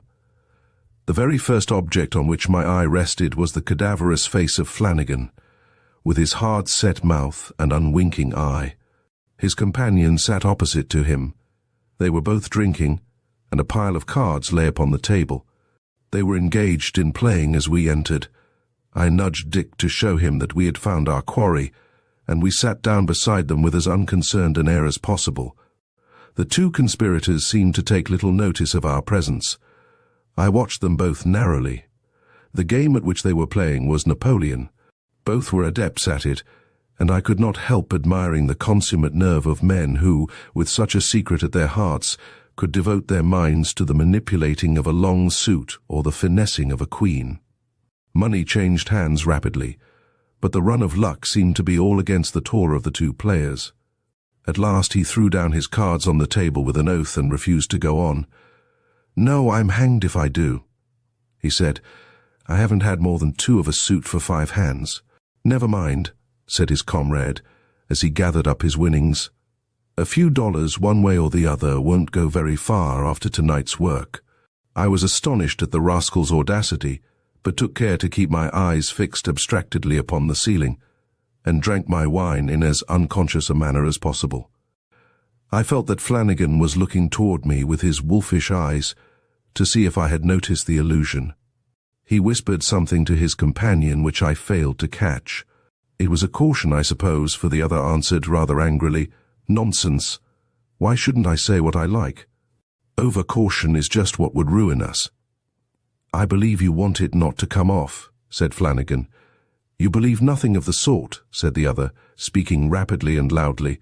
"You know as well as I do that when I play for a stake I like to win it. But I won't have my words criticized and cut short by you or any other man. I have as much interest in our success as you have more, I hope." He was quite hot about it, and puffed furiously at his cigar for a few minutes. The eyes of the other ruffian wandered alternately from Dick Merton to myself. I knew that I was in the presence of a desperate man, that a quiver of my lip might be the signal for him to plunge a weapon into my heart. But I betrayed more self-command than I should have given myself credit for under such trying circumstances. As to Dick, he was as immovable and apparently as unconscious as the Egyptian Sphinx. There was silence for some time in the smoking room, broken only by the crisp rattle of the cards as the man Muller shuffled them up before replacing them in his pocket. He still seemed to be somewhat flushed and irritable. Throwing the end of his cigar into the spittoon, he glanced defiantly at his companion and turned toward me. "Can you tell me, sir," he said, "when this ship will be heard of again?" They were both looking at me, but though my face may have turned a trifle paler, my voice was as steady as ever as I answered, "I presume, sir, that it will be heard of first when it enters Queenstown Harbour." "Ha, ha!" laughed the angry little man. "I knew you would say that. Don't you kick me under the table, Flanagan. I won't stand it. I know what I am doing." "You are wrong, sir," he continued, turning to me. "Utterly wrong." "Some passing ship, perhaps," suggested Dick. "No, nor that either." "The weather is fine," I said. "Why should we not be heard of at our destination?" "I didn't say we shouldn't be heard of at our destination. No doubt we shall in the course of time, but that is not where we shall be heard of first." "Where, then?" asked Dick. "That you will never know. Suffice it that a rapid and mysterious agency will signal our whereabouts, and that before the day is out." "Ha, ha!" and he chuckled once again. "Come on, Dick," growled his comrade. "You have drunk too much of that confounded brandy and water. It has loosened your tongue. Come away." And taking him by the arm, he half led him, half forced him out of the smoking room, and we heard them stumbling up the companion together and onto the deck. "Well, what do you think now?" I gasped as I turned toward Dick. He was as imperturbable as ever. "Think," he said. "Why, I think what his companion thinks, that we have been listening to the ravings of a half-drunken man. The fellow stunk of brandy." "Nonsense, Dick. You saw how the other tried to stop his tongue." "Of course he did. He didn't want his friend to make a fool of himself before strangers. Maybe the short one is a lunatic, and the other his private keeper. It's quite possible." "Oh, Dick, Dick," I cried. "How can you be so blind? Don't you see that every word confirmed our previous suspicion?" "Humbug. Man," said Dick. "You're working yourself into a state of nervous excitement. Why, what the devil do you make of all that nonsense about a mysterious agent who would signal our whereabouts?" "I'll tell you what he meant, Dick," I said, bending forward and grasping my friend's arm. "He meant a sudden glare and a flash seen far out at sea by some lonely fisherman off the American coast. That's what he meant." "I didn't think you were such a fool, Hammond," said Dick Merton testily. "If you try to fix a literal meaning on the twaddle that every drunken man talks, you will come to some queer conclusions. Let us follow their example and go on deck. You need fresh air, I think. Depend upon it, your liver is out of order. A sea voyage will do you a world of good." "If ever I see the end of this one," I groaned, "I'll promise never to venture on another. They are laying the cloth, so it's hardly worthwhile my going up. I'll stay below and finish my smoke." "I hope dinner will find you in a more pleasant state of mind," said Dick, and he went out, leaving me to my thoughts until the clang of the great gong summoned us to the saloon. My appetite, I need hardly say, had not been improved by the incidents which had occurred during the day. I sat down, however, mechanically at the table, and listened to the talk which was going on around me. There were nearly 100 first-class passengers, and as the wine began to circulate, their voices combined with the clash of the dishes to form a perfect babel. I found myself seated between a very stout and nervous old lady and a prim little clergyman, and as neither made any advances, I retired into my shell and spent my time in observing the appearance of my fellow voyagers. I could see Dick in the dim distance dividing his attentions between a jointless fowl in front of him and a self-possessed young lady at his side. Captain Dowie was doing the honours at my end, while the surgeon of the vessel was seated at the other. I was glad to notice that Flanagan was placed almost opposite to me. As long as I had him before my eyes, I knew that, for the time at least, we were safe. He was sitting with what was meant to be a sociable smile on his grim face. It did not escape me that he drank largely of wine, so largely that even before the dessert appeared his voice had become decidedly husky. His friend Muller was seated a few places lower down. He ate little, and appeared to be nervous and restless. "Now, ladies," said our genial captain, "I trust that you will consider yourselves at home aboard my vessel. I have no fears for the gentlemen. A bottle of champagne, steward. Here's to a fresh breeze and a quick passage. I trust our friends in America will hear of our safe arrival in 12 days, or a fortnight at the very latest." I looked up. Quick as was the glance which passed between Flanagan and his confederate, I was able to intercept it. There was an evil smile upon the former's thin lips. The conversation rippled on. Politics, the sea, amusements, religion, each was in turn discussed. I remained a silent though an interested listener. It struck me that no harm could be done by introducing the subject which was ever in my mind. It could be managed in an offhand way, and would at least have the effect of turning the captain's thoughts in that direction. I could watch, too, what effect it would have upon the faces of the conspirators. There was a sudden lull in the conversation. The ordinary subjects of interest appeared to be exhausted. The opportunity was a favorable one. "May I ask, Captain," I said, bending forward and speaking very distinctly, "what you think of Fenian manifestos?" The captain's ruddy face became a shade darker from honest indignation. "They are poor, cowardly things," he said, "as silly as they are wicked. The impotent threats of a set of anonymous scoundrels," said a pompous-looking old gentleman beside him. "Oh, Captain," said the fat lady at my side, "you don't really think they would blow up a ship? I have no doubt they would if they could, but I am very sure they will never blow up mine." "May I ask what precautions are taken against them?" said an elderly man at the end of the table. "All goods sent aboard the ship are strictly examined," said Captain Dowie. "But suppose a man brought explosives aboard with him," said I. "They are too cowardly to risk their own lives in that way." During this conversation, Flanagan had not betrayed the slightest interest in what was going on. He raised his head now and looked at the captain. "Don't you think you are rather underrating them?" he said. "Every secret society has produced desperate men. Why shouldn't the Fenians have them too? Many men think it a privilege to die in the service of a cause which seems right in their eyes, though others may think it wrong." "Indiscriminate murder cannot be right in anybody's eyes," said the little clergyman. "The bombardment of Paris was nothing else," said Flanagan. "Yet the whole civilized world agreed to look on with folded arms, and change the ugly word murder into the more euphonious one of war. It seemed right enough to German eyes. Why shouldn't dynamite seem so to the Fenian?" "At any rate, their empty vaporings have led to nothing as yet," said the captain. "Excuse me," returned Flanagan, "but is there not some room for doubt yet as to the fate of the Dotterel? I have met men in America who asserted from their own personal knowledge that there was a coal torpedo aboard that vessel." "Then they lied," said the captain. "It was proved conclusively at the court-martial to have arisen from an explosion of coal gas, but we had better change the subject, or we may cause the ladies to have a restless night." And the conversation once more drifted back into its original channel. During this little discussion, Flanagan had argued his point with a gentlemanly deference and a quiet power for which I had not given him credit. I could not help admiring a man who, on the eve of a desperate enterprise, could courteously argue upon a point which must touch him so nearly. He had, as I have already mentioned, partaken of a considerable quantity of wine, but though there was a slight flush upon his pale cheek, his manner was as reserved as ever.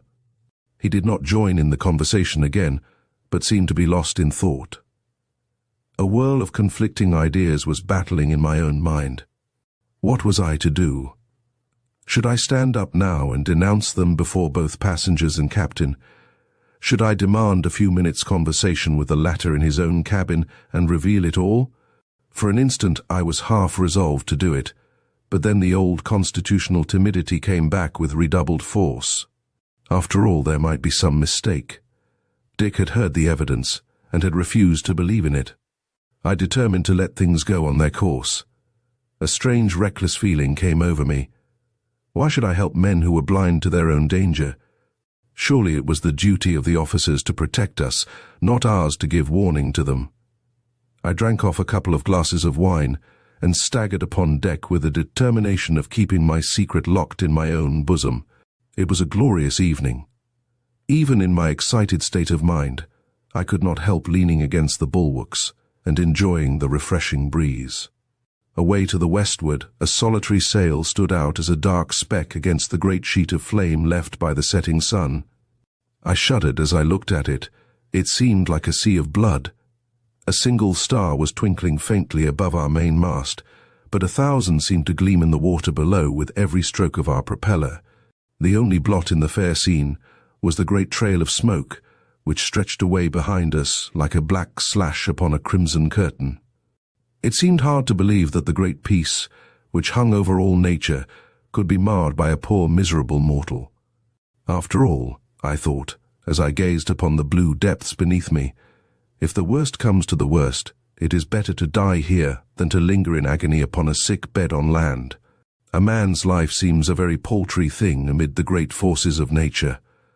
All my philosophy could not prevent my shuddering, however, when I turned my head and saw 2 shadowy figures at the other side of the deck, which I had no difficulty in recognizing. They seemed to be conversing earnestly, but I had no opportunity of overhearing what was said, so I contented myself with pacing up and down and keeping a vigilant watch upon their movements. It was a relief to me when Dick came on deck. Even an incredulous confidant is better than none at all. "Well, old man," he said, giving me a facetious dig in the ribs, "we've not been blown up yet." "No, not yet," said I, "but that's no proof that we are not going to be." "Nonsense, man," said Dick. "I can't conceive what has put this extraordinary idea into your head. I have been talking to one of your supposed assassins, and he seems a pleasant fellow enough. Quite a sporting character, I should think, from the way he speaks." "Dick," I said, "I am as certain that those men have an infernal machine, and that we are on the verge of eternity, as if I saw them putting the match to the fuse." "Well, if you really think so," said Dick, half awed for the moment by the earnestness of my manner, "it is your duty to let the captain know of your suspicions." "You are right," I said, "I will. My absurd timidity has prevented my doing so sooner. I believe our lives can only be saved by laying the whole matter before him."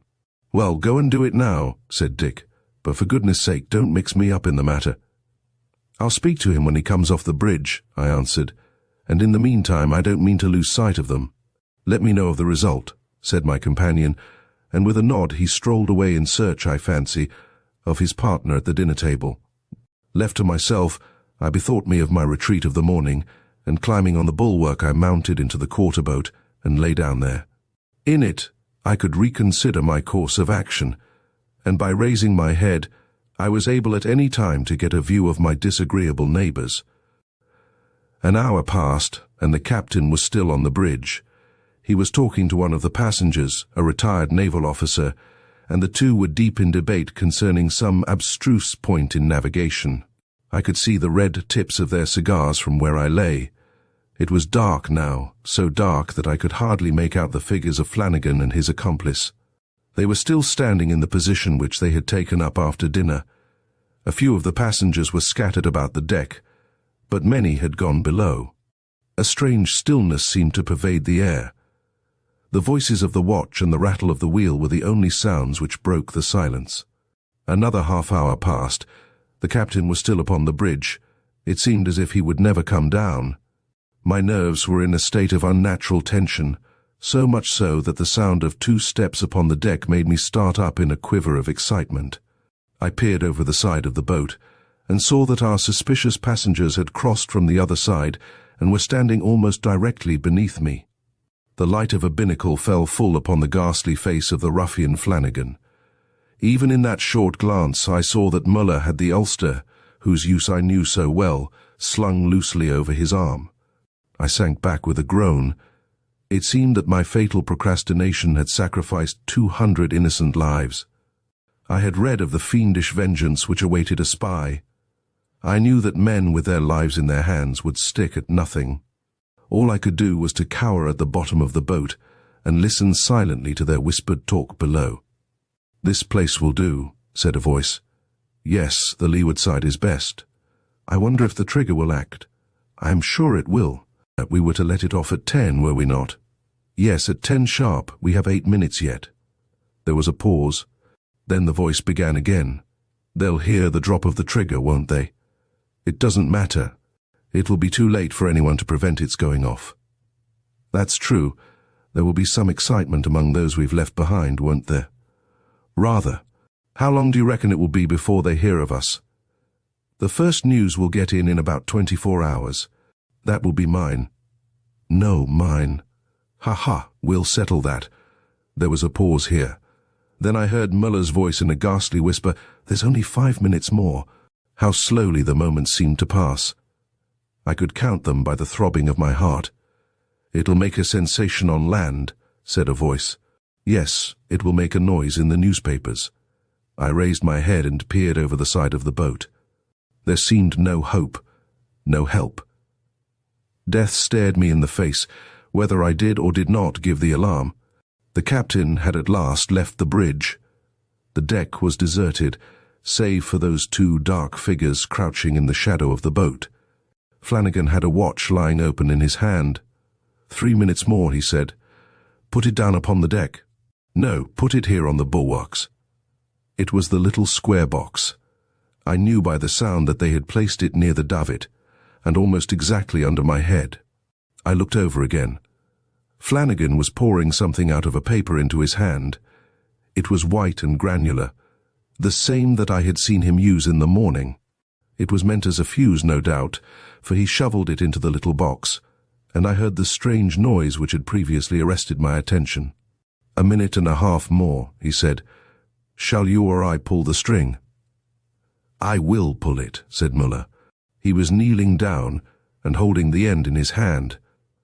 Flanagan stood behind with his arms folded and an air of grim resolution upon his face.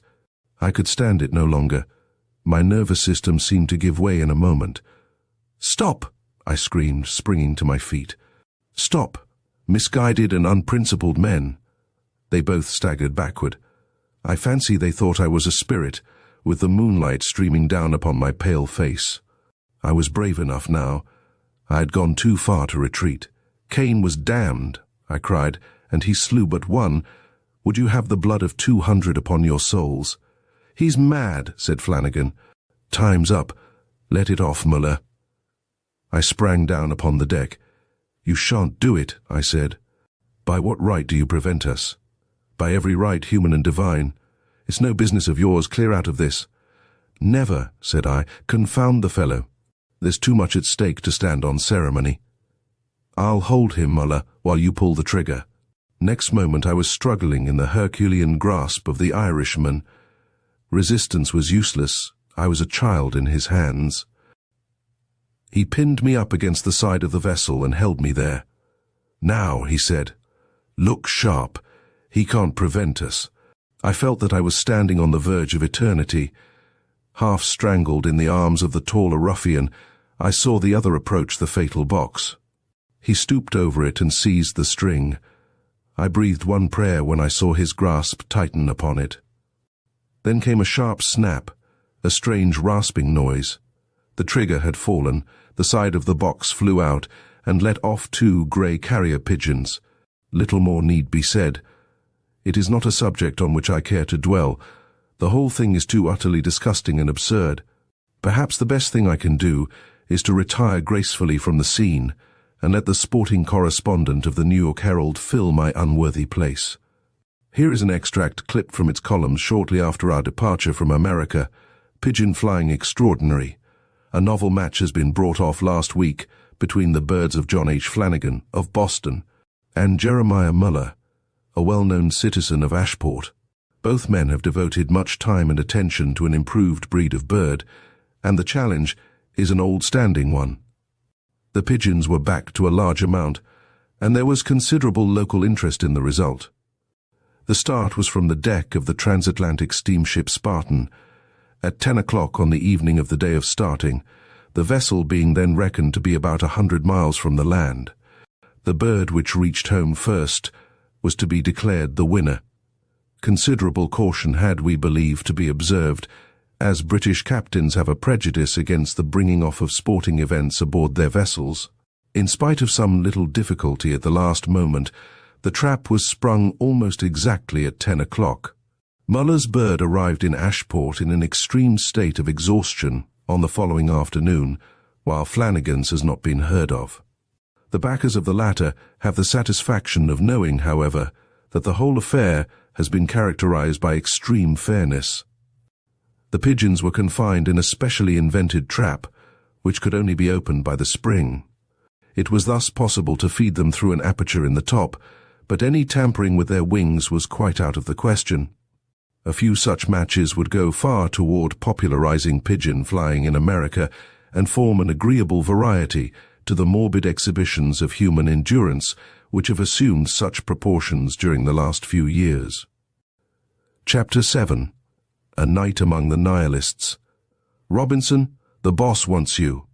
The dickens he does, thought I, for Mr. Dixon, Odessa agent of Bailey and Company, corn merchants, was a bit of a tartar, as I had learned to my cost. What's the row now? I demanded of my fellow clerk. Has he got scent of our Nikolaev escapade, or what is it? No idea, said Gregory. The old boy seems in a good enough humor, some business matter probably, but don't keep him waiting. So summoning up an air of injured innocence to be ready for all contingencies, I marched into the lion's den. Mr. Dixon was standing before the fire in a Britain's time-honored attitude, and motioned me into a chair in front of him. Mr. Robinson, he said, I have great confidence in your discretion and common sense. The follies of youth will break out, but I think that you have a sterling foundation to your character underlying any superficial levity. I bowed. I believe, he continued, that you can speak Russian pretty fluently. I bowed again. I have then, he proceeded, a mission which I wish you to undertake, and on the success of which your promotion may depend. I would not trust it to a subordinate, were it not that duty ties me to my post at present. You may depend upon my doing my best, sir, I replied. Right, sir, quite right. What I wish you to do is briefly this. The line of railway has just been opened to Soltev, some 100 miles up the country. Now, I wish to get the start of the other Odessa firms in securing the produce of that district, which I have reason to believe may be had at very low prices. You will proceed by rail to Soltev and interview a Mr. Dimidov, who is the largest landed proprietor in the town. Make as favorable terms as you can with him. Both Mr. Dimidov, and I wish the whole thing to be done as quietly and secretly as possible. In fact, that nothing should be known about the matter until the grain appears in Odessa. I desire it for the interests of the firm, and Mr. Dimidov on account of the prejudice his peasantry entertain against exportation. You will find yourself expected at the end of your journey, and will start tonight. Money shall be ready for your expenses. Good morning, Mr. Robinson. I hope you won't fail to realize the good opinion I have of your abilities. Gregory, I said as I strutted into the office, I'm off on a mission, a secret mission, my boy, an affair of thousands of pounds. Lend me your little portmanteau, mine's too imposing, and tell Ivan to pack it. A Russian millionaire expects me at the end of my journey. Don't breathe a word of it to any of Simpkins's people, or the whole game will be up. Keep it dark. I was so charmed at being, as it were, behind the scenes, that I crept about the office all day in a sort of cloak and bloody dagger style, with responsibility and brooding care marked upon every feature. And when at night I stepped out and stole down to the station, the unprejudiced observer would certainly have guessed, from my general behavior, that I had emptied the contents of the strong box before starting into that little valise of Gregory's. It was imprudent of him, by the way, to leave English labels pasted all over it.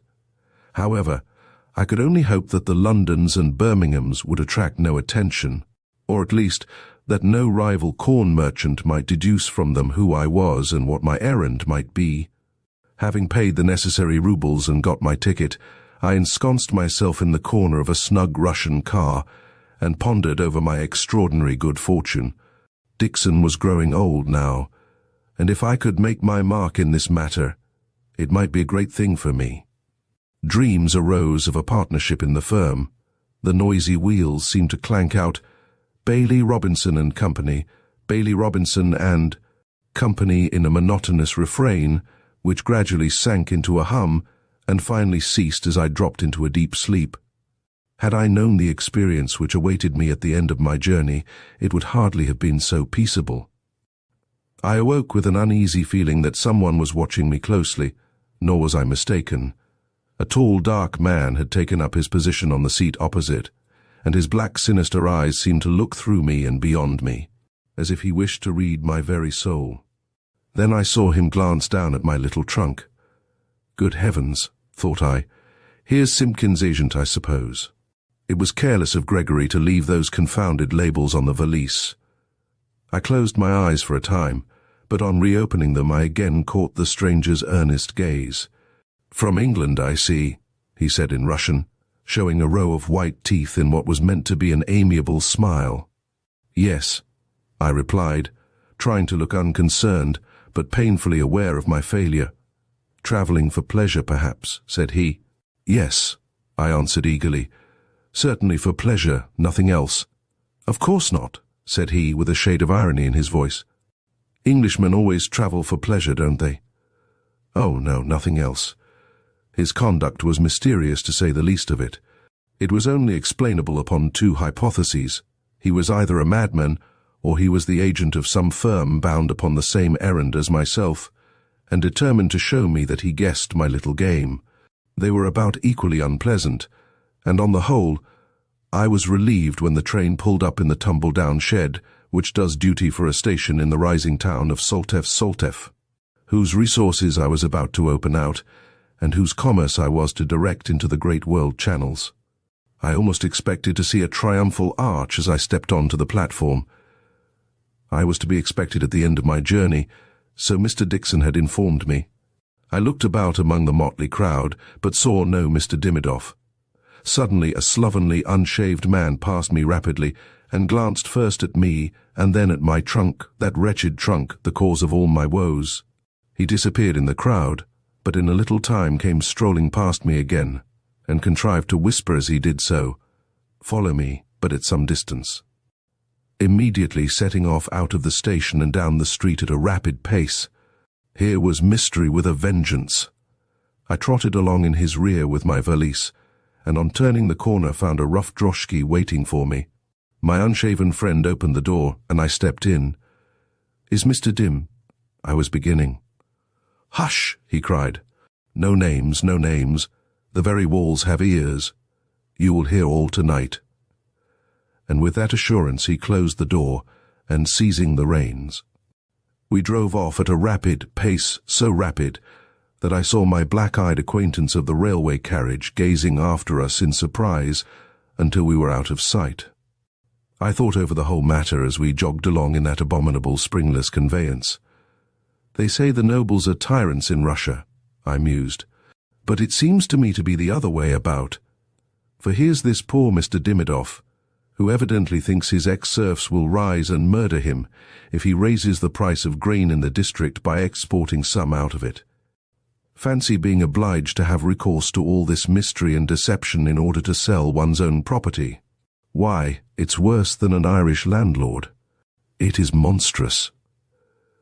Well, he doesn't seem to live in a very aristocratic quarter either, I soliloquized, as I gazed out at the narrow, crooked streets and the unkempt, dirty Muscovites whom we passed. I wish Gregory or someone was with me, for it's a cut-throat-looking shop. By Jove, he's pulling up. We must be there. We were there, to all appearance, for the droshky stopped, and my driver's shaggy head appeared through the aperture. "It is here, most honoured master," he said, as he helped me to alight. "Is Mr. Dimmy—" I commenced, but he interrupted me again. "Anything but names," he whispered. "Anything but that. You are too used to a land that is free. Caution, O sacred one." And he ushered me down a stone-flagged passage and up a stair at the end of it. "Sit for a few minutes in this room," he said, opening a door, "and a repast will be served for you." And with that he left me to my own reflections. Well, thought I, whatever Mr. Dimidoff's house may be like, His servants are undoubtedly well trained. O sacred one, and revered master. I wonder what he'd call old Dixon himself, if he is so polite to the clerk. I suppose it wouldn't be the thing to smoke in this little crib, but I could do a pipe nicely. By the way, how confoundedly like a cell it looks. It certainly did look like a cell. The door was an iron one, and enormously strong, while the single window was closely barred. The floor was of wood, and sounded hollow and insecure as I strode across it. Both floor and walls were thickly splashed with coffee or some other dark liquid. On the whole, it was far from being a place where one would be likely to become unreasonably festive.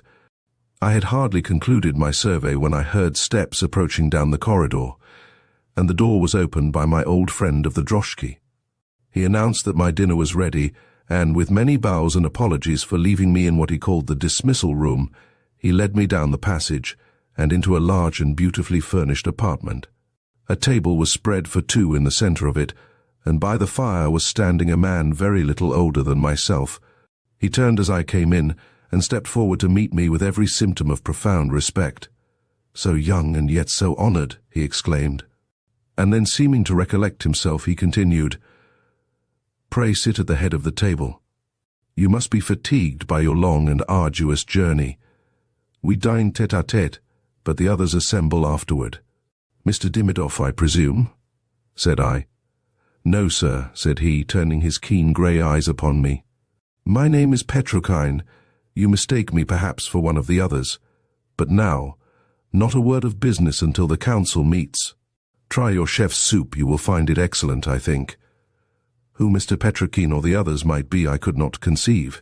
Land stewards of Dimidoff's, perhaps, though the name did not seem familiar to my companion. However, as he appeared to shun any business questions at present, I gave in to his humour, and we conversed on social life in England, a subject in which he displayed considerable knowledge and acuteness. His remarks, too, on Malthus and the laws of population were wonderfully good, though savouring somewhat of radicalism. "By the way," he remarked, as we smoked a cigar over our wine, "we should never have known you but for the English labels on your luggage. It was the luckiest thing in the world that Alexander noticed them. We had had no personal description of you. Indeed, we were prepared to expect a somewhat older man. You are young indeed, sir, to be entrusted with such a mission."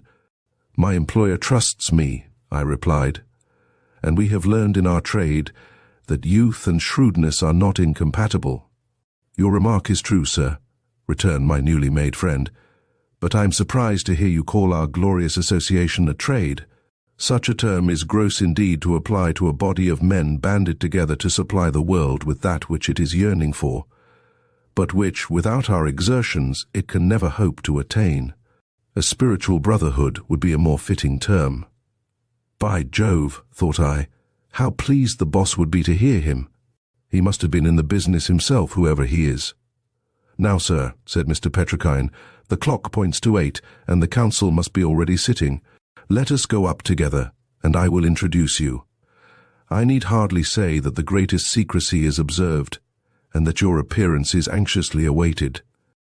I turned over in my mind as I followed him how I might best fulfill my mission and secure the most advantageous terms. They seemed as anxious as I was in the matter, and there appeared to be no opposition, so perhaps the best thing would be to wait and see what they would propose. I had hardly come to this conclusion when my guide swung open a large door at the end of a passage, and I found myself in a room larger and even more gorgeously fitted up than the one in which I had dined. A long table, covered with green baize and strewn with papers, ran down the middle, and round it were sitting 14 or 15 men conversing earnestly. The whole scene reminded me forcibly of a gambling hell I had visited some time before. Upon our entrance the company rose and bowed. I could not but remark that my companion attracted no attention, while every eye was turned upon me with a strange mixture of surprise and almost servile respect. A man at the head of the table, who was remarkable for the extreme pallor of his face as contrasted with his blue-black hair and moustache, waved his hand to a seat beside him, and I sat down.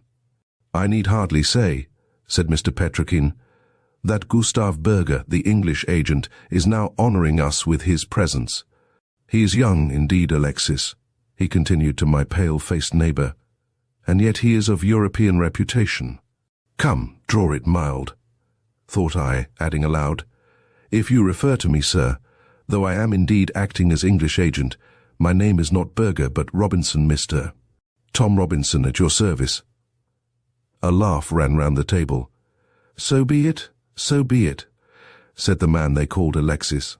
"I commend your discretion, most honoured sir. One cannot be too careful. Preserve your English sobriquet by all means.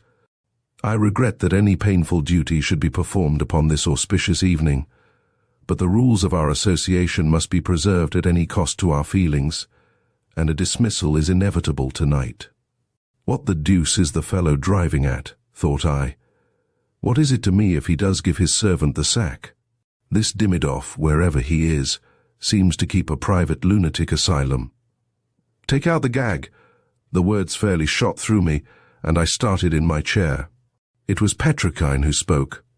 For the first time I noticed that a burly stout man sitting at the other end of the table had his arms tied behind his chair and a handkerchief round his mouth. A horrible suspicion began to creep into my heart. Where was I? Was I in Mr. Dimidoff's? Who were these men, with their strange words? "Take out the gag," repeated Petrokine, and the handkerchief was removed. "Now, Paul Ivanovitch," said he, "what have you to say before you go?" "Not a dismissal, sirs," he pleaded. "Not a dismissal, anything but that. I will go into some distant land, and my mouth shall be closed forever.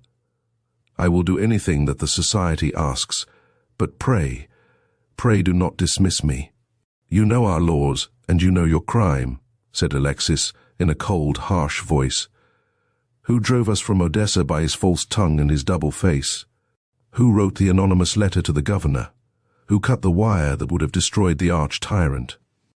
You did, Paul Ivanovitch, and you must die." I leaned back in my chair and fairly gasped. "Remove him," said Petrokine, and the man of the droshky, with two others, forced him out. I heard the footsteps pass down the passage, and then a door open and shut. Then came a sound as of a struggle, ended by a heavy, crunching blow and a dull thud. "So perish all who are false to their oath," said Alexis solemnly, and a hoarse "Amen" went up from his companions. "Death alone can dismiss us from our order," said another man further down. "But Mr. Berg, Mr. Robinson is pale. The scene has been too much for him after his long journey from England." "Oh, Tom, Tom," thought I, "if ever you get out of this scrape you'll turn over a new leaf. You're not fit to die, and that's a fact." It was only too evident to me now that by some strange misconception I had got in among a gang of cold-blooded Nihilists who mistook me for one of their order. I felt, after what I had witnessed, that my only chance of life was to try to play the role thus forced upon me until an opportunity for escape should present itself. So I tried hard to regain my air of self-possession, which had been so rudely shaken. "I am indeed fatigued," I replied, "but I feel stronger now. Excuse my momentary weakness." "It was but natural," said a man with a thick beard at my right hand. "And now, most honoured sir, how goes the cause in England?" "Remarkably well," I answered. "Has the Great Commissioner condescended to send a missive to the Soltev branch?" asked Petrokine. "Nothing in writing," I replied. "But he has spoken of it?" "Yes, he said he had watched it with feelings of the liveliest satisfaction," I returned. "'Tis well, 'tis well," ran round the table. I felt giddy and sick from the critical nature of my position. Any moment a question might be asked which would show me in my true colours. I rose and helped myself from a decanter of brandy which stood on a side table. The potent liquor flew to my excited brain, and as I sat down I felt reckless enough to be half amused at my position and inclined to play with my tormentors. I still, however, had all my wits about me. "You have been to Birmingham?" asked the man with the beard. "Many times," said I.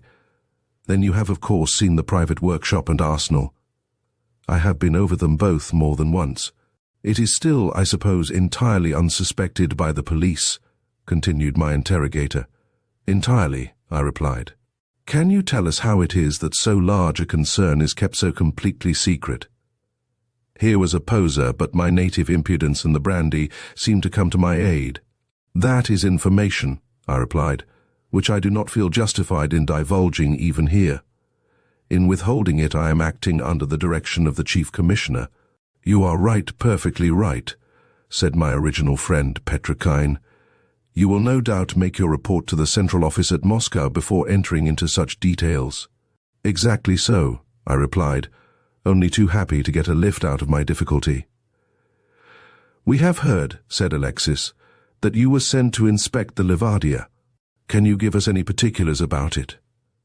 "Anything you ask I will endeavour to answer," I replied in desperation. "Have any orders been made in Birmingham concerning it?" "None when I left England." Well, there's plenty of time yet," said the man with the beard many months. "Will the bottom be of wood or iron?" "Of wood," I answered at random. "'Tis well," said another voice. "And what is the breadth of the Clyde below Greenock?" "It varies much," I replied. "On an average about 80 yards. "How many men does she carry?" asked an anemic-looking youth at the foot of the table, who seemed more fit for a public school than this den of murder. "About 300, said I. "A floating coffin," said the young nihilist in a sepulchral voice. "Are the storerooms on a level with or underneath the state cabins?" asked Petrokine. "Underneath," said I decisively, though I need hardly say I had not the smallest conception. "And now, most honoured sir," said Alexis, "tell us what was the reply of Bauer, the German socialist, to Ravinsky's proclamation." Here was a deadlock with a vengeance. Whether my cunning would have extricated me from it or not was never decided, for Providence hurried me from one dilemma into another, and a worse one. A door slammed downstairs, and rapid footsteps were heard approaching. Then came a loud tap outside, followed by two smaller ones. "The sign of the society," said Petrokine, "and yet we are all present. Who can it be?" The door was thrown open, and a man entered, dusty and travel-stained, but with an air of authority and power stamped on every feature of his harsh but expressive face. He glanced round the table, scanning each countenance carefully. There was a start of surprise in the room. He was evidently a stranger to them all. "What means this intrusion, sir?" said my friend with the beard. "Intrusion," said the stranger. "I was given to understand that I was expected, and had looked forward to a warmer welcome from my fellow associates. I am personally unknown to you, gentlemen, but I am proud to think that my name should command some respect among you. I am Gustav Berger, the agent from England, bearing letters from the Chief Commissioner to his well-beloved brothers of Soltef. One of their own bombs could hardly have created greater surprise had it been fired in the midst of them." Every eye was fixed alternately on me and upon the newly arrived agent. "If you are indeed Gustav Berger," said Petrokine, "who is this?" "That I am Gustav Berger these credentials will show," said the stranger, as he threw a packet upon the table. "Who that man may be I know not, but if he has intruded himself upon the lodge under false pretences, it is clear that he must never carry out of the room what he has learned. Speak, sir," he added, addressing me. "Who and what are you?" I felt that my time had come. My revolver was in my hip pocket, but what was that against so many desperate men? I grasped the butt of it, however, as a drowning man clings to a straw, and I tried to preserve my coolness as I glanced round at the cold, vindictive faces turned toward me. "Gentlemen," I said, "the role I have played tonight has been a purely involuntary one on my part. I am no police spy, as you seem to suspect, nor, on the other hand, have I the honour to be a member of your association. I am an inoffensive corn dealer, who by an extraordinary mistake has been forced into this unpleasant and awkward position." I paused for a moment. Was it my fancy that there was a peculiar noise in the street, a noise as of many feet treading softly? No, it had died away. It was but the throbbing of my own heart. "I need hardly say," I continued, "that anything I may have heard tonight will be safe in my keeping. I pledge my solemn honour as a gentleman that not one word of it shall transpire through me." The senses of men in great physical danger become strangely acute, or their imagination plays them curious tricks. My back was toward the door as I sat. but I could have sworn that I heard heavy breathing behind it. Was it the three minions whom I had seen before in the performance of their hateful functions, and who, like vultures, had sniffed another victim? I looked round the table. Still the same hard, cruel faces. Not one glance of sympathy. I cocked the revolver in my pocket. There was a painful silence, which was broken by the harsh, grating voice of Petrokeen. "Promises are easily made and easily broken," he said. "There is but one way of securing eternal silence. It is our lives or yours. Let the highest among us speak." "You are right, sir," said the English agent. "There is but one course open. He must be dismissed." I knew what that meant in their confounded jargon and sprang to my feet. "By heaven," I shouted, putting my back against the door, "you shan't butcher a free Englishman like a sheep. The first among you who stirs, drops." A man sprang at me. I saw along the sights of my derringer the gleam of a knife and the demoniacal face of Gustav Berger. Then I pulled the trigger, and, with his hoarse screams sounding in my ears, I was felled to the ground by a crashing blow from behind. Half unconscious, and pressed down by some heavy weight, I heard the noise of shouts and blows above me, and then I fainted away. When I came to myself, I was lying among the debris of the door, which had been beaten in on the top of me. Opposite were a dozen of the men who had lately sat in judgment upon me, tied 2 and 2, and guarded by a score of Russian soldiers. Beside me was the corpse of the ill-fated English agent, the whole face blown in by the force of the explosion. Alexis and Petrokeen were both lying on the floor like myself, bleeding profusely. "Well, young fellow, you've had a narrow escape," said a hearty voice in my ear. I looked up and recognized my black-eyed acquaintance of the railway carriage. "Stand up," he continued. "You're only a bit stunned, no bones broken. It's no wonder I mistook you for the Nihilist agent, when the very lodge itself was taken in. Well, you're the only stranger who ever came out of this den alive. Come downstairs with me. I know who you are, and what you are after now. I'll take you to Mr. Dimidoff." "Nay, don't go in there," he cried, as I walked toward the door of the cell into which I had been originally ushered. "Keep out of that. You've seen evil sights enough for one day. Come down and have a glass of liquor." He explained as we walked back to the hotel that the police of Solteff, of which he was the chief, had had warning and been on the lookout during some time for this Nihilist emissary. My arrival in so unfrequented a place, coupled with my air of secrecy and the English labels on that confounded portmanteau of Gregory's, had completed the business. I have little more to tell. My socialistic acquaintances were all either transported to Siberia or executed. My mission was performed to the satisfaction of my employers. My conduct during the whole business has won me promotion, and my prospects for life have been improved since that horrible night, the remembrance of which still makes me shiver. Chapter 8. Bones, the April Fool of Harvey's Sluice. Abe Durton's cabin was not beautiful. People had been heard to assert that it was ugly, and even after the fashion of Harvey's Sluice, have gone the length of prefixing their adjective with a forcible expletive, which emphasized their criticism. Abe, however, was a stolid and easy-going man, on whose mind the remarks of an unappreciative public made but little impression. He had built the house himself, and it suited his partner and him, and what more did they want? Indeed, he was rather touchy upon the subject. "Though I says it, as raised it," he remarked, "it'll lay over any shanty in the valley. Holes. Well, of course there are holes. You wouldn't get fresh air without holes. There's nothing stuffy about my house. Rain? Well, if it does let the rain in, ain't it an advantage to know it's raining without getting up to unbar the door? I wouldn't own a house that didn't leak some. As to its being off the perpendicular, I like a house with a bit of a tilt.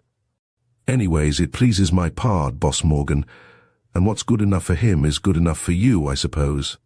At which approach to personalities his antagonist usually sheered off, and left the honours of the field to the indignant architect. But whatever difference of opinion might exist as to the beauty of the establishment, there could be no question as to its utility. To the tired wayfarer, plodding along the Buckhurst Road in the direction of the Sluice, the warm glow upon the summit of the hill was a beacon of hope and of comfort. Those very holes at which the neighbours sneered helped to diffuse a cheery atmosphere of light around, which was doubly acceptable on such a night as the present. There was only one man inside the hut, and that was the proprietor, Abe Durden himself, or Bones, as he had been christened with the rude heraldry of the camp. He was sitting in front of the great wood fire, gazing moodily into its glowing depths, and occasionally giving a log a kick of remonstrance when it showed any indication of dying into a smoulder. His fair Saxon face, with its bold, simple eyes and crisp yellow beard, stood out sharp and clear against the darkness as the flickering light played over it. It was a manly, resolute countenance, and yet the physiognomist might have detected something in the lines of the mouth which showed a weakness somewhere. An indecision which contrasted strangely with his Herculean shoulders and massive limbs. Abe's was one of those trusting, simple natures which are as easy to lead as they are impossible to drive. And it was this happy pliability of disposition which made him at once the butt and the favourite of the dwellers in the Sluice. Badinage in that primitive settlement was of a somewhat ponderous character, yet no amount of chaff had ever brought a dark look on Bones's face or an unkind thought into his honest heart.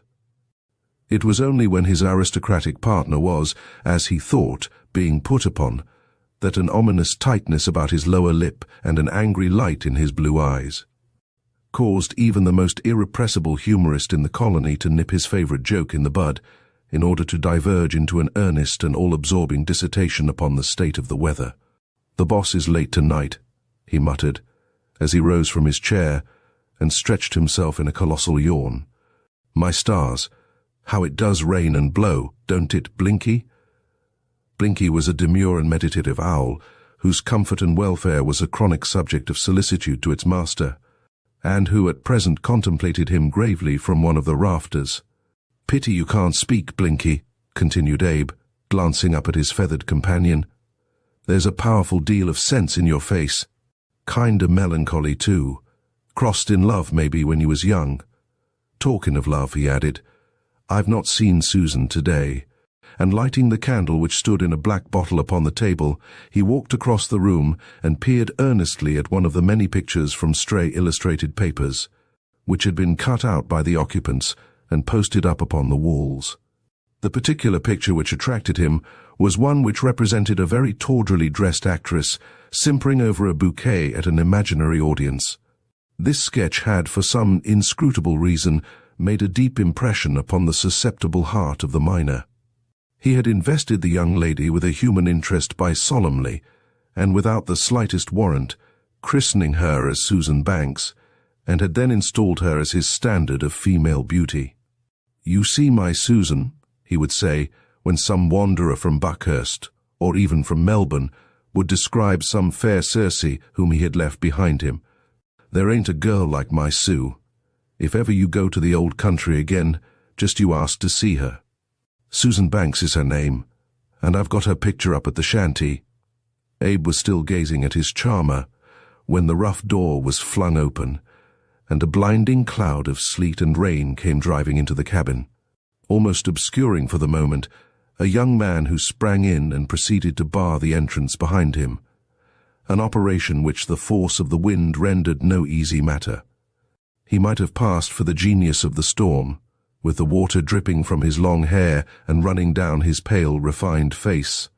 "Well," he said, in a slightly peevish voice, "haven't you got any supper?" "Waiting and ready," said his companion cheerily, pointing to a large pot which bubbled by the side of the fire. "You seem sort of damp." "Damp be hanged. I'm soaked, man, thoroughly saturated. It's a night that I wouldn't have a dog out, at least not a dog that I had any respect for. Hand over that dry coat from the peg."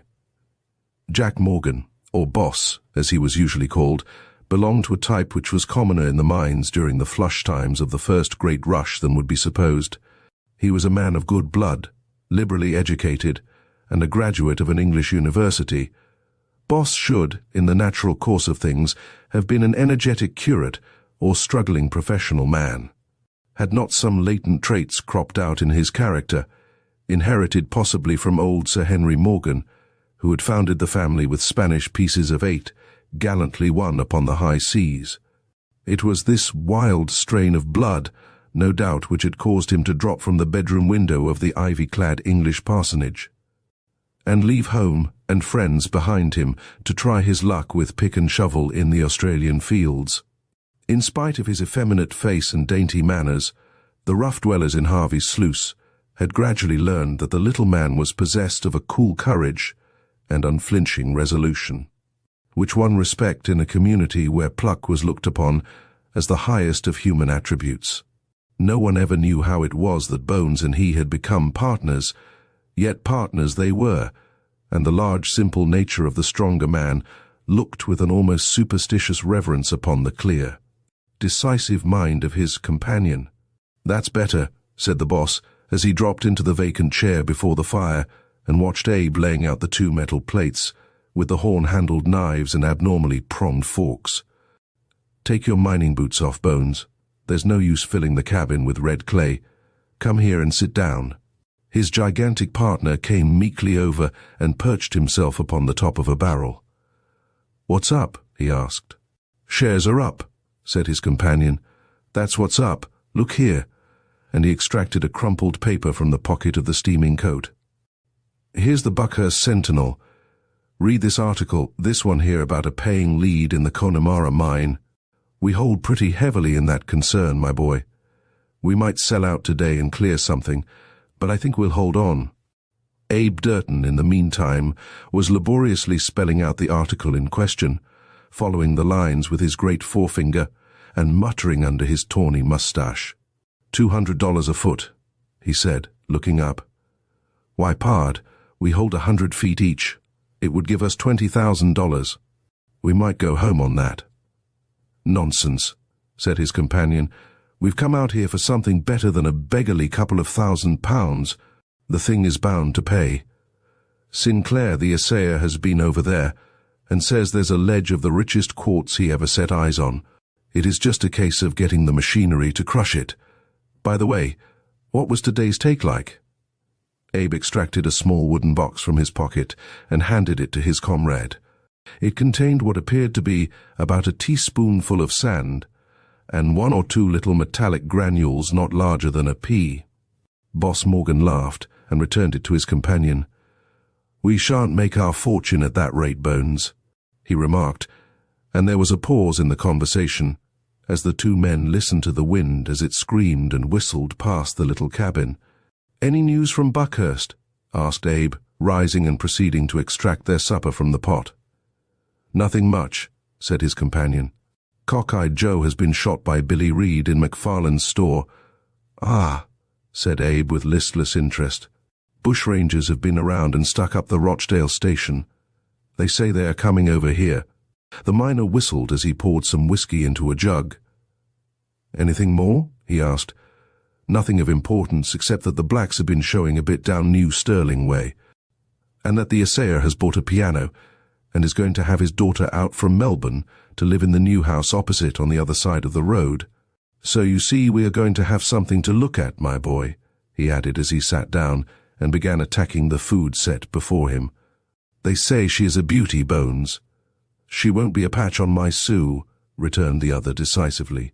His partner smiled as he glanced round at the flaring print upon the wall. Suddenly he dropped his knife and seemed to listen.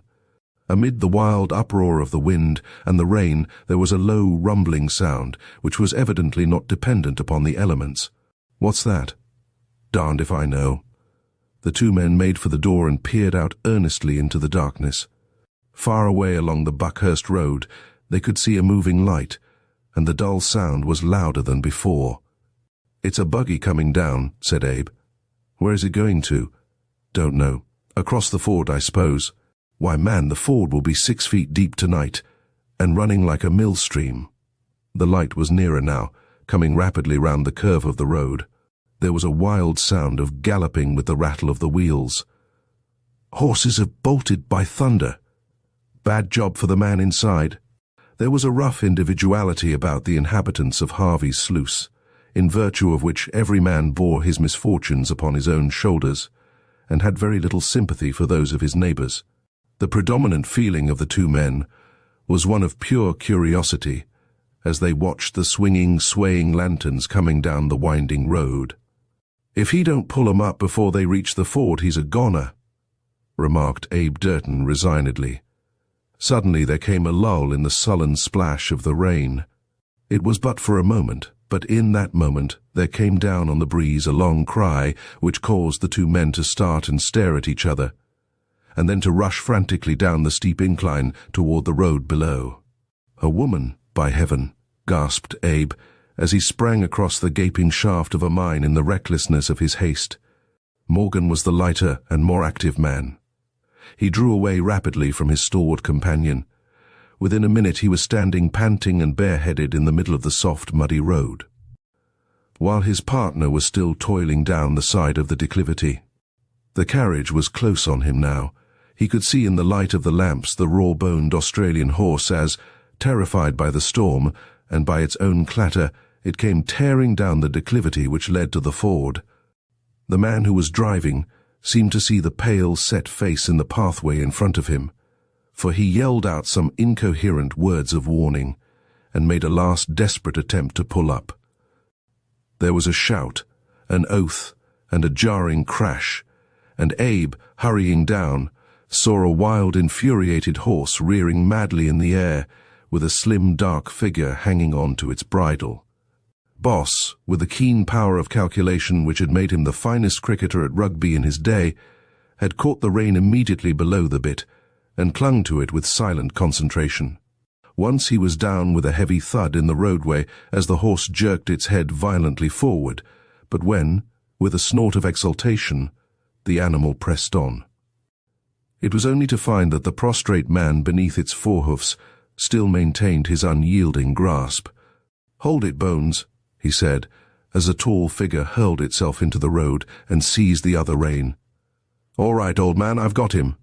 And the horse, cowed by the sight of a fresh assailant, quieted down and stood shivering with terror. "Get up, boss, it's safe now." But poor Boss lay groaning in the mud. "I can't do it, Bones." There was a catch in the voice as of pain. "There's something wrong, old chap, but don't make a fuss. It's only a shake. Give me a lift up." Abe bent tenderly over his prostrate companion. He could see that he was very white and breathing with difficulty. "Cheer up, old boss," he murmured.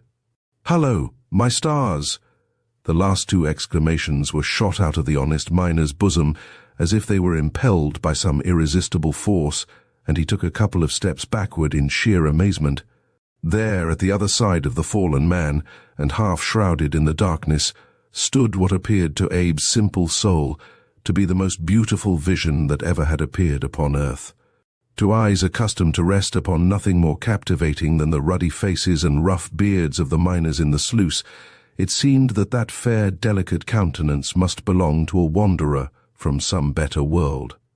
Abe gazed at it with a wondering reverence, oblivious for the moment even of his injured friend upon the ground. "Oh, Papa," said the apparition in great distress. "He is hurt. The gentleman is hurt." And with a quick feminine gesture of sympathy, she bent her lithe figure over Boss Morgan's prostrate figure. "Why, it's Abe Durton and his partner," said the driver of the buggy, coming forward and disclosing the grizzled features of Mr. Joshua Sinclair, the assayer to the mines. "I don't know how to thank you, boys. The infernal brute got the bit between his teeth, and I should have had to have thrown Carrie out and chanced it in another minute." "That's right," he continued, as Morgan staggered to his feet. "Not much hurt, I hope." "I can get up to the hut now," said the young man, steadying himself upon his partner's shoulder. "How are you going to get Miss Sinclair home?" "Oh, we can walk," said that young lady, shaking off the effects of her fright with all the elasticity of youth. "We can drive and take the road round the bank so as to avoid the ford," said her father. "The horse seems cowed enough now. You need not be afraid of it, Carrie. I hope we shall see you at the house. Both of you. Neither of us can easily forget this night's work." Miss Carrie said nothing, but she managed to shoot a little demure glance of gratitude from under her long lashes, to have one which honest Abe felt that he would have cheerfully undertaken to stop a runaway locomotive. There was a cheery shout of "Good night," a crack of the whip, and the buggy rattled away in the darkness. "You told me the men were rough and nasty, Pa," said Miss Carrie Sinclair, after a long silence, when the two dark shadows had died away in the distance, and the carriage was speeding along by the turbulent stream. "I don't think so. I think they are very nice." And Carrie was unusually quiet for the remainder of her journey, and seemed more reconciled to the hardship of leaving her dear friend Amelia in the far-off boarding school at Melbourne. That did not prevent her from writing a full, true, and particular account of their little adventure to the same young lady upon that very night. They stopped the horse, darling, and one poor fellow was hurt. And oh, Amy, if you had seen the other one in a red shirt, with a pistol at his waist. I couldn't help thinking of you, dear. He was just your idea. You remember, a yellow mustache and great blue eyes, and how he did stare at poor me. You never see such men in Burke Street, Amy, and so on, for 4 pages of pretty feminine gossip. In the meantime, poor boss, badly shaken, had been helped up the hill by his partner, and regained the shelter of the shanty. Abe doctored him out of the rude pharmacopoeia of the camp, and bandaged up his strained arm. Both were men of few words, and neither made any allusion to what had taken place. It was noticed, however, by Blinky, that his master failed to pay his usual nightly orisons before the shrine of Susan Banks. Whether this sagacious fowl drew any deductions from this, and from the fact that Bones sat long and earnestly smoking by the smouldering fire, I know not. Suffice it that as the candle died away and the miner rose from his chair, his feathered friend flew down upon his shoulder, and was only prevented from giving vent to a sympathetic hoot by Abe's warning finger, and its own strong inherent sense of propriety. A casual visitor dropping into the straggling township of Harvey's Sluice, shortly after Miss Carrie Sinclair's arrival, would have noticed a considerable alteration in the manners and customs of its inhabitants. Whether it was the refining influence of a woman's presence, or whether it sprang from an emulation excited by the brilliant appearance of Abe Durton, it is hard to say, probably from a blending of the two. Certain it is that that young man had suddenly developed an affection for cleanliness and a regard for the conventionalities of civilization, which aroused the astonishment and ridicule of his companions. That Boss Morgan should pay attention to his personal appearance had long been set down as a curious and inexplicable phenomenon, depending upon early education, but that loose-limbed, easy-going Bones should flaunt about in a clean shirt was regarded by every grimy denizen of the sluice as a direct and premeditated insult. In self-defense, therefore, there was a general cleaning up after working hours, and such a run upon the grocery establishment that soap went up to an unprecedented figure, and a fresh consignment had to be ordered from McFarlane's store in Buckhurst. "Is this here a free mining camp, or is it a darned Sunday school?" had been the indignant query of Long McCoy, a prominent member of the reactionary party who had failed to advance with the times, having been absent during the period of regeneration. But his remonstrance met with but little sympathy, and at the end of a couple of days a general turbidity of the creek announced his surrender, which was confirmed by his appearance in the colonial bar with a shining and bashful face and hair which was redolent of bear's grease. "I felt kinda lonesome," he remarked apologetically, "so I thought as I'd have a look what was under the clay," and he viewed himself approvingly in the cracked mirror which graced the select room of the establishment. Our casual visitor would have noticed a remarkable change also in the conversation of the community. Somehow, when a certain dainty little bonnet with a sweet girlish figure beneath it was seen in the distance among the disused shafts and mounds of red earth which disfigured the sides of the valley, there was a warning murmur, and a general clearing off of the cloud of blasphemy, which was, I regret to state, an habitual characteristic of the working population of Harvey's Sluice. Such things only need a beginning, and it was noticeable that long after Miss Sinclair had vanished from sight, there was a decided rise in the moral barometer of the Gulches. Men found by experience that their stock of adjectives was less limited than they had been accustomed to suppose, and that the less forcible were sometimes even more adapted for conveying their meaning. Abe had formerly been considered one of the most experienced valuators of an ore in the settlement. It had been commonly supposed that he was able to estimate the amount of gold in a fragment of quartz with remarkable exactness. This, however, was evidently a mistake. Otherwise he would never have incurred the useless expense of having so many worthless specimens assayed as he now did. Mr. Joshua Sinclair found himself inundated with such a flood of fragments of mica and lumps of rock containing decimal percentages of the precious metals, that he began to form a very low opinion of the young man's mining capabilities. It is even asserted that Abe shuffled up to the house one morning with a hopeful smile, and after some fumbling, produced half a brick from the bosom of his jersey, with the stereotyped remark that he thought he'd struck it at last, and so had dropped in to ask him to cipher out an estimate. As this anecdote rests, however, upon the unsupported evidence of Jim's struggles, the humorist of the camp, there may be some slight inaccuracy of detail. It is certain that what with professional business in the morning and social visits at night, the tall figure of the miner was a familiar object in the little drawing-room of Azalea Villa, as the new house of the assayer had been magniloquently named. He seldom ventured upon a remark in the presence of its female occupant, but would sit on the extreme edge of his chair in a state of speechless admiration while she rattled off some lively air upon the newly imported piano. Many were the strange and unexpected places in which his feet turned up.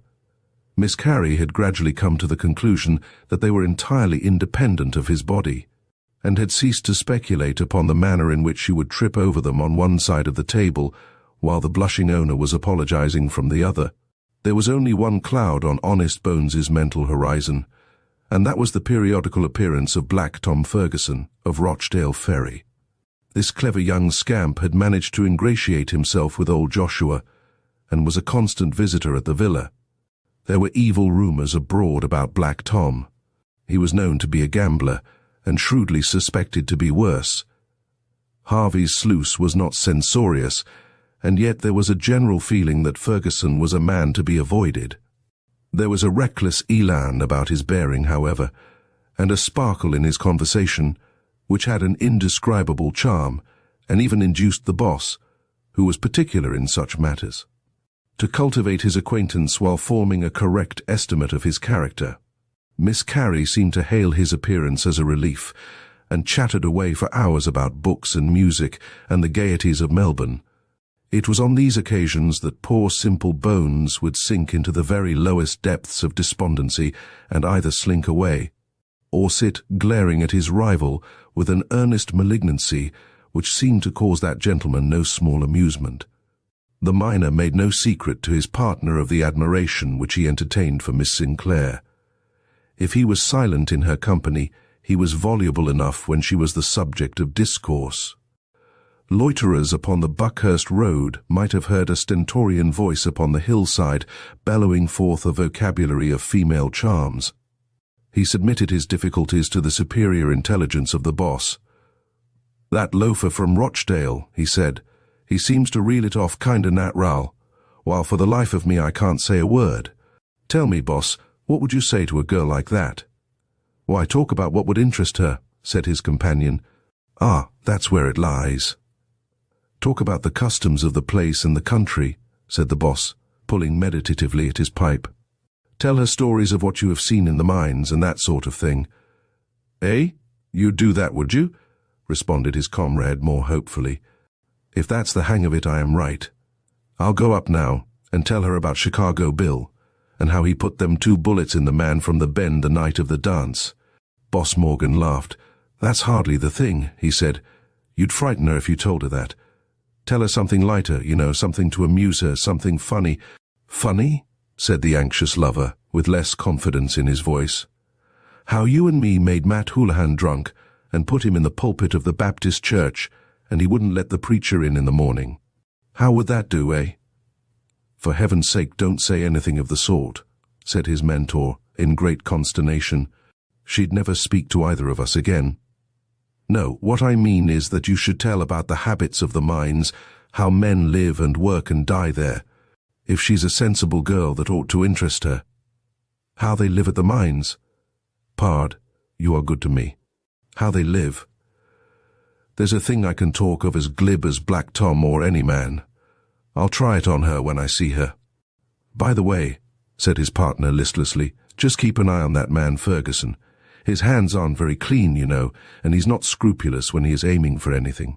You remember how Dick Williams of English Town was found dead in the bush? Of course it was Rangers that did it. They do say, however, that Black Tom owed him a deal more money than he could ever have paid. There's been one or two queer things about him. Keep your eye on him, Abe. Watch what he does. I will, said his companion. And he did. He watched him that very night.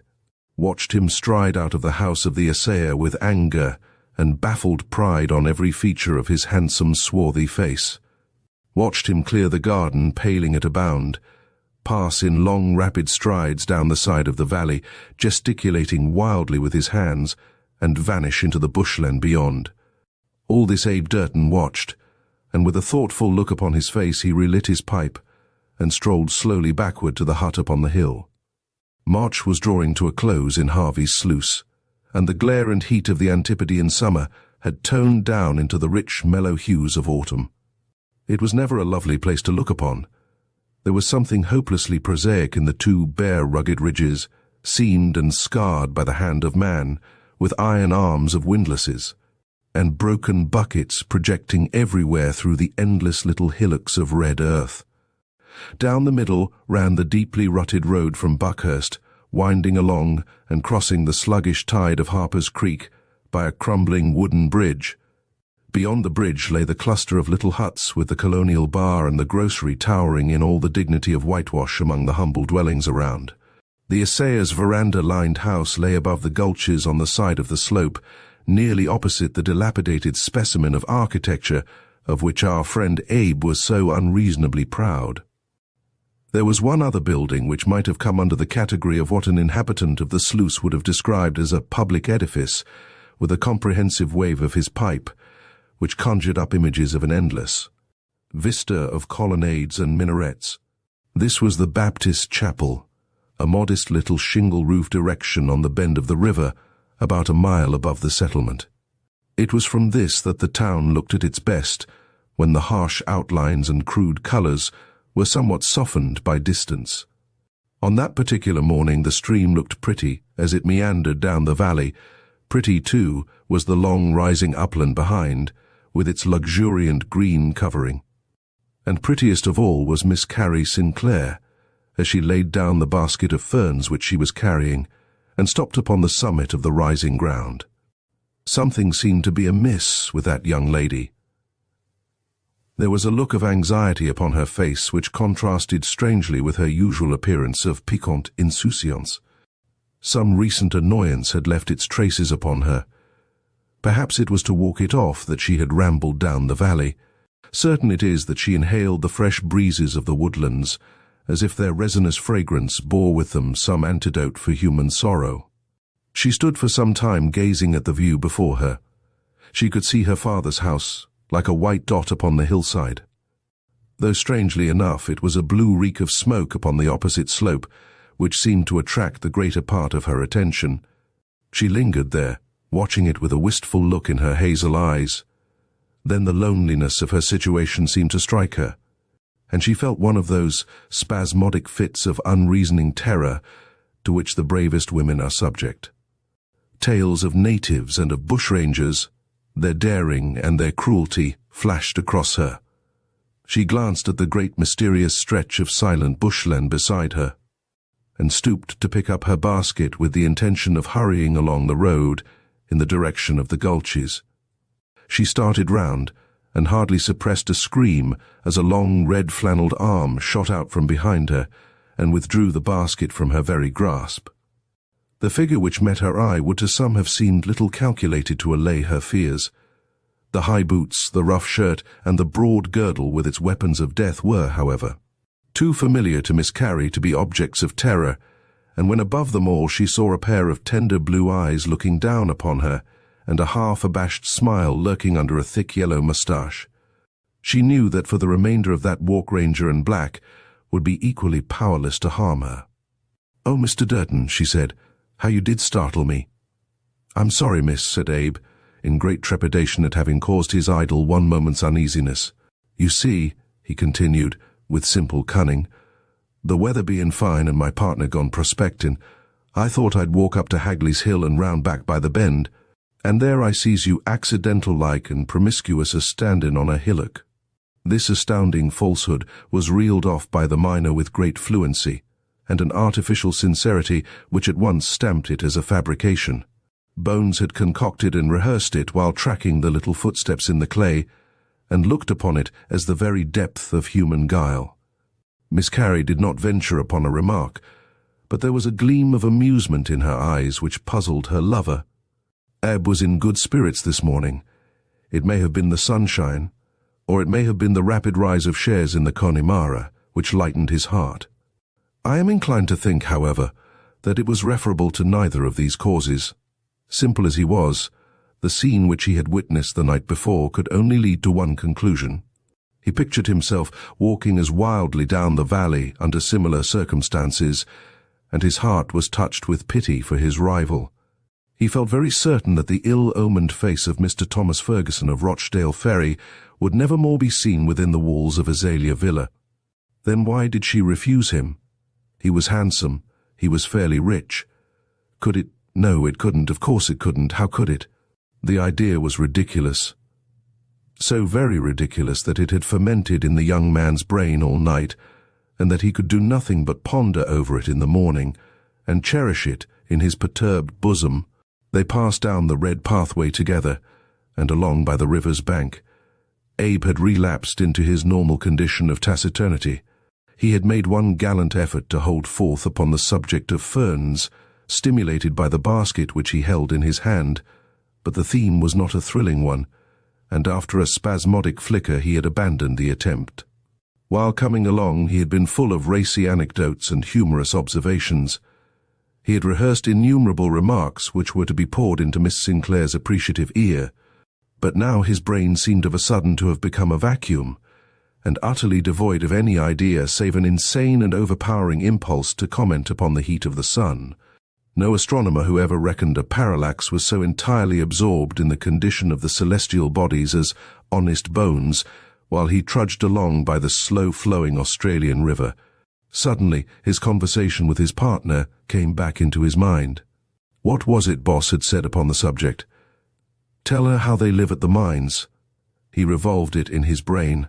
It seemed a curious thing to talk about, but Boss had said it, and Boss was always right.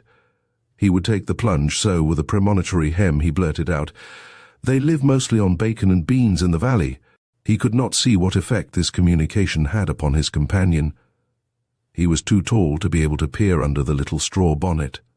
She did not answer. He would try again. Mutton on Sundays, he said. Even this failed to arouse any enthusiasm. In fact, she seemed to be laughing. Boss was evidently wrong. The young man was in despair. The sight of a ruined hut beside the pathway conjured up a fresh idea. He grasped at it, as a drowning man to a straw. Cockney Jack built that, he remarked. Lived there till he died. What did he die of? Asked his companion. 3-star brandy, said Abe decisively. I used to come over of a night when he was bad and sit by him. Poor chap. He had a wife and 2 children in Putney. He'd rave and call me Polly by the hour. He was cleaned out, hadn't a red cent, but the boys collected rough gold enough to see him through. He's buried there in that shaft. That was his claim, so we just dropped him down it and filled it up. Put down his pick too, and a spade and a bucket, so's he'd feel kinder perky and at home. Miss Carey seemed more interested now. Do they often die like that? She asked. Well, brandy kills many, but there's more gets dropped shot, you know. I don't mean that. Do many men die alone and miserable down there, with no one to care for them? And she pointed to the cluster of houses beneath them. Is there anyone dying now? It is awful to think of. There's none as I know's unlikely to throw up their hand. I wish you wouldn't use so much slang, Mr. Durden, said Carey, looking up at him reprovingly out of her violet eyes. It was strange what an air of proprietorship this young lady was gradually assuming toward her gigantic companion. "You know it isn't polite. You should get a dictionary and learn the proper words." "Ah, that's it," said Bones apologetically. "It's getting your hand on the proper one. When you've not got a steam drill, you've got to put up with a pick. Yes, but it's easy if you really try. You could say that a man was dying or moribund, if you like." "That's it," said the miner enthusiastically. "Moribund, that's a word. Why, you could lay over Boss Morgan in the matter of words. Moribund. There's some sound about that." Carrie laughed. "It's not the sound you must think of, but whether it will express your meaning. Seriously, Mr. Durden, if anyone should be ill in the camp, you must let me know.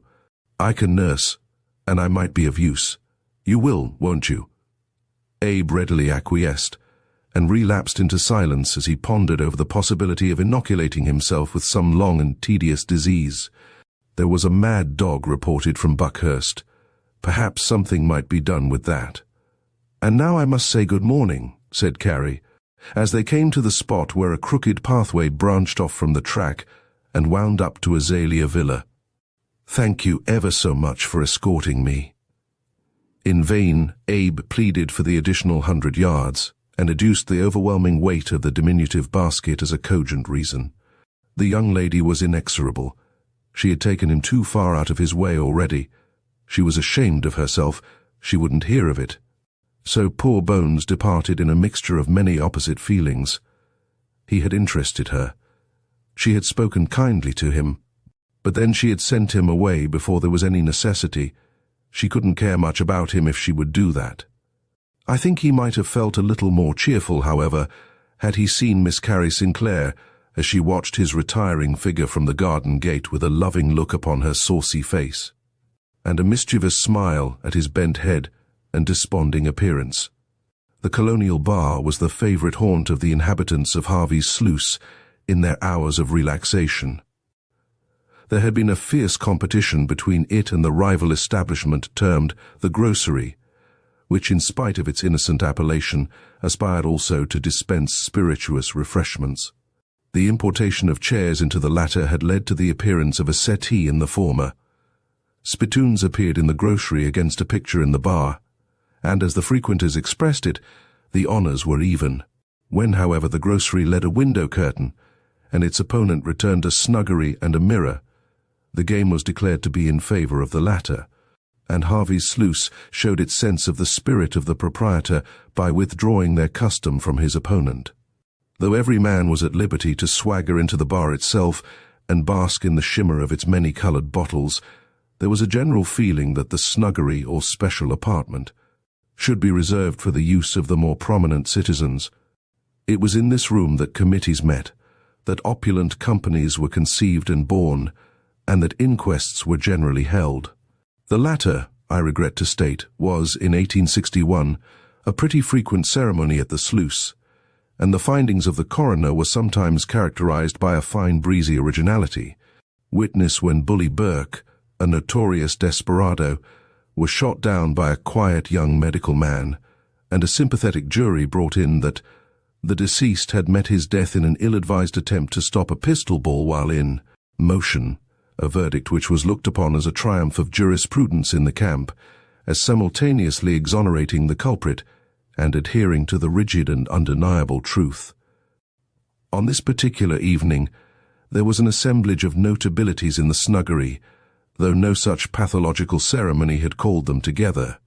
Many changes had occurred of late which merited discussion, and it was in this chamber, gorgeous in all the effete luxury of the mirror and settee, that Harvey Sluice was wont to exchange ideas.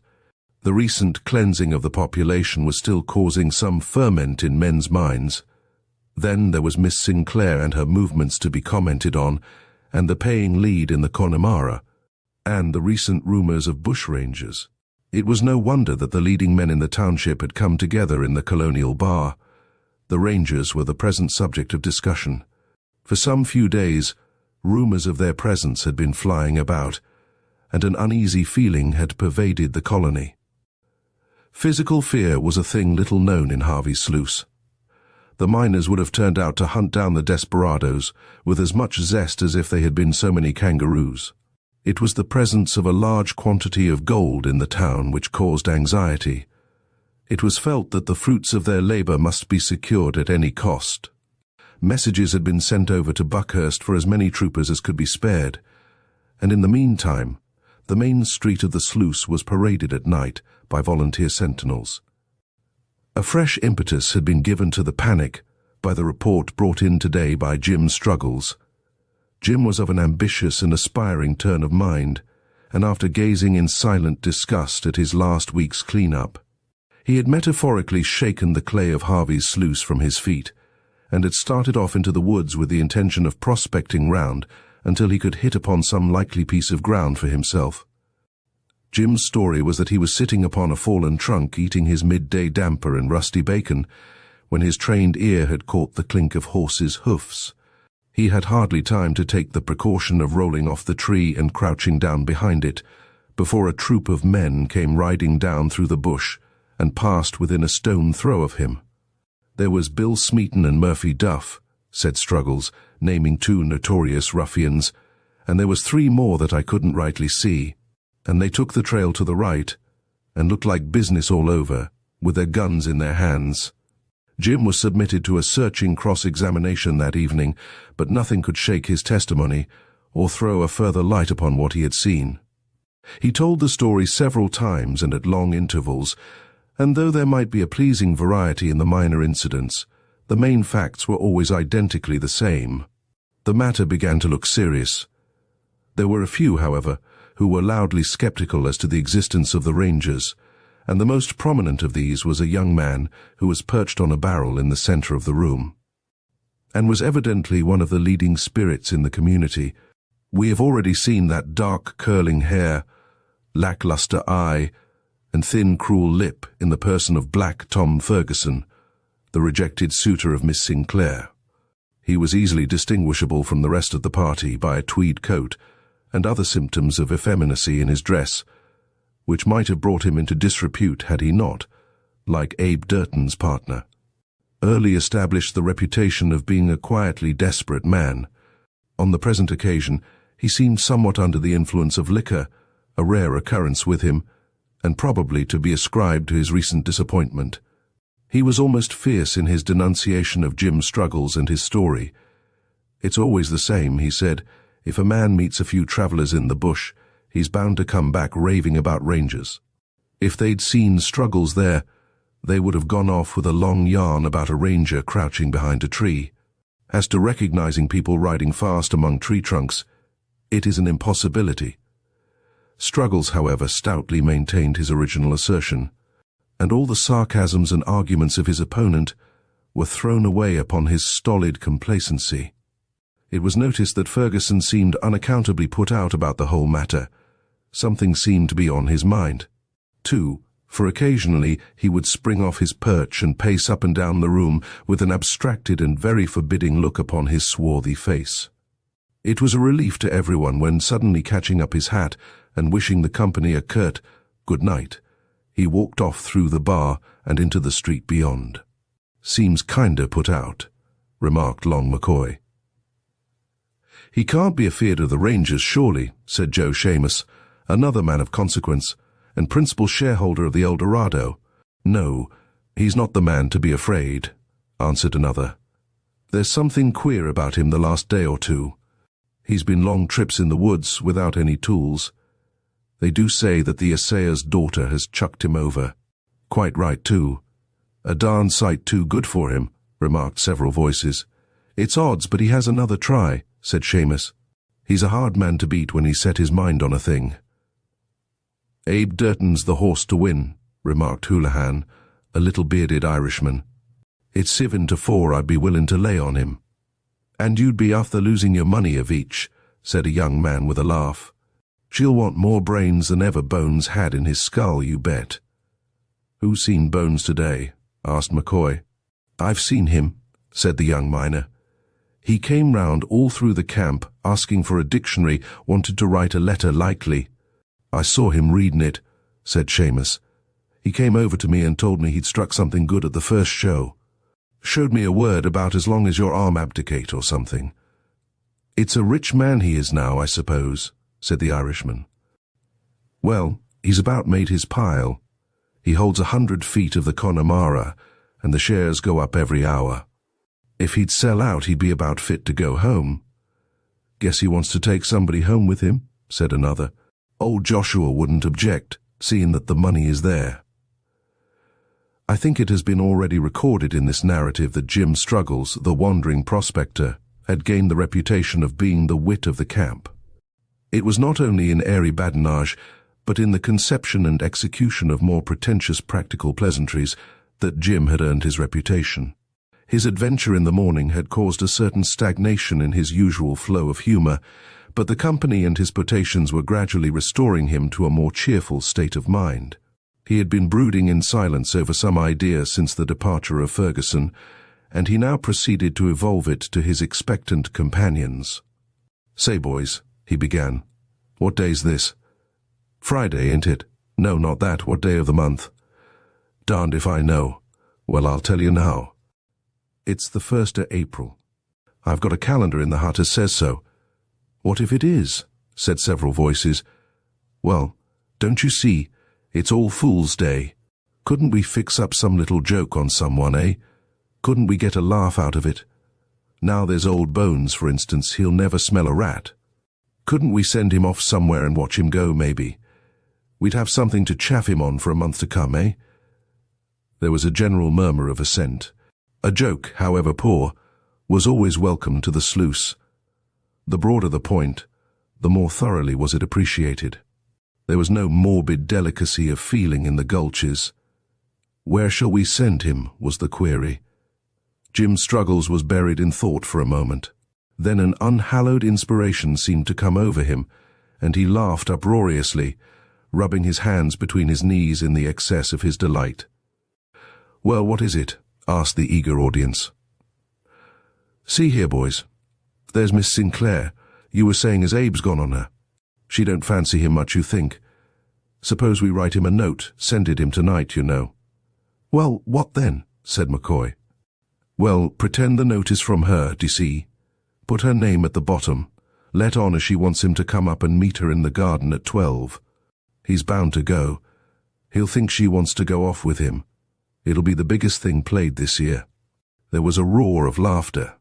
The idea conjured up of honest Bones mooning about in the garden, and of old Joshua coming out to remonstrate with a double-barreled shotgun, was irresistibly comic.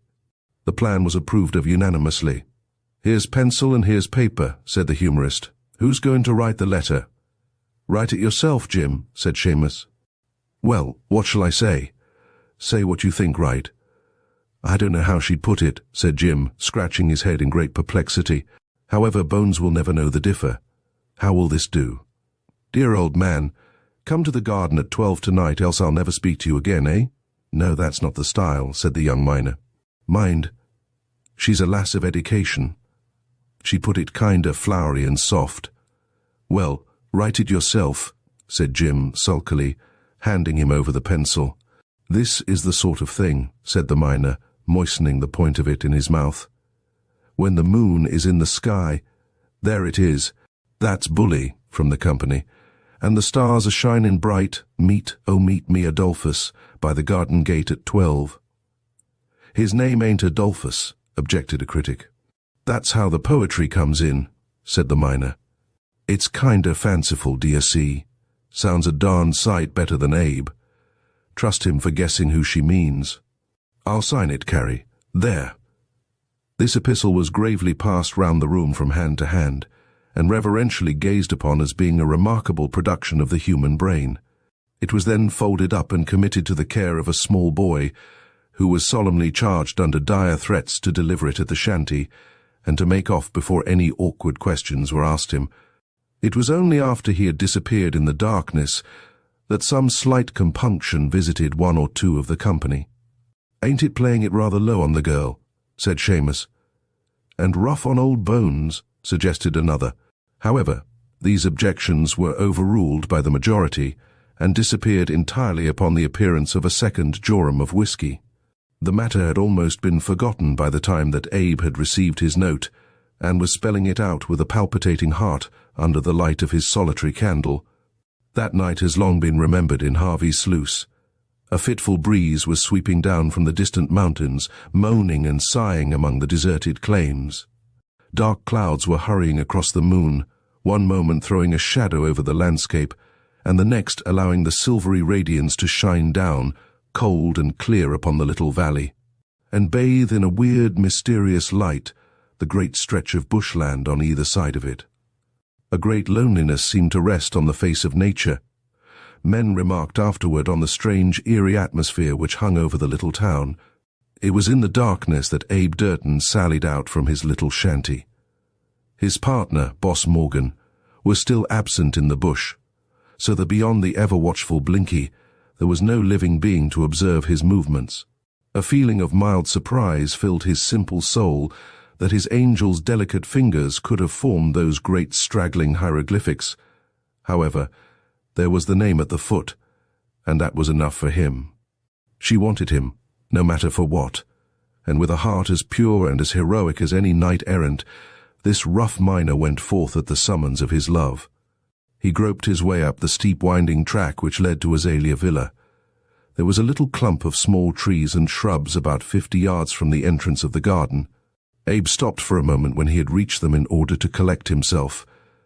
It was hardly 12 yet, so that he had a few minutes to spare. He stood under their dark canopy peering at the White House vaguely outlined in front of him. A plain enough little dwelling place to any prosaic mortal, but girt with reverence and awe in the eyes of the lover. The miner paused under the shade of the trees and then moved on to the garden gate. There was no one there. He was evidently rather early. The moon was shining brightly now, and the country round was as clear as day. Abe looked past the little villa at the road, which ran like a white winding streak over the brow of the hill. A watcher behind could have seen his square athletic figure standing out sharp and clear. Then he gave a start as if he had been shot, and staggered up against the little gate beside him. He had seen something which caused even his sunburned face to become a shade paler as he thought of the girl so near him. Just at the bend of the road, not 200 yards away, he saw a dark moving mass coming round the curve and lost in the shadow of the hill. It was but for a moment, yet in that moment the quick perception of the practiced woodman had realized the whole situation.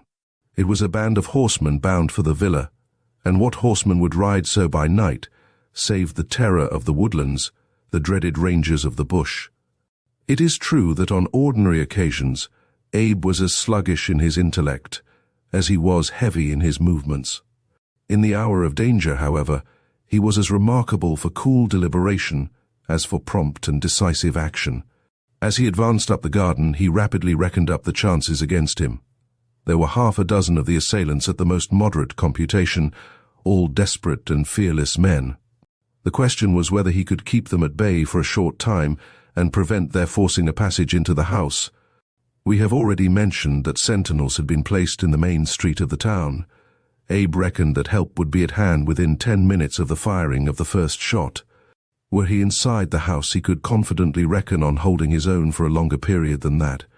Before he could rouse the sleepers and gain admission, however, the rangers would be upon him. He must content himself with doing his utmost. At any rate, he would show Carrie that if he could not talk to her, he could at least die for her. The thought gave him quite a glow of pleasure as he crept under the shadow of the house. He cocked his revolver.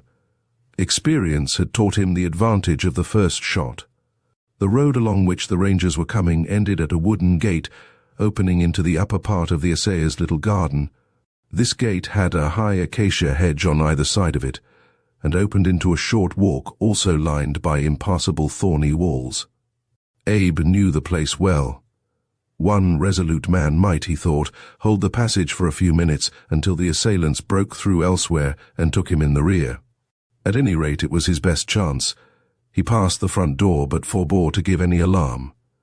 Sinclair was an elderly man and would be of little assistance in such a desperate struggle as was before him, and the appearance of lights in the house would warn the rangers of the resistance awaiting them.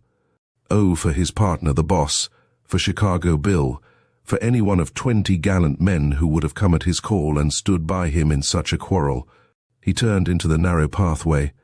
There was the well-remembered wooden gate, and there, perched upon the gate, languidly swinging his legs backward and forward and peering down the road in front of him, was Mr. John Morgan, the very man for whom Abe had been longing from the bottom of his heart. There was short time for explanations. A few hurried words announced that the boss, returning from his little tour, had come across the rangers riding on their mission of darkness and overhearing their destination, had managed, by hard running and knowledge of the country, to arrive before them. No time to alarm anyone, he explained, still panting from his exertions. Must stop them ourselves. Not come for swag, come for your girl. Only over our bodies' bones. And with these few broken words, the strangely assorted friends shook hands and looked lovingly into each other's eyes, while the tramp of the horses came down to them on the fragrant breeze of the woods. There were 6 rangers in all. One who appeared to be leader rode in front, while the others followed in a body. They flung themselves off their horses when they were opposite the house, and after a few muttered words from their captain, tethered the animals to a small tree and walked confidently toward the gate.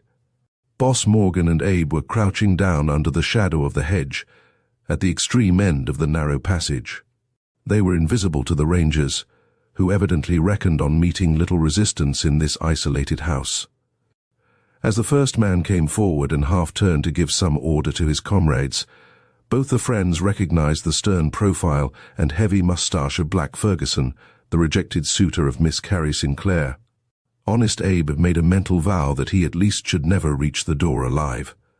The ruffian stepped up to the gate and put his hand upon the latch. He started as a stentorian "Stand back" came thundering out from among the bushes. In war, as in love, the miner was a man of few words. "There's no road this way," explained another voice, with an infinite sadness and gentleness about it which was characteristic of its owner when the devil was rampant in his soul. The ranger recognized it. He remembered the soft, languid address which he had listened to in the billiard-room of the Buckhurst Arms, and which had wound up by the mild orator putting his back against the door, drawing a derringer, and asking to see the sharper who would dare to force a passage. "It's that infernal fool Durton," he said, and his white-faced friend. Both were well-known names in the country round, but the rangers were reckless and desperate men. They drew up to the gate in a body. "Clear out of that," said their leader in a grim whisper. "You can't save the girl. Go off with whole skins while you have the chance." The partners laughed. "Then curse you, come on." The gate was flung open and the party fired a straggling volley and made a fierce rush toward the gravelled walk. The revolvers cracked merrily in the silence of the night from the bushes at the other end. It was hard to aim with precision in the darkness. The second man sprang convulsively into the air and fell upon his face with his arms extended, writhing horribly in the moonlight. The third was grazed in the leg and stopped. The others stopped out of sympathy. After all, the girl was not for them, and their heart was hardly in the work. Their captain rushed madly on, like a valiant blackguard as he was, but was met by a crashing blow from the butt of Abe Durton's pistol, delivered with a fierce energy which sent him reeling back among his comrades with the blood streaming from his shattered jaw, and his capacity for cursing cut short at the very moment when he needed to draw upon it most. "Don't go yet," said the voice in the darkness. However, they had no intention of going yet. A few minutes must elapse, they knew, before Harvey's Sluice could be upon them. There was still time to force the door if they could succeed in mastering the defenders. What Abe had feared came to pass. Black Ferguson knew the ground as well as he did. He ran rapidly along the hedge, and the 5 crashed through it, where there was some appearance of a gap. The two friends glanced at each other. Their flank was turned. They stood up like men who knew their fate and did not fear to meet it. There was a wild medley of dark figures in the moonlight, and a ringing cheer from well-known voices. The humorists of Harvey's Sluice had found something even more practical than the joke which they had come to witness. The partners saw the faces of friends beside them. Shamus, Struggles, McCoy. There was a desperate rally, a sweeping fiery rush, a cloud of smoke, with pistol shots and fierce oaths ringing out of it, and when it lifted, a single dark shadow flying for dear life to the shelter of the broken hedge was the only ranger upon his feet within the little garden.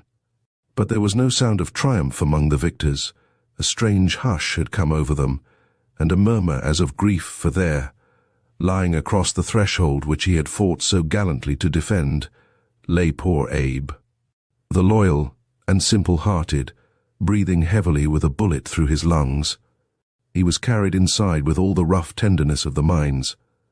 There were men there, I think, who would have borne his hurt to have had the love of that white girlish figure, which bent over the blood-stained bed and whispered so softly and so tenderly in his ear.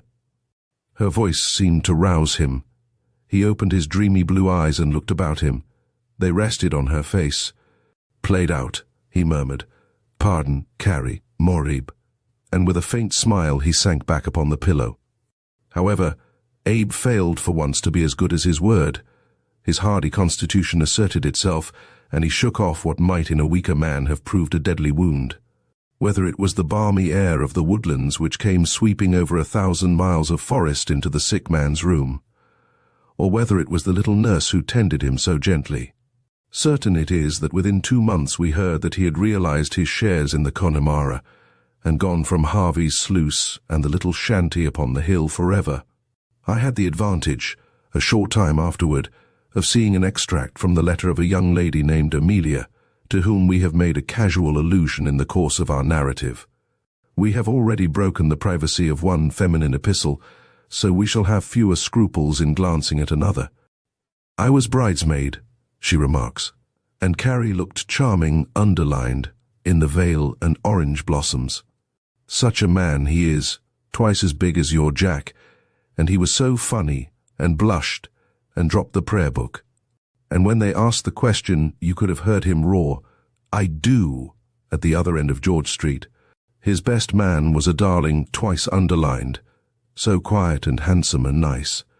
Too gentle to take care of himself among those rough men, I am sure. I think it quite possible that in the fullness of time, Miss Amelia managed to take upon herself the care of our old friend Mr. Jack Morgan, commonly known as the Boss. A tree is still pointed out at the bend as Ferguson's gum tree. There is no need to enter into unsavory details. Justice is short and sharp in primitive colonies, and the dwellers in Harvey's Sluice were a serious and practical race. It is still the custom for a select party to meet on a Saturday evening in the snuggery of the colonial bar. On such occasions, if there be a stranger or guest to be entertained, the same solemn ceremony is always observed. Glasses are charged in silence.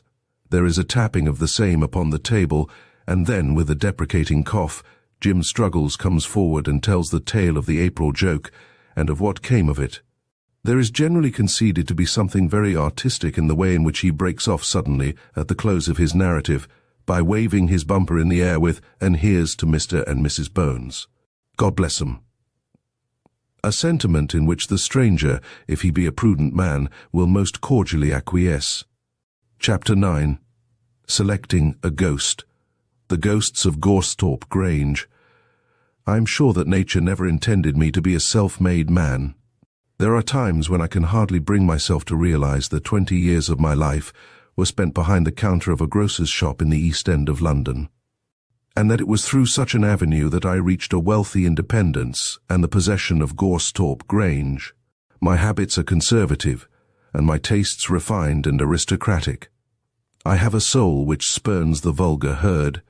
Our family, the Diods, date back to a prehistoric era, as is to be inferred from the fact that their advent into British history is not commented on by any trustworthy historian. Some instinct tells me that the blood of a crusader runs in my veins. Even now, after the lapse of so many years, such exclamations as, "By Lady," rise naturally to my lips, and I feel that, should circumstances require it, I am capable of rising in my stirrups and dealing an infidel a blow, say, with a mace, which would considerably astonish him. Gorsthorpe Grange is a feudal mansion, or so it was termed in the advertisement which originally brought it under my notice.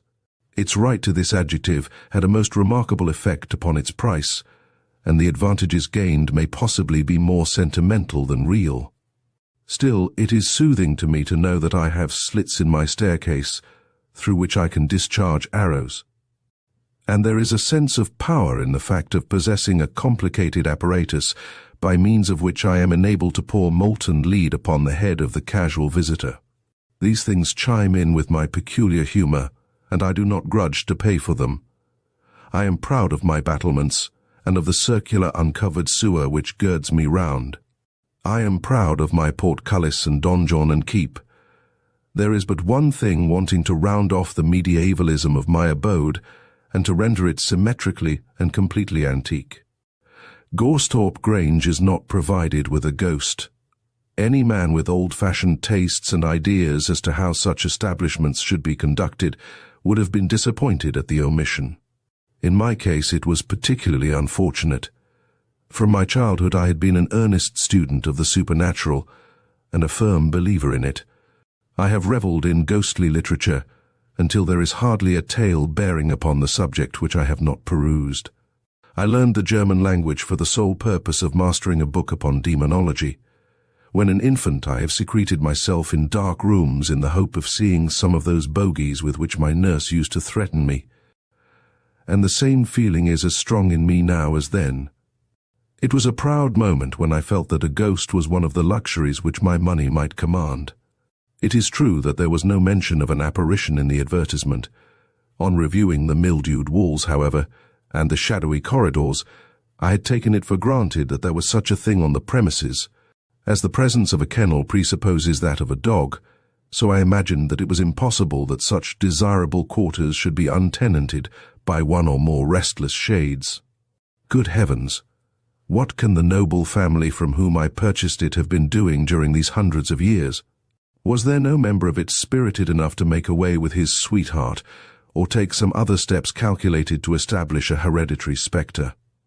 Even now I can hardly write with patience upon the subject. For a long time I hoped against hope. Never did rats squeak behind the wainscot, or rain drip upon the attic floor, without a wild thrill shooting through me, as I thought that at last I had come upon traces of some unquiet soul. I felt no touch of fear upon these occasions.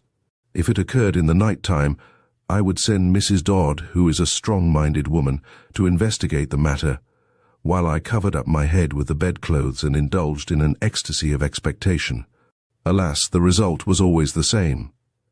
The suspicious sound would be traced to some cause so absurdly natural and commonplace that the most fervid imagination could not clothe it with any of the glamour of romance. I might have reconciled myself to this state of things had it not been for Jorrocks of Haverstock Farm. Jorrocks is a coarse, burly, matter-of-fact fellow, whom I only happen to know through the accidental circumstance of his fields adjoining my domain. Yet this man, though utterly devoid of all appreciation of archaeological unities, is in possession of a well-authenticated and undeniable spectre. Its existence only dates back, I believe, to the reign of the second George, when a young lady cut her throat upon hearing of the death of her lover at the Battle of Dettingen. Still, even that gives the house an air of respectability, especially when coupled with bloodstains upon the floor. Jorrocks is densely unconscious of his good fortune, and his language when he reverts to the apparition is painful to listen to. He little dreams how I covet every one of those moans and nocturnal wails, which he describes with unnecessary objurgation.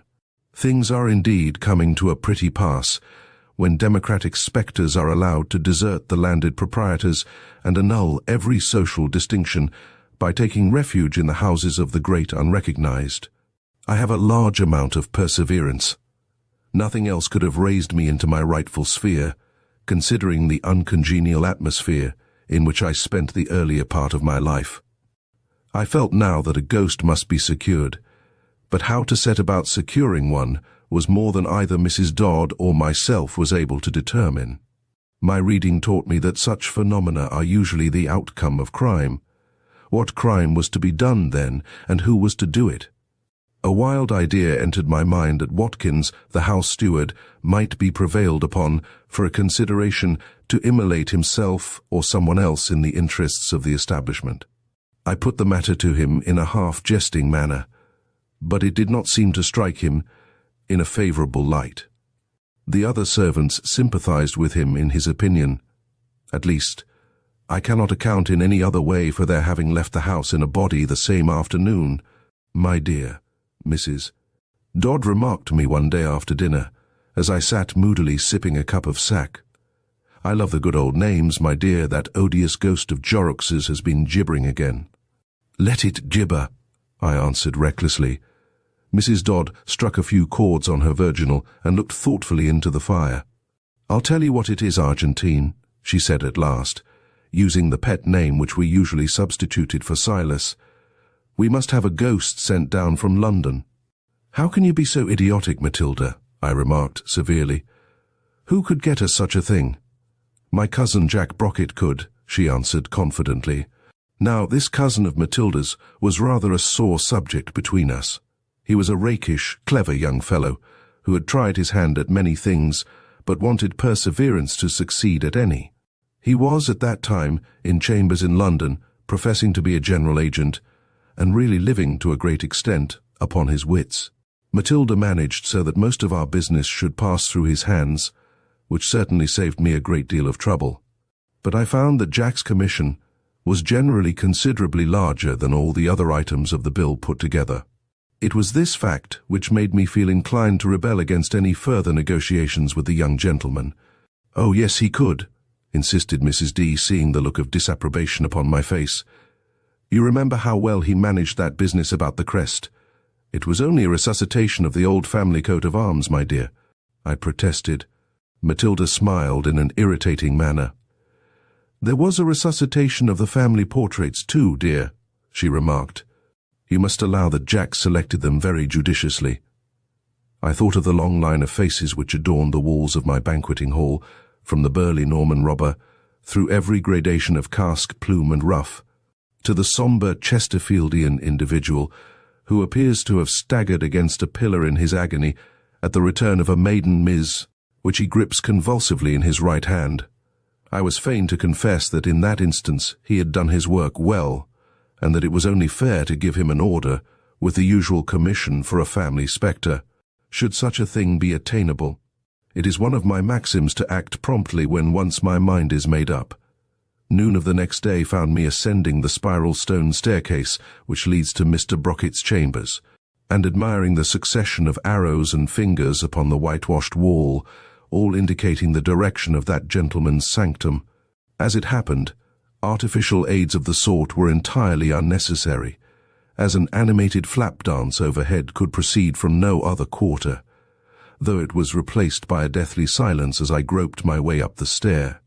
The door was opened by a youth evidently astounded at the appearance of a client, and I was ushered into the presence of my young friend, who was writing furiously in a large ledger upside down, as I afterward discovered. After the first greetings, I plunged into business at once. "Look here, Jack," I said. "I want you to get me a spirit if you can." "Spirits, you mean?" shouted my wife's cousin, plunging his hand into the waste-paper basket and producing a bottle with the celerity of a conjuring trick. "Let's have a drink."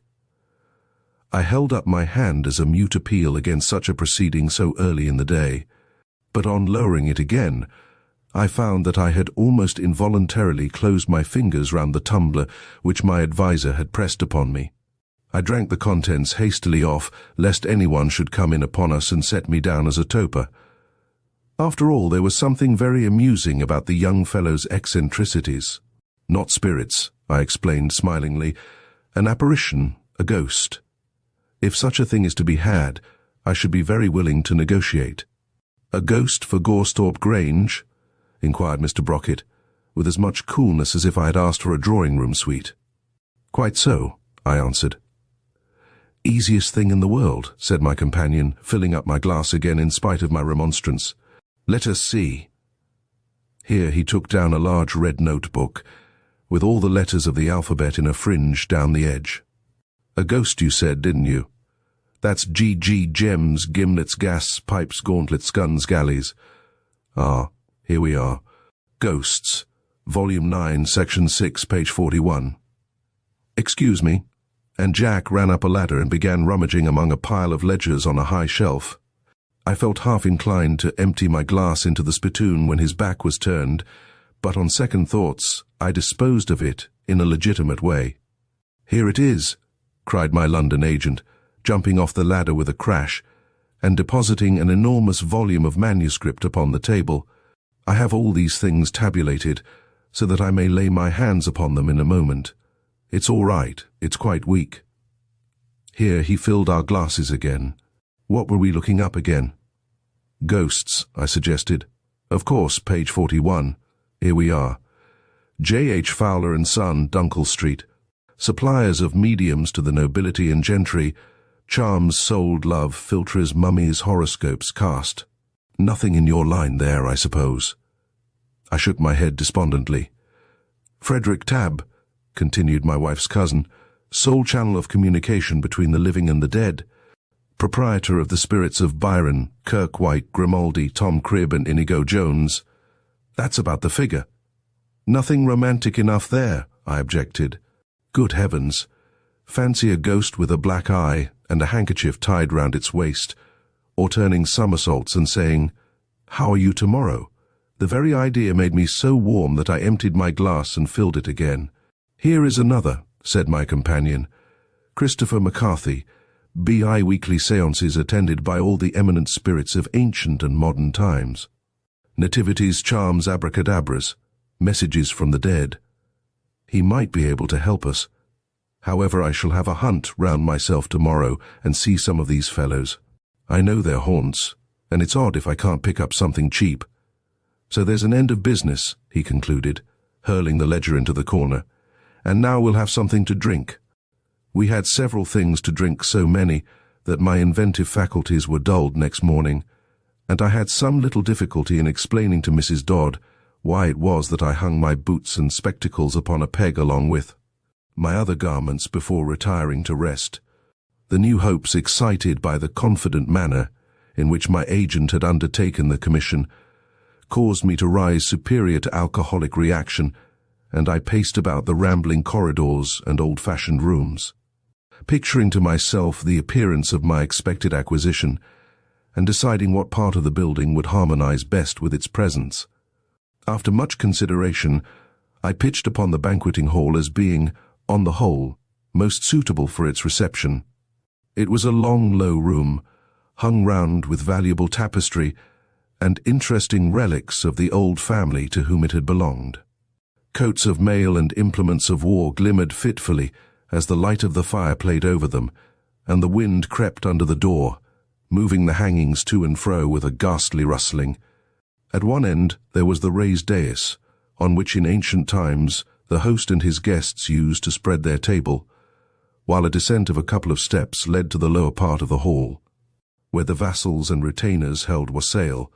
The floor was uncovered by any sort of carpet, but a layer of rushes had been scattered over it by my direction. In the whole room there was nothing to remind one of the 19th century, except, indeed, my own solid silver plate, stamped with the resuscitated family arms, which was laid out upon an oak table in the centre.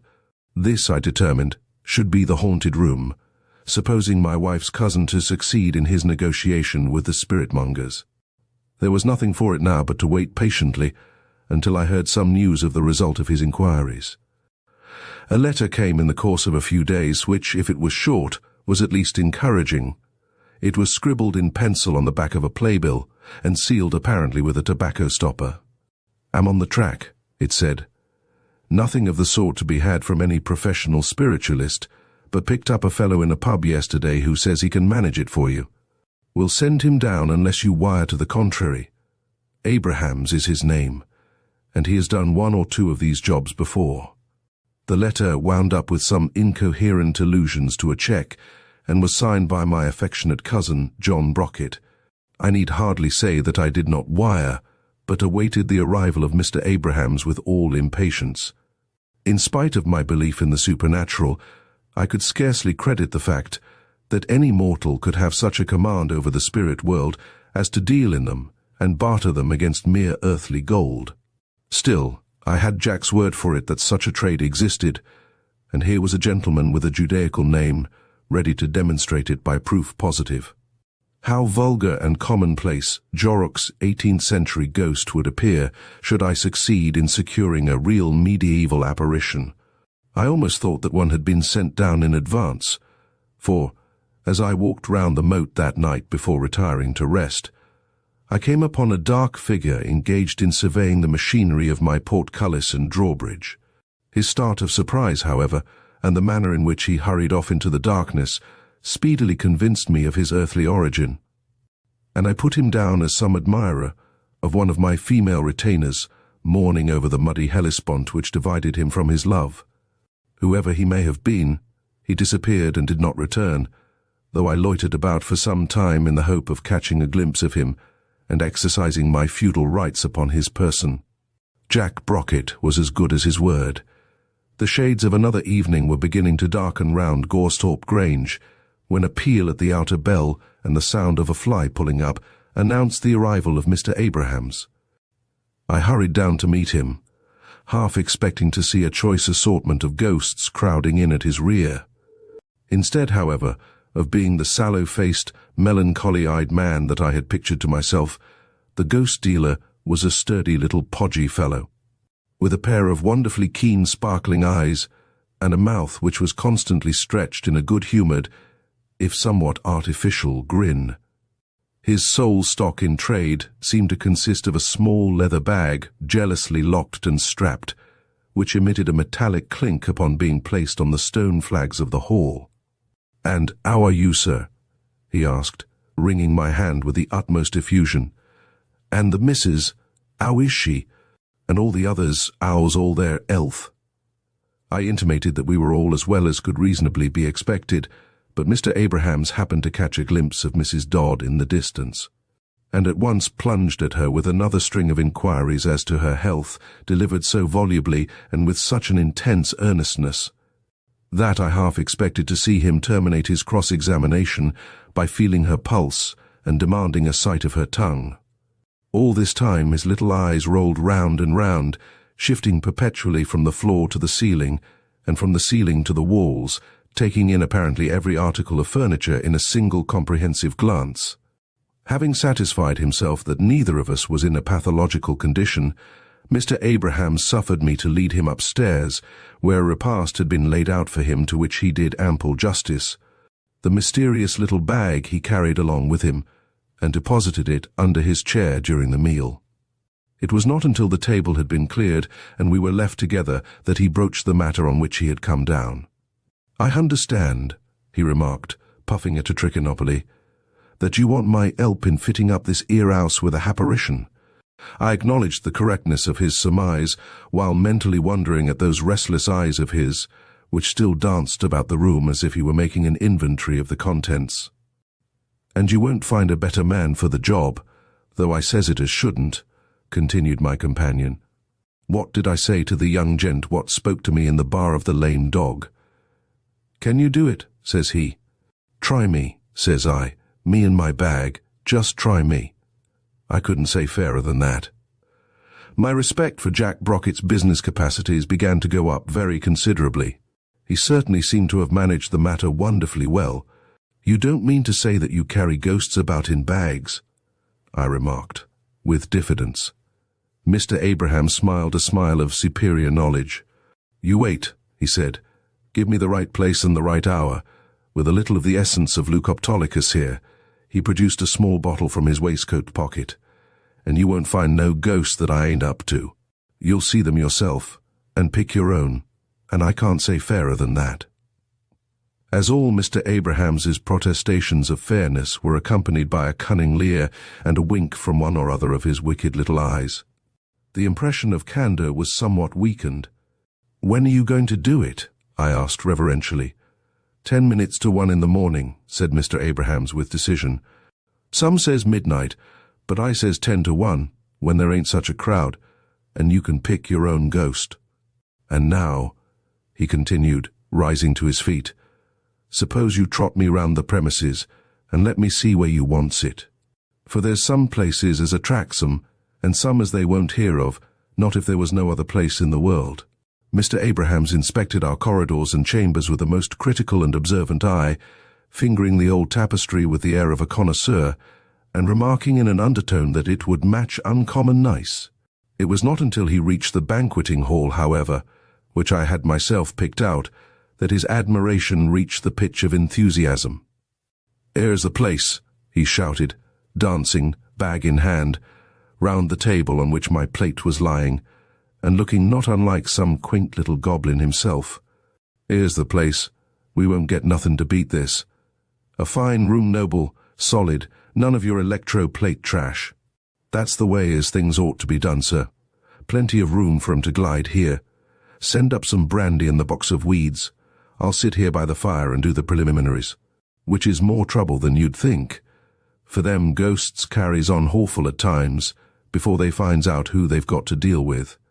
If you was in the room, they'd tear you to pieces as like as not. You leave me alone to tackle them, and at 12:30 come in, and I lay they'll be quiet enough by then." Mr. Abrahams's request struck me as a reasonable one, so I left him with his feet upon the mantelpiece and his chair in front of the fire, fortifying himself with stimulants against his refractory visitors. From the room beneath, in which I sat with Mrs. Dodd, I could hear that, after sitting for some time, he rose up and paced about the hall with quick, impatient steps. We then heard him try the lock of the door and afterward drag some heavy article of furniture in the direction of the window, on which, apparently, he mounted. For I heard the creaking of the rusty hinges as the diamond-paned casement folded backward, and I knew it to be situated several feet above the little man's reach. Mrs. Dodd says that she could distinguish his voice speaking in low and rapid whispers after this, but that may have been her imagination. I confess that I began to feel more impressed than I had deemed it possible to be. There was something awesome in the thought of the solitary mortal standing by the open window and summoning in from the gloom outside the spirits of the netherworld. It was with a trepidation which I could hardly disguise from Matilda that I observed that the clock was pointing to 12:30, and that the time had come for me to share the vigil of my visitor. He was sitting in his old position when I entered, and there were no signs of the mysterious movements which I had overheard, though his chubby face was flushed as with recent exertion. "Are you succeeding all right?" I asked as I came in, putting on as careless an air as possible, but glancing involuntarily round the room to see if we were alone.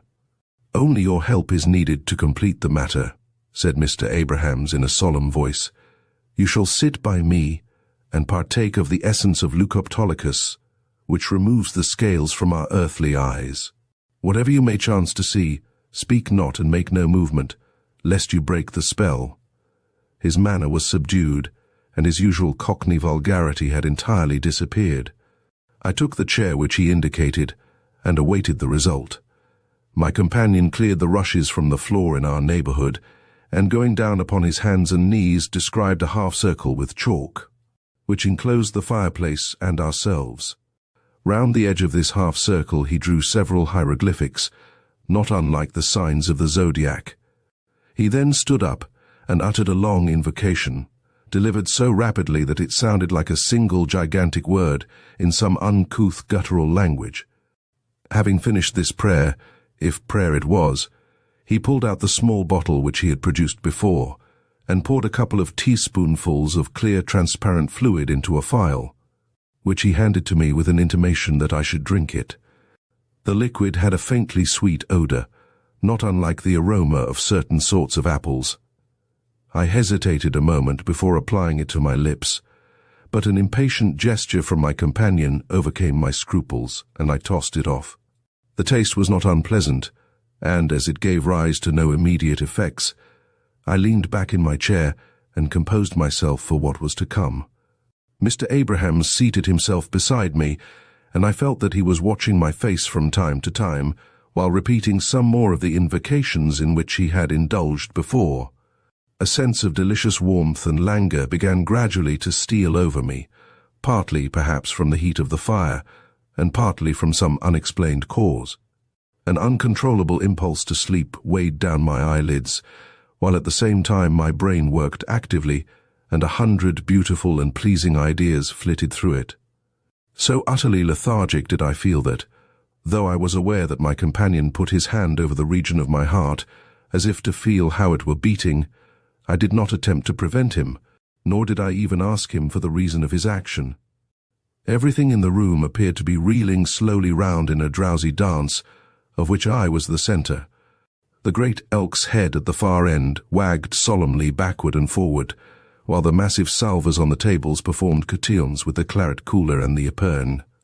My head fell upon my breast from sheer heaviness, and I should have become unconscious had I not been recalled to myself by the opening of the door at the other end of the hall. This door led on to the raised dais, which, as I have mentioned, the heads of the house used to reserve for their own use. As it swung slowly back upon its hinges, I sat up in my chair, clutching at the arms, and staring with a horrified glare at the dark passage outside. Something was coming down it, something unformed and intangible, but still a something. Dim and shadowy, I saw it flit across the threshold, while a blast of ice-cold air swept down the room, which seemed to blow through me, chilling my very heart. I was aware of the mysterious presence, and then I heard it speak in a voice like the sighing of an east wind among pine trees on the banks of a desolate sea. It said, "I am the invisible nonentity. I have affinities and am subtle. I am electric, magnetic, and spiritualistic. I am the great ethereal sigh-heaver. I kill dogs. Mortal, wilt thou choose me?" I was about to speak, but the words seemed to be choked in my throat, and before I could get them out, the shadow flitted across the hall and vanished in the darkness at the other side. While a long-drawn melancholy sigh quivered through the apartment, I turned my eyes toward the door once more, and beheld, to my astonishment, a very small old woman, who hobbled along the corridor and into the hall. She passed backward and forward several times, and then, crouching down at the very edge of the circle upon the floor, she disclosed a face the horrible malignity of which shall never be banished from my recollection. Every foul passion appeared to have left its mark upon that hideous countenance. "Ha! Ha!" she screamed, holding out her wizened hands like the talons of an unclean bird. "You see what I am. I am the fiendish old woman. I wear snuff-coloured silks. My curse descends on people. Sir Walter was partial to me. Shall I be thine, mortal?" I endeavoured to shake my head in horror, on which she aimed a blow at me with her crutch, and vanished with an eldritch scream. By this time my eyes turned naturally toward the open door, and I was hardly surprised to see a man walk in of tall and noble stature. His face was deadly pale, but was surmounted by a fringe of dark hair, which fell in ringlets down his back. A short pointed beard covered his chin. He was dressed in loose-fitting clothes, made apparently of yellow satin, and a large white ruff surrounded his neck. He paced across the room with slow and majestic strides. Then turning, he addressed me in a sweet, exquisitely modulated voice. "I am the cavalier," he remarked. "I pierce and am pierced. Here is my rapier. I clink steel. This is a bloodstain over my heart. I can emit hollow groans. I am patronized by many old conservative families. I am the original manor house apparition. I work alone, or in company with shrieking damsels." He bent his head courteously, as though awaiting my reply, but the same choking sensation prevented me from speaking, and with a deep bow, he disappeared. He had hardly gone before a feeling of intense horror stole over me, and I was aware of the presence of a ghastly creature in the room, of dim outlines and uncertain proportions. One moment it seemed to pervade the entire apartment, while at another it would become invisible, but always leaving behind it a distinct consciousness of its presence. Its voice, when it spoke, was quavering and gusty. It said, "I am the lever of footsteps and the spiller of gouts of blood. I tramp upon corridors. Charles Dickens has alluded to me. I make strange and disagreeable noises. I snatch letters and place invisible hands on people's wrists. I am cheerful. I burst into peals of hideous laughter.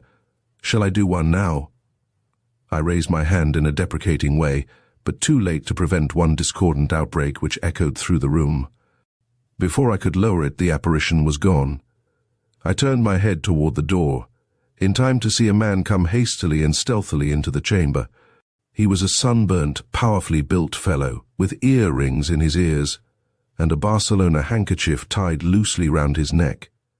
His head was bent upon his chest, and his whole aspect was that of one afflicted by intolerable remorse. He paced rapidly backward and forward like a caged tiger, and I observed that a drawn knife glittered in one of his hands, while he grasped what appeared to be a piece of parchment in the other. His voice, when he spoke, was deep and sonorous. He said, "I am a murderer. I am a ruffian. I crouch when I walk. I step noiselessly. I know something of the Spanish Main. I can do the lost treasure business. I have charts. Am able-bodied and a good walker, capable of haunting a large park." He looked toward me beseechingly, but before I could make a sign, I was paralyzed by the horrible sight which appeared at the door. It was a very tall man, if, indeed, it might be called a man, for the gaunt bones were protruding through the corroding flesh, and the features were of a leaden hue. A winding sheet was wrapped round the figure, and formed a hood over the head, from under the shadow of which two fiendish eyes, deep set in their grisly sockets, blazed and sparkled like red-hot coals. The lower jaw had fallen upon the breast, disclosing a withered, shriveled tongue and two lines of black and jagged fangs. I shuddered and drew back as this fearful apparition advanced to the edge of the circle. "I am the American blood-curdler," it said, in a voice which seemed to come in a hollow murmur from the earth beneath it. "None other is genuine. I am the embodiment of Edgar Allan Poe. I am circumstantial and horrible. I am a low-caste spirit-subduing spectre. Observe my blood and my bones. I am grisly and nauseous. No depending on artificial aid. Work with grave clothes, a coffin lid, and a galvanic battery. Turn hair white in a night." The creature stretched out its fleshless arms to me as if in entreaty, but I shook my head, and it vanished, leaving a low, sickening, repulsive odor behind it. I sank back in my chair, so overcome by terror and disgust that I would have very willingly resigned myself to dispensing with a ghost altogether, could I have been sure that this was the last of the hideous procession. A faint sound of trailing garments warned me that it was not so. I looked up and beheld a white figure emerging from the corridor into the light. As it stepped across the threshold, I saw that it was that of a young and beautiful woman, dressed in the fashion of a bygone day. Her hands were clasped in front of her, and her pale, proud face bore traces of passion and of suffering. She crossed the hall with a gentle sound, like the rustling of autumn leaves, and then turning her lovely and unutterably sad eyes upon me, she said, "I am the plaintive and sentimental, the beautiful and ill-used. I have been forsaken and betrayed. I shriek in the night-time and glide down passages. My antecedents are highly respectable and generally aristocratic. My tastes are aesthetic. Old oak furniture like this would do, with a few more coats of mail and plenty of tapestry. Will you not take me?" Her voice died away in a beautiful cadence as she concluded, and she held out her hands as if in supplication. I am always sensitive to female influences. Besides, what would Jorrock's ghost be to this? Could anything be in better taste? Would I not be exposing myself to the chance of injuring my nervous system by interviews with such creatures as my last visitor, unless I decided at once? She gave me a seraphic smile, as if she knew what was passing in my mind. That smile settled the matter. "She will do." I cried, "I choose this one." And as in my enthusiasm I took a step toward her, I passed over the magic circle which had girdled me round. "Argentine, we have been robbed." I had an indistinct consciousness of these words being spoken, or rather screamed, in my ear a great number of times without my being able to grasp their meaning. A violent throbbing in my head seemed to adapt itself to their rhythm, and I closed my eyes to the lullaby of "robbed, robbed, robbed." A vigorous shake caused me to open them again, however, and the sight of Mrs. Dodd in the scantiest of costumes and most furious of tempers was sufficiently impressive to recall all my scattered thoughts, and make me realize that I was lying on my back on the floor, with my head among the ashes which had fallen from last night's fire, and a small glass phial in my hand. I staggered to my feet, but felt so weak and giddy that I was compelled to fall back into a chair. As my brain became clearer, stimulated by the exclamations of Matilda, I began gradually to recollect the events of the night. There was the door through which my supernatural visitors had filed. There was the circle of chalk with the hieroglyphics round the edge. There was the cigar box and brandy bottle which had been honoured by the attentions of Mr. Abrahams. But the seer himself, where was he? And what was this open window with a rope running out of it? And where, oh where, was the pride of Goresthorpe Grange, the glorious plate which was to have been the delectation of generations of Dodds? And why was Mrs. D, standing in the grey light of dawn, wringing her hands and repeating her monotonous refrain? It was only very gradually that my misty brain took these things in and grasped the connection between them. Reader, I have never seen Mr. Abraham since. I have never seen the plate stamped with the resuscitated family crest. Hardest of all, I have never caught a glimpse of the melancholy spectre with the trailing garments, nor do I expect that I ever shall. In fact, my night's experiences have cured me of my mania for the supernatural, and quite reconciled me to inhabiting the humdrum 19th-century edifice on the outskirts of London which Mrs. D has long had in her minds. As to the explanation of all that occurred, that is a matter which is open to several surmises. That Mr. Abrahams, the ghost hunter, was identical with Jemmy Wilson, alias the Nottingham Crackster, is considered more than probable at Scotland Yard. And certainly the description of that remarkable burglar tallied very well with the appearance of my visitor.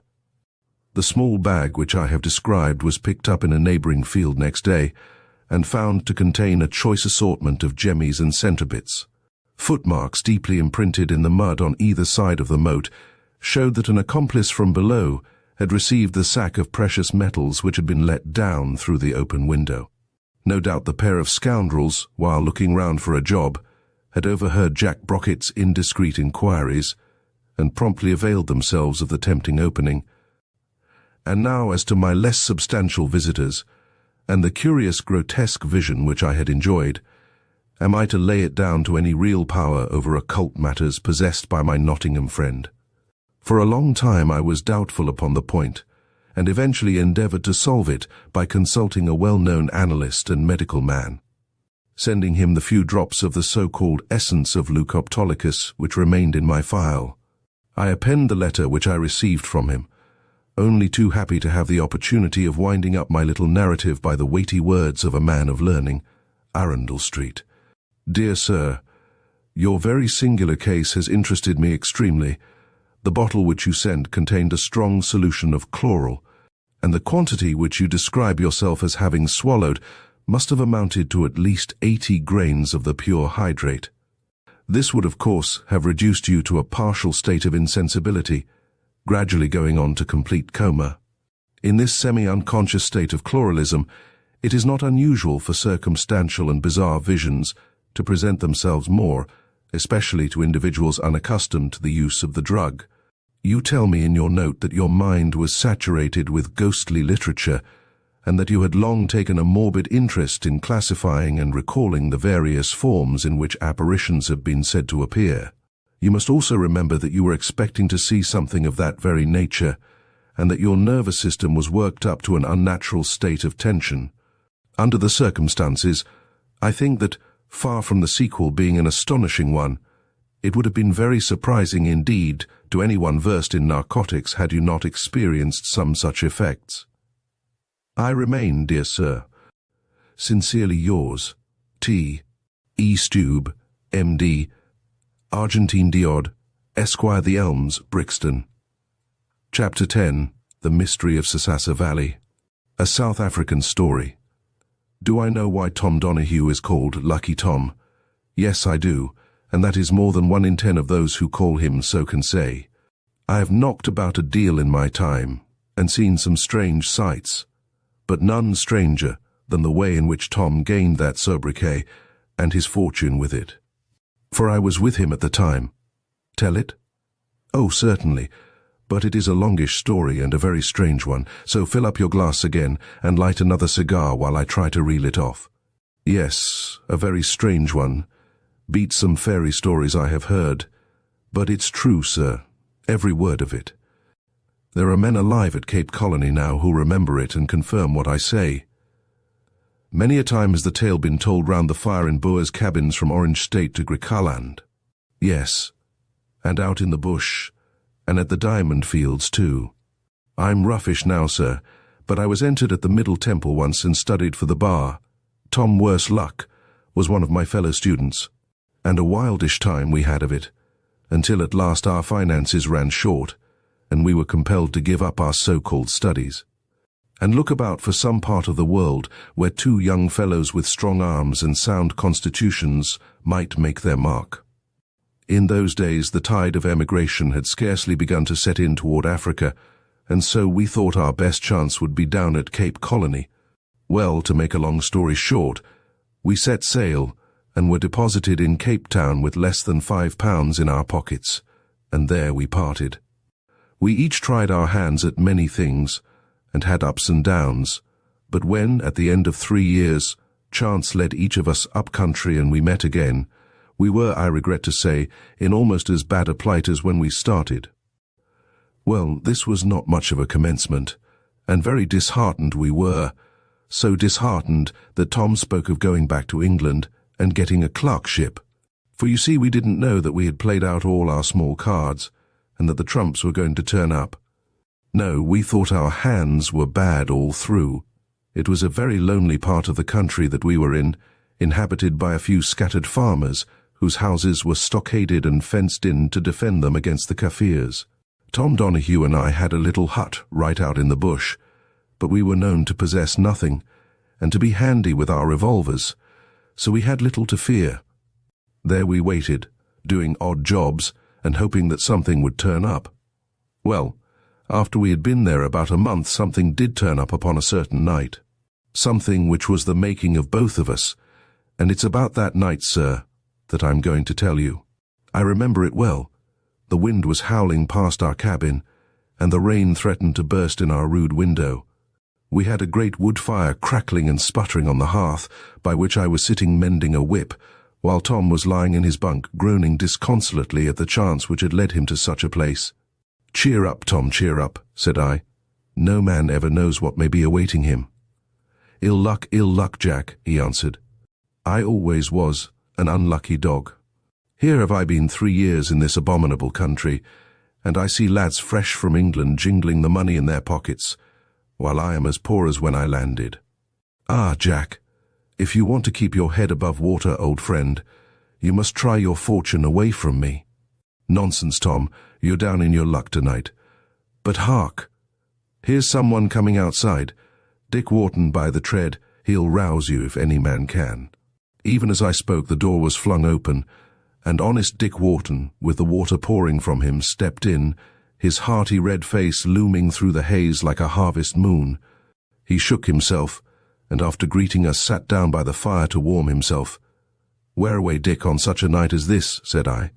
"You'll find the rheumatism a worse foe than the Kaffirs, unless you keep more regular hours." Dick was looking unusually serious, almost frightened, one would say, if one did not know the man. "Had to go," he replied, "had to go. One of Madison's cattle was seen straying down Sasassa Valley, and of course none of our blacks would go down that valley at night, and if we had waited till morning, the brute would have been in Kaffiland." "Why wouldn't they go down Sasassa Valley at night?" asked Tom. "Kaffirs, I suppose," said I. "Ghosts," said Dick. We both laughed. "I suppose they didn't give such a matter-of-fact fellow as you a sight of their charms," said Tom from the bunk. "Yes," said Dick, seriously. "Yes, I saw what the locals talk about, and I promise you, lads, I don't want ever to see it again." Tom sat up in his bed. "Nonsense, Dick, you're joking, man. Come, tell us all about it, the legend first and your own experience afterward. Pass him over the bottle, Jack." "Well, as to the legend," began Dick, "it seems that the locals have had it handed down to them that Sasassa Valley is haunted by a frightful fiend. Hunters and wanderers passing down the defile have seen its glowing eyes under the shadows of the cliff. And the story goes that whoever has chanced to encounter that baleful glare has had his afterlife blighted by the malignant power of this creature. Whether that be true or not," continued Dick, ruefully, "I may have an opportunity of judging for myself." "Go on, Dick, go on," cried Tom. "Let's hear about what you saw." "Well, I was groping down the valley looking for that cow of Madison's, and I had, I suppose, got halfway down, where a black, craggy cliff juts into the ravine on the right, when I halted to have a pull at my flask. I had my eye fixed at the time upon the projecting cliff I have mentioned, and noticed nothing unusual about it. I then put up my flask and took a step or two forward, when in a moment there burst, apparently from the base of the rock, about 8 feet from the ground and 100 yards from me, a strange, lurid glare, flickering and oscillating, gradually dying away and then reappearing again. No, I've seen many a glowworm and fire fly, nothing of that sort. There it was, burning away, and I suppose I gazed at it, trembling in every limb for fully 10 minutes. Then I took a step forward, when instantly it vanished like a candle blown out. I stepped back again, but it was some time before I could find the exact spot and position from which it was visible. At last, there it was, the weird reddish light, flickering away as before. Then I screwed up my courage, and made for the rock, but the ground was so uneven that it was impossible to steer straight, and though I walked along the whole base of the cliff, I could see nothing. Then I made tracks for home, and I can tell you, boys, that until you remarked it, I never knew it was raining the whole way along. But hollow! What's the matter with Tom? What indeed? Tom was now sitting with his legs over the side of the bunk, and his whole face betraying excitement so intense as to be almost painful. The fiend would have 2 eyes. "How many lights did you see, Dick? Speak out." "Only one." "Hurrah!" cried Tom, "that's better." Whereupon he kicked the blankets into the middle of the room and began pacing up and down with long, feverish strides. Suddenly he stopped opposite Dick and laid his hand upon his shoulder. "I say, Dick, could we get to Sasassa Valley before sunrise?" "Scarcely," said Dick. "Well, look here.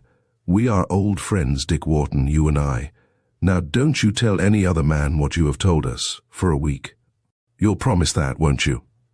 I could see by the look on Dick's face as he acquiesced that he considered poor Tom to be mad, and indeed I was myself completely mystified by his conduct.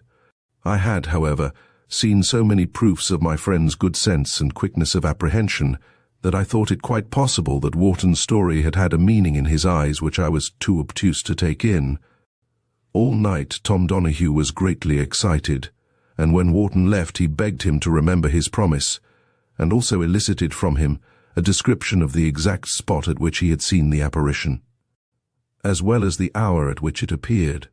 After his departure, which must have been about 4 in the morning, I turned into my bunk and watched Tom sitting by the fire splicing 2 sticks together, until I fell asleep. I suppose I must have slept about 2 hours, but when I awoke, Tom was still sitting working away in almost the same position. He had fixed the one stick across the top of the other so as to form a ruff, and was now busy in fitting a smaller stick into the angle between them by manipulating which. The cross one could be either cocked up or depressed to any extent. He had cut notches, too, in the perpendicular stick, so that by the aid of the small prop, the cross one could be kept in any position for an indefinite time. "Look here, Jack," he cried whenever he saw that I was awake. "Come and give me your opinion. Suppose I put this cross stick pointing straight at a thing, and arranged this small one so as to keep it so and left it. I could find that thing again if I wanted it. Don't you think I could, Jack? Don't you think so?" he continued nervously, clutching me by the arm. "Well," I answered, "it would depend on how far off the thing was, and how accurately it was pointed. If it were any distance, I'd cut sights on your cross stick, then a string tied to the end of it and held in a plumb line forward would lead you pretty near what you wanted. But surely, Tom, you don't intend to localize the ghost in that way. You'll see tonight, old friend, you'll see tonight. I'll carry this to the Sasassa Valley. You get the loan of Madison's crowbar, and come with me, but mind you tell no man where you are going, or what you want it for." All day Tom was walking up and down the room, or working hard at the apparatus. His eyes were glistening, his cheeks hectic, and he had all the symptoms of high fever. Heaven grant that Dick's diagnosis be not correct, I thought, as I returned with the crowbar, and yet, as evening drew near, I found myself imperceptibly sharing the excitement. About 6 o'clock, Tom sprang to his feet and seized his sticks. "I can stand it no longer, Jack," he cried. "Up with your crowbar, and hey for Sasassa Valley. Tonight's work, my lad, will either make us or mar us. Take your six-shooter, in case we meet the Kaffirs." "I daren't take mine, Jack," he continued, putting his hands upon my shoulders. "I daren't take mine, for if my ill luck sticks to me tonight, I don't know what I might not do with it." Well, having filled our pockets with provisions, we set out, and as we took our wearisome way toward the Sasassa Valley, I frequently attempted to elicit from my companion some clue as to his intentions. But his only answer was, "Let us hurry on, Jack. Who knows how many have heard of Wharton's adventure by this time? Let us hurry on, or we may not be first in the field." Well, sir, we struggled on through the hills for a matter of 10 miles, till at last, after descending a crag, we saw opening out in front of us a ravine so sombre and dark that it might have been the gate of Hades itself. Cliffs many hundred feet shut in on every side the gloomy, boulder-studded passage which led through the haunted defile into Kaffirland. The moon, rising above the crags, threw into strong relief the rough, irregular pinnacles of rock by which they were topped, while all below was dark as Erebus. "The Sasassa Valley," said I. "Yes," said Tom. I looked at him. He was calm now. The flush and feverishness had passed away. His actions were deliberate and slow. Yet there was a certain rigidity in his face and glitter in his eye, which showed that a crisis had come. We entered the pass, stumbling along amid the great boulders. Suddenly, I heard a short, quick exclamation from Tom. "That's the crag," he cried, pointing to a great mass looming before us in the darkness. "Now, Jack, for any favor, use your eyes. We're about 100 yards from that cliff, I take it, so you move slowly toward one side, and I'll do the same toward the other. When you see anything, stop and call out. Don't take more than 12 inches in a step, and keep your eye fixed on the cliff about 8 feet from the ground. Are you ready?" "Yes." I was even more excited than Tom by this time. What his intention or object was I could not conjecture, beyond that he wanted to examine by daylight the part of the cliff from which the light came. Yet the influence of the romantic situation and my companion's suppressed excitement was so great that I could feel the blood coursing through my veins and count the pulses throbbing at my temples. "Start!"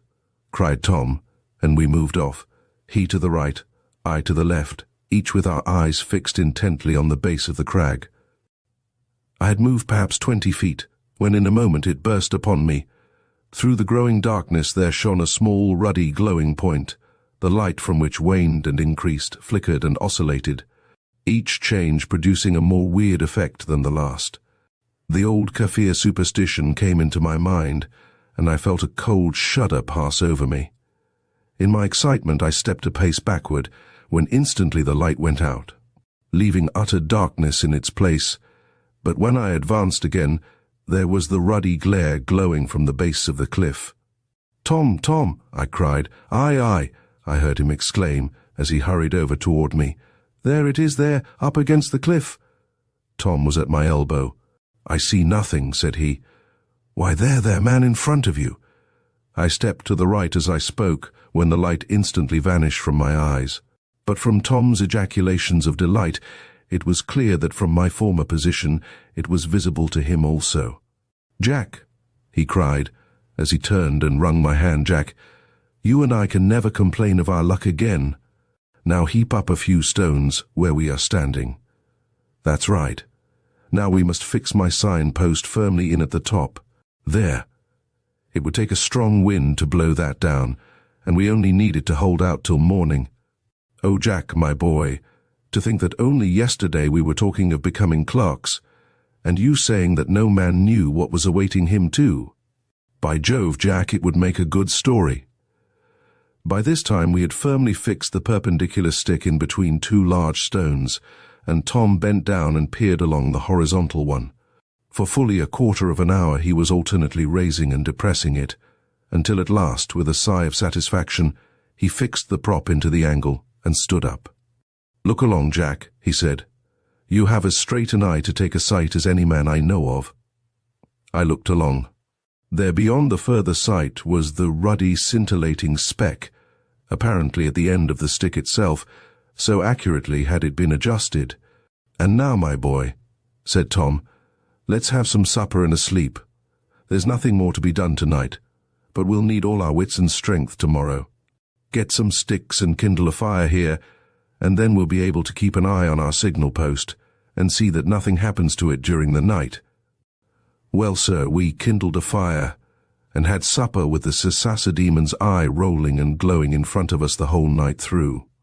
Not always in the same place, though, for after supper, when I glanced along the sights to have another look at it, it was nowhere to be seen. The information did not, however, seem to disturb Tom in any way. He merely remarked, "It's the moon, not the thing, that has shifted," and coiling himself up, went to sleep. By early dawn we were both up and gazing along our pointer at the cliff, but we could make out nothing save the one dead, monotonous, slaty surface, rougher perhaps at the part we were examining than elsewhere, but otherwise presenting nothing remarkable. "Now for your idea, Jack," said Tom Donahue, unwinding a long thin cord from round his waist. "You fasten it and guide me while I take the other end." So saying, he walked off to the base of the cliff, holding one end of the cord, while I drew the other taut and wound it round the middle of the horizontal stick, passing it through the sight at the end. By this means I could direct Tom to the right or left, until we had our string stretching from the point of attachment through the sight and onto the rock, which it struck about 8 feet from the ground. Tom drew a chalk circle of about 3 feet diameter round the spot, and then called to me to come and join him. "We've managed this business together, Jack," he said, "and we'll find what we are to find, together." The circle he had drawn embraced a part of the rock smoother than the rest, save that about the center there were a few rough protuberances or knobs. One of these Tom pointed to with a cry of delight. It was a roughish, brownish mass about the size of a man's closed fist, and looking like a bit of dirty glass let into the wall of the cliff. "That's it!" he cried. "That's it. That's what. Why, man, a diamond, and such a one as there isn't a monarch in Europe but would envy Tom Donahue the possession of. Up with your crowbar, and we'll soon exorcise the demon of Sasassa Valley." I was so astounded that for a moment I stood speechless with surprise, gazing at the treasure which had so unexpectedly fallen into our hands. "Here, hand me the crowbar," said Tom. "Now, by using this little round knob which projects from the cliff here as a fulcrum, we may be able to lever it off. Yes, there it goes. I never thought it could have come so easily. Now, Jack, the sooner we get back to our hut and then down to Cape Town, the better." We wrapped up our treasure and made our way across the hills toward home.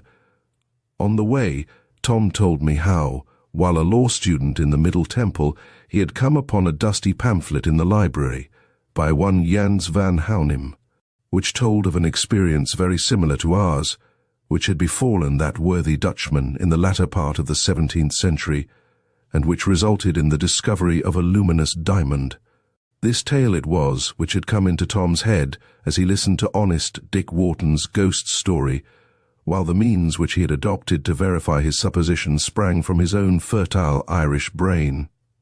"We'll take it down to Cape Town," continued Tom, "and if we can't dispose of it with advantage there, it will be worth our while to ship for London with it. Let us go along to Madison's first, though he knows something of these things, and can perhaps give us some idea of what we may consider a fair price for our treasure." We turned off from the track accordingly, before reaching our hut, and kept along the narrow path leading to Madison's farm. He was at lunch when we entered, and in a minute we were seated at each side of him, enjoying South African hospitality. "Well," he said, after the servants were gone, "what's in the wind now? I see you have something to say to me. What is it?" Tom produced his packet, and solemnly untied the handkerchiefs which enveloped it. "There," he said, putting his crystal on the table, "what would you say was a fair price for that?" Madison took it up and examined it critically. "Well," he said, laying it down again, "in its crude state about 12 shillings per ton." "12 shillings?" cried Tom, starting to his feet. "Don't you see what it is? Rock salt. Rock salt be did a diamond. Taste it," said Madison. Tom put it to his lips, dashed it down with a dreadful exclamation, and rushed out of the room. I felt sad and disappointed enough myself, but presently, remembering what Tom had said about the pistol, I too left the house and made for the hut, leaving Madison open-mouthed with astonishment. When I got in, I found Tom lying in his bunk with his face to the wall, too dispirited apparently to answer my consolations. Anathematizing Dick and Madison, the Sasassa demon and everything else, I strolled out of the hut and refreshed myself with a pipe after our wearisome adventure. I was about 50 yards from the hut, when I heard issuing from it the sound which of all others I least expected to hear. Had it been a groan or an oath, I should have taken it as a matter of course, but the sound which caused me to stop and take the pipe out of my mouth was a hearty roar of laughter. Next moment, Tom himself emerged from the door, his whole face radiant with delight. "Game for another 10-mile walk, old fellow?" "What?" "For another lump of rock salt, at 12 shillings a ton." "No more of that, Hal. And you love me," grinned Tom. "Now look here, Jack. What blessed fools we are to be so floored by a trifle. Just sit on this stump for 5 minutes, and I'll make it as clear as daylight. You've seen many a lump of rock salt stuck in a crag, and so have I, though we did make such a mull of this one. Now, Jack, did any of the pieces you have ever seen shine in the darkness brighter than any firefly?" "Well, I can't say they ever did. I'd venture to prophesy that if we waited until night, which we won't do, we would see that light still glimmering among the rocks. Therefore, Jack, when we took away this worthless salt, we took the wrong crystal. It is no very strange thing in these hills that a piece of rock salt should be lying within a foot of a diamond. It caught our eyes, and we were excited, and so we made fools of ourselves and left the real stone behind. Depend upon it, Jack, the Sasassa gem is lying within that magic circle of chalk upon the face of yonder cliff. Come, old fellow, light your pipe and stow your revolver, and we'll be off before that fellow Madison has time to put 2 and 2 together." I don't know that I was very sanguine this time. I had begun, in fact, to look upon the diamond as a most unmitigated nuisance. However, rather than throw a damper on Tom's expectations, I announced myself eager to start. What a walk it was! Tom was always a good mountaineer, but his excitement seemed to lend him wings that day, while I scrambled along after him as best I could. When we got within half a mile, he broke into the double, and never pulled up until he reached the round white circle upon the cliff. Poor old Tom! When I came up, his mood had changed, and he was standing with his hands in his pockets, gazing vacantly before him with a rueful countenance. "Look," he said, "look," and he pointed at the cliff. Not a sign of anything in the least resembling a diamond there. The circle included nothing but flat slate-coloured stone, with one large hole where we had extracted the rock salt, and 1 or 2 smaller depressions. No sign of the gem. "I've been over every inch of it," said poor Tom. "It's not there. Someone has been here and noticed the chalk and taken it. Come home, Jack. I feel sick and tired." "Oh, had any man ever luck like mine?" I turned to go, but took one last look at the cliff first. Tom was already 10 paces off. "Hollow!" I cried. "Don't you see any change in that circle since yesterday?" "What do you mean?" said Tom. "Don't you miss a thing that was there before?" "The rock salt," said Tom. "No, but the little round knob that we used for a fulcrum. I suppose we must have wrenched it off in using the lever. Let's have a look at what it's made of." Accordingly, at the foot of the cliff we searched about among the loose stones. "Here you are, Jack. We've done it at last. We're made men." I turned round, and there was Tom radiant with delight, and with a little corner of black rock in his hand. At first sight it seemed to be merely a chip from the cliff, but near the base there was projecting from it an object which Tom was now exultingly pointing out. It looked at first something like a glass eye, but there was a depth and brilliancy about it such as glass never exhibited. There was no mistake this time. We had certainly got possession of a jewel of great value, and with light hearts we turned from the valley, bearing away with us the fiend which had so long reigned there. There, sir, I've spun my story out too long, and tired you, perhaps. You see, when I get talking of those rough old days, I kind of see the little cabin again, and the brook beside it, and the bush around, and seem to hear Tom's honest voice once more. There's little for me to say now. We prospered on the gem. Tom Donahue, as you know, has set up here, and is well known about town. I have done well, farming and ostrich-raising in Africa. We set old Dick Wharton up in business, and he is one of our nearest neighbours. If you should ever be coming up our way, sir, you'll not forget to ask for Jack Turnbull of Sasassa Farm. Chapter 11. The American's Tale. It air strange, it air, he was saying as I opened the door of the room where our social little semi-literary society met. But I could tell you queerer things than that, air almighty queer things. You can't learn everything out of books, sirs, nohow. You see, it ain't the men as can string English together, and as has had good educations, as finds themselves in the queer places I've been in. They're mostly rough men, sirs, as can scarce speak aright, far less tell with pen and ink the things they've seen, but if they could, they'd make some of your Europeans ha-riz with astonishment. They would, sirs, you bet. His name was Jefferson Adams, I believe. I know his initials were J.A., for you may see them yet deeply whittled on the right-hand upper panel of our smoking-room door. He left us this legacy, and also some artistic patterns done in tobacco juice upon our Turkey carpet, but beyond these reminiscences our American storyteller has vanished from our ken. He gleamed across our ordinary quiet conviviality like some brilliant meteor, and then was lost in the outer darkness.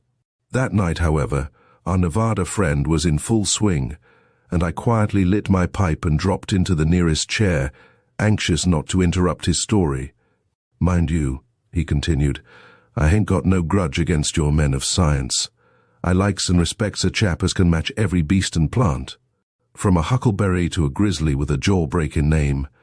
But if you wants real interest in facts, something a bit juicy, you go to your whalers and your frontiersmen, and your scouts and Hudson Bay men, chaps who mostly can scarce sign their names. There was a pause here, as Mr. Jefferson Adams produced a long cheroot and lit it. We preserved a strict silence in the room, for we had already learned that on the slightest interruption our Yankee drew himself into his shell again. He glanced round with a self-satisfied smile as he remarked our expectant looks, and continued through a halo of smoke. Now, which of you gentlemen has ever been in Arizona? None, I'll warrant. And of all English or Americans as can put pen to paper, how many has been in Arizona? Precious few, I calculate. I've been there, sirs, lived there for years, and when I think of what I've seen there, why, I can scarce get myself to believe it now. Ah, there's a country. I was one of Walker's filibusters, as they chose to call us, and after we'd busted up, and the chief was shot, some on us made tracks and located down there. A regular English and American colony we was, with our wives and children, and all complete. I reckon there's some of the old folk there yet, and that they hain't forgotten what I'm a-going to tell you. No, I warrant they hain't. Never on this side of the grave, sirs. I was talking about the country, though, and I guess I could astonish you considerable if I spoke of nothing else. To think of such a land being built for a few greasers and half-breeds. It's a misusing of the gifts of Providence, that's what I calls it. Grass as hung over a chap's head as he rode through it, and trees so thick that you couldn't catch a glimpse of blue sky for leagues and leagues, and orchids like umbrellas. Maybe some on you has seen a plant as they calls the flycatcher in some parts of the States. Dionaea muscipula, murmured Dawson, our scientific man par excellence. Ah, Nera municipal, that's him. You'll see a fly stand on that air plant, and then you'll see the two sides of a leaf snap up together and catch it between them, and grind it up and mash it to bits, for all the world like some great sea squid with its beak, and hours after, if you open the leaf, you'll see the body lying half digested and in bits. Well, I've seen those fly traps in Arizona with leaves 8 and 10 feet long, and thorns or teeth a foot or more. Why, they could, but darn it, I'm going too fast. It's about the death of Joe Hawkins I was going to tell you, About as queer a thing, I reckon, as ever you heard tell on. There wasn't nobody in Montana as didn't know of Joe Hawkins, Alabama Joe, as he was called there. A reg'lar out-and-outer he was, 'bout the darndest skunk as ever man clapped eyes on. He was a good chap enough, mind ye, as long as you stroked him the right way, but rile him anyhow, and he were worse nor a wild cat. I've seen him empty his six-shooter into a crowd, as chanced to jostle him a-going to Simpson's bar when there was a dance on, and he bowed Tom Hooper 'cause he spilt his liquor over his waistcoat by mistake. No, he didn't stick at murder. Joe didn't, and he weren't a man to be trusted further nor you could see him. Now, at the time I tell on, when Joe Hawkins was swaggering about the town and laying down the law with his shooting irons, there was an Englishman there of the name of Scott Tom Scott, if I recollects aright. This chap Scott was a thorough Britisher begging the present company's pardon, and yet he didn't freeze much to the British set there, or they didn't freeze much to him. He was a quiet, simple man. Scott was rather too quiet for a rough set like that, sneaking they called him, but he weren't that. He kept himself mostly apart, and didn't interfere with nobody so long as he were left alone. Some said as how he'd been kinder ill-treated at home, been a chartist or something of that sort, and had to up, stick and run, but he never spoke of it himself, and never complained. Bad luck or good, that chap kept a stiff lip on him. This chap Scott was a sort of butt among the men about Montana, for he was so quiet and simple-like. There was no party either to take up his grievances, for as I've been saying, the Britishers hardly counted him one of them, and many a rough joke they played on him. He never cut up rough, but was polite to all hisself. I think the boys got to think he hadn't much grit in him, till he showed 'em their mistake. It was in Simpson's bar as the row got up, and that led to the queer thing I was going to tell you of. Alabama Joe and one or two other rowdies were dead on the Britishers in those days, and they spoke their opinions pretty free, though I warned them as there'd be an almighty muss. That particular night Joe was nigh half drunk, and he swaggered about the town with his six-shooter, looking out for a quarrel. Then he turned into the bar, where he knowed he'd find some of the English as ready for one as he was hisself. Sure enough, there was half a dozen lounging about, and Tom Scott standing alone before the stove. Joe sat down by the table and put his revolver and bowie down in front of him. "Them's my arguments, Jeff," he says to me. "If any white-livered Britisher dares give me the lie." I tried to stop him, sirs, but he weren't a man as you could easily turn, and he began to speak in a way as no chap could stand. Why, even a greaser would flare up if you said as much of Greaserland. There was a commotion at the bar, and every man laid his hands on his weapons, but afore they could draw, we heard a quiet voice from the stove. "Say your prayers, Joe Hawkins, for by heaven you're a dead man." Joe turned round and looked like grabbing at his iron, but it weren't no manner of use. Tom Scott was standing up, covering him with his derringer, a smile on his white face, but the very devil shining in his eye. "It ain't that the old country has used me over well," he says, "but no man shall speak agin it afore me and live." For a second or two I could see his finger tighten round the trigger, and then he gave a laugh, and threw the pistol on the floor. "No," he says, "I can't shoot a half-drunk man. Take your dirty life, Joe, and use it better nor you have done. You've been nearer the grave this night than you will be agging until your time comes. You'd best make tracks now, I guess. Nay, never look black at me, man, I'm not afeard at your shooting iron. A bully's nigh always a coward." And he swung contemptuously round and relit his half-smoked pipe from the stove, while Alabama slunk out of the bar, with the laughs of the Britishers ringing in his ears. I saw his face as he passed me, and on it I saw murder, sirs, murder, as plain as ever I seed anything in my life. I stayed in the bar after the row, and watched Tom Scott as he shook hands with the men about. It seemed kinda queer to me to see him smiling and cheerful-like, for I knew Joe's bloodthirsty mind, and that the Englishman had small chance of ever seeing the morning. He lived in an out-of-the-way sort of place, you see, clean off the trail, and had to pass through the fly-trap Gulch to get to it. This here Gulch was a marshy, gloomy place, lonely enough during the day even, for it were always a creepy sort of thing to see the great 8- and 10-foot leaves snapping up if aught touched them. But at night, There were never a soul near. Some parts of the marsh, too, were soft and deep, and a body thrown in would be gone by the morning. I could see Alabama Joe crouching under the leaves of the great fly-trap in the darkest part of the gulch, with a scowl on his face and a revolver in his hand. I could see it, sirs, as plain as with my 2 eyes. 'Bout midnight Simpson shuts up his bar, so out we had to go. Tom Scott started off for his 3-mile walk at a slashing pace. I just dropped him a hint as he passed me, for I kinda liked the chap. "Keep your derringer loose in your belt, sir," I says, "for you might chance to need it." He looked round at me with his quiet smile. And then I lost sight of him in the gloom. I never thought to see him again. He'd hardly gone afore Simpson comes up to me and says, "There'll be a nice job in the Flytrap Gulch tonight. Jeff, the boys say that Hawkins started half an hour ago to wait for Scott and shoot him on sight. I calculate the coroner'll be wanted tomorrow." What passed in the gulch that night? It were a question as were asked pretty free next morning. A half-breed was in Ferguson's store after daybreak, and he said as he'd chanced to be near the gulch 'bout 1 in the morning.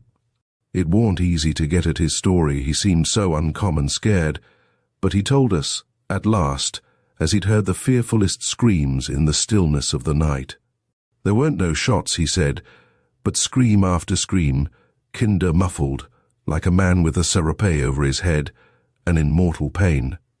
Abner Brandon and me, and a few more, was in the store at the time, so we mounted and rode out to Scott's house, passing through the gulch on the way. There weren't nothing particular to be seen there, no blood, nor marks of a fight, nor nothing, and when we gets up to Scott's house, out he comes to meet us as fresh as a lark. "Hello, Jeff," says he. "No need for the pistols after all. Come in and have a cocktail, boys." "Did you see or hear nothing as you came home last night?" says I. "No," says he, "all was quiet enough. An owl kinda moaning in the Flytrap Gulch, that was all. Come, jump off, and have a glass." "Thank ye," says Abner. So off we gets, and Tom Scott rode into the settlement with us when we went back. An all-fired commotion was on in Main Street as we rode into it. The American party seemed to have gone clean crazed. Alabama Joe was gone, not a darn particle of him left. Since he went out to the gulch, nary eye had seen him. As we got off our horses, there was a considerable crowd in front of Simpson's, and some ugly looks at Tom Scott, I can tell you. There was a clicking of pistols, and I saw as Scott had his hand in his bosom too. There weren't a single English face about. "Stand aside, Jeff Adams," says Zeb Humphrey, as great a scoundrel as ever lived. "You hain't got no hand in this game. Say, boys, are we free Americans to be murdered by any darn Britisher?"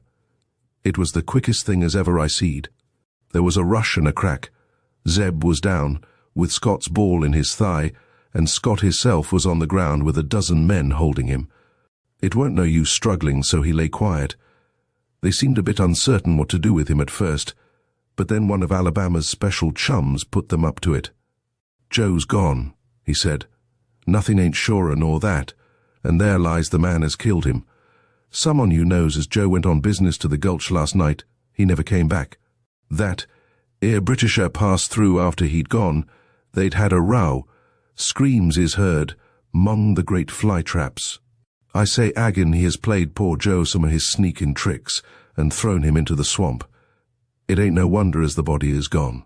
But ere we to stand by and see English murdering our own chums? I guess not. Let Judge Lynch try him, that's what I say." "Lynch him!" shouted 100 angry voices, for all the ragtag and bobtail of the settlement was. Round us by this time. "Here, boys, fetch a rope and swing him up. Up with him over Simpson's door." "See here, though," says another, coming forward. "Let's hang him by the great fly-trap in the gulch. Let Joe see as he's revenged, if so be as he's buried 'bout there." There was a shout for this, and away they went, with Scott tied on his Mustang in the middle, and a mounted guard with cocked revolvers. Round him, for we knew as there was a score or so Britishers about, as didn't seem to recognize Judge Lynch, and was dead on a free fight. I went out with them, my heart bleedin' for Scott, though he didn't seem a cent put out, he didn't. He were game to the backbone. "Seems kinder queer, sirs, hanging a man to a fly-trap, but our'n were a reg'lar tree, and the leaves like a brace of boats with a hinge between M and thorns at the bottom. We passed down the gulch to the place where the great one grows, and there we seed it with the leaves, some open, some shut. But we seed something worse nor that. Standing round the tree was some 30 men, Britishers all, and armed to the teeth. They was waiting for us evidently, and had a business-like look about 'em, as if they'd come for something and meant to have it. There was the raw material there for about as warm a scrimmage as ever I seed. As we rode up, a great red-bearded Scotchman, Cameron, where his name stood out afore the rest, his revolver cocked in his hand. "See here, boys," he says, "you've got no call to hurt a hair of that man's head. You hain't proved as Joe is dead yet, and if you had, you hain't proved as Scott killed him. Anyhow, it were in self-defence, for you all know as he was lying in wait for Scott to shoot him on sight. So I say agin, you ain't got no call to hurt that man, and what's more, I've got 36 barreled arguments against your doing it. It's an interesting pint, and worth arguing out," said the man, as was Alabama Joe's special chum. There was a clicking of pistols and a loosening of knives, and the two parties began to draw up to one another, and it looked like a rise in the mortality of Montana. Scott was standing behind with a pistol at his ear if he stirred, looking quiet and composed as having no money on the table, when sudden he gives a start and a shout as rang in our ears like a trumpet. "Joe," he cried, "Joe, look at him, in the fly-trap."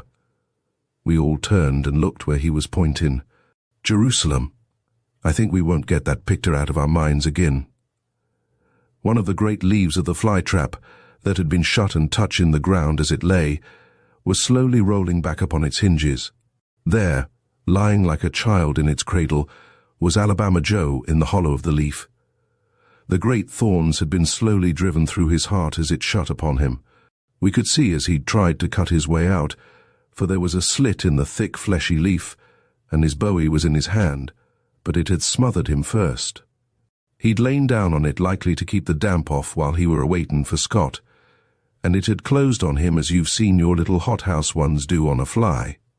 And there he were as we found him, torn and crushed into pulp by the great jagged teeth of the man-eaten plant. There, sirs, I think you'll own as that's a curious story.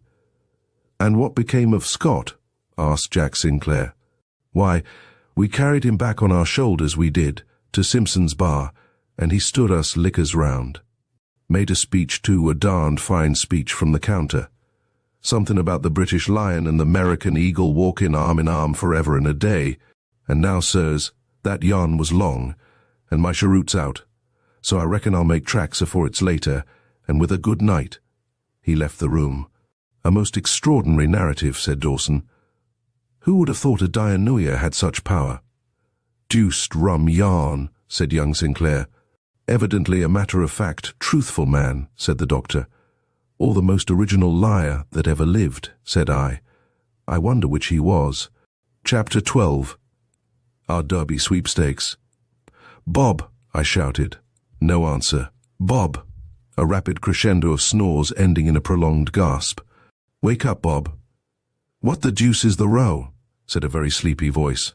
"It's nearly breakfast time," I explained.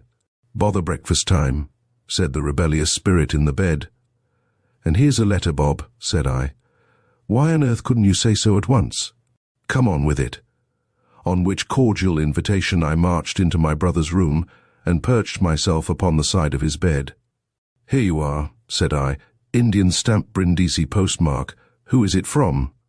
"Mind your own business, Stumpy," said my brother, as he pushed back his curly, tangled locks, and after rubbing his eyes, proceeded to break the seal. Now, if there is one appellation for which above all others I have a profound contempt, it is this one of Stumpy. Some miserable nurse, impressed by the relative proportions of my round grave face and little mottled legs, had dubbed me with the odious nickname in the days of my childhood. I am not really a bit more stumpy than any other girl of 17.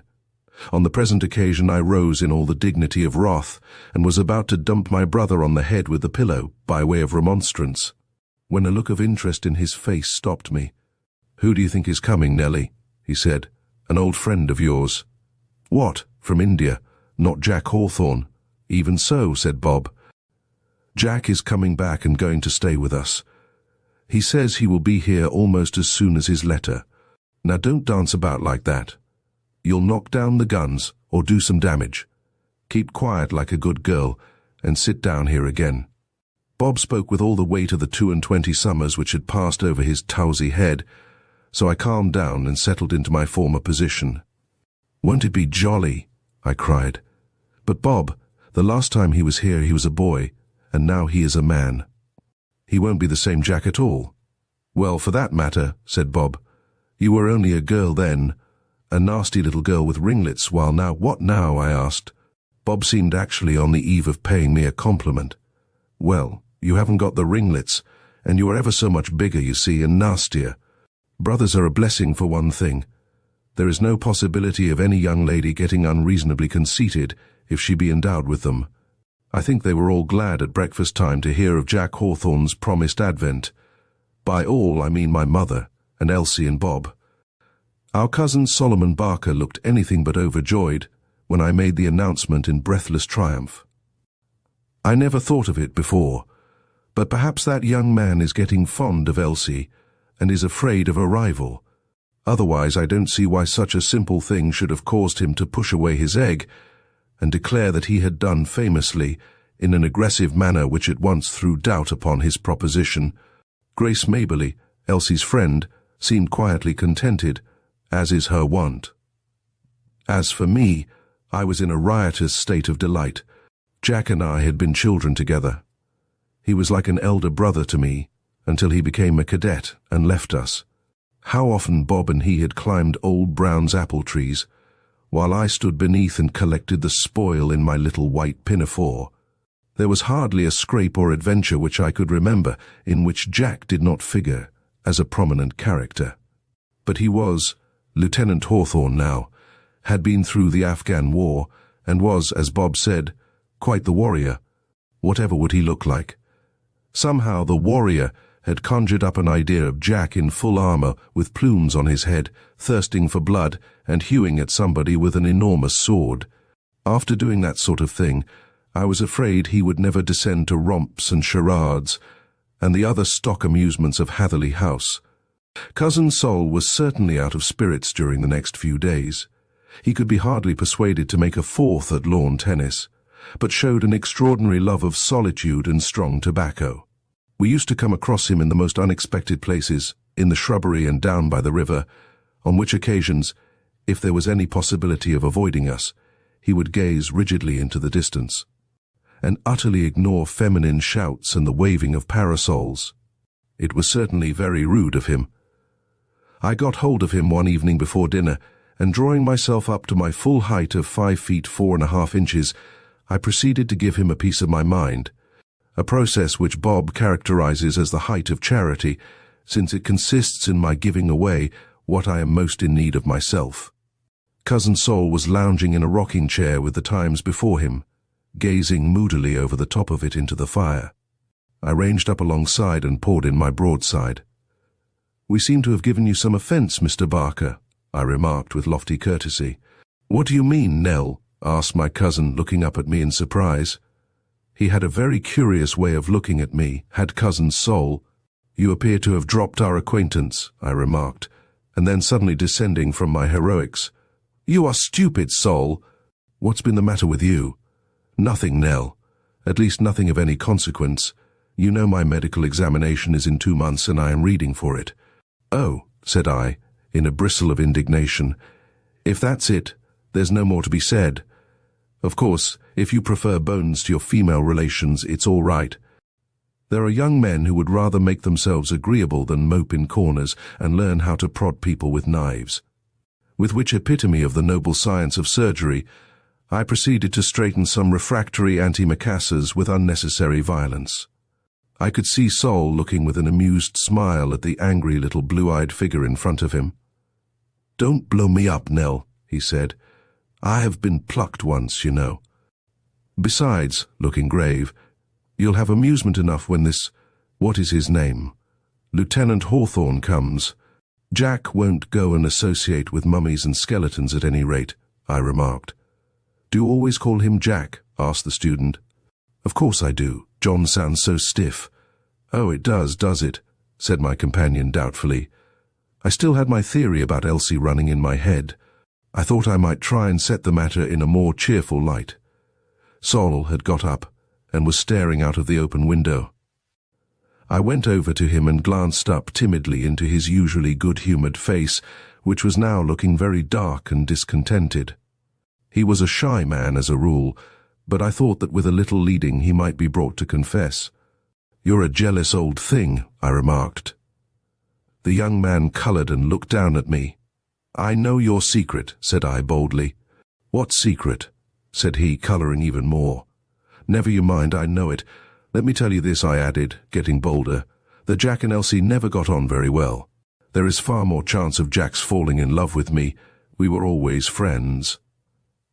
If I had stuck the knitting needle which I held in my hand into Cousin Sol, he could not have given a greater jump. "Good heavens," he said, and I could see his dark eyes staring at me through the twilight. "Do you really think that it is your sister that I care for?" "Certainly," said I stoutly, with a feeling that I was nailing my colours to the mast. Never did a single word produce such an effect. Cousin Sol wheeled round with a gasp of astonishment and sprang right out of the window. He always had curious ways of expressing his feelings, but this one struck me as being so entirely original that I was utterly bereft of any idea save that of wonder. I stood staring out into the gathering darkness. Then there appeared, looking in at me from the lawn, a very much abashed and still rather astonished face. "It's you I care for, Nell," said the face, and at once vanished, while I heard the noise of somebody running at the top of his speed down the avenue. He certainly was a most extraordinary young man. Things went on very much the same at Hatherley House, in spite of Cousin Sol's characteristic declaration of affection. He never sounded me as to my sentiments in regard to him, nor did he allude to the matter for several days. He evidently thought that he had done all which was needed in such cases. He used to discompose me dreadfully at times, however, by coming and planting himself opposite me, and staring at me with a stony rigidity, which was absolutely appalling. "Don't do that, Sol," I said to him one day. "You give me the creeps all over." "Why do I give you the creeps, Nellie?" said he. "Don't you like me?" "Oh yes, I like you well enough," said I. "I like Lord Nelson for that matter, but I shouldn't like his monument to come and stare at me by the hour. It makes me feel quite all overish." "What on earth put Lord Nelson into your head?" said my cousin. "I'm sure I don't know."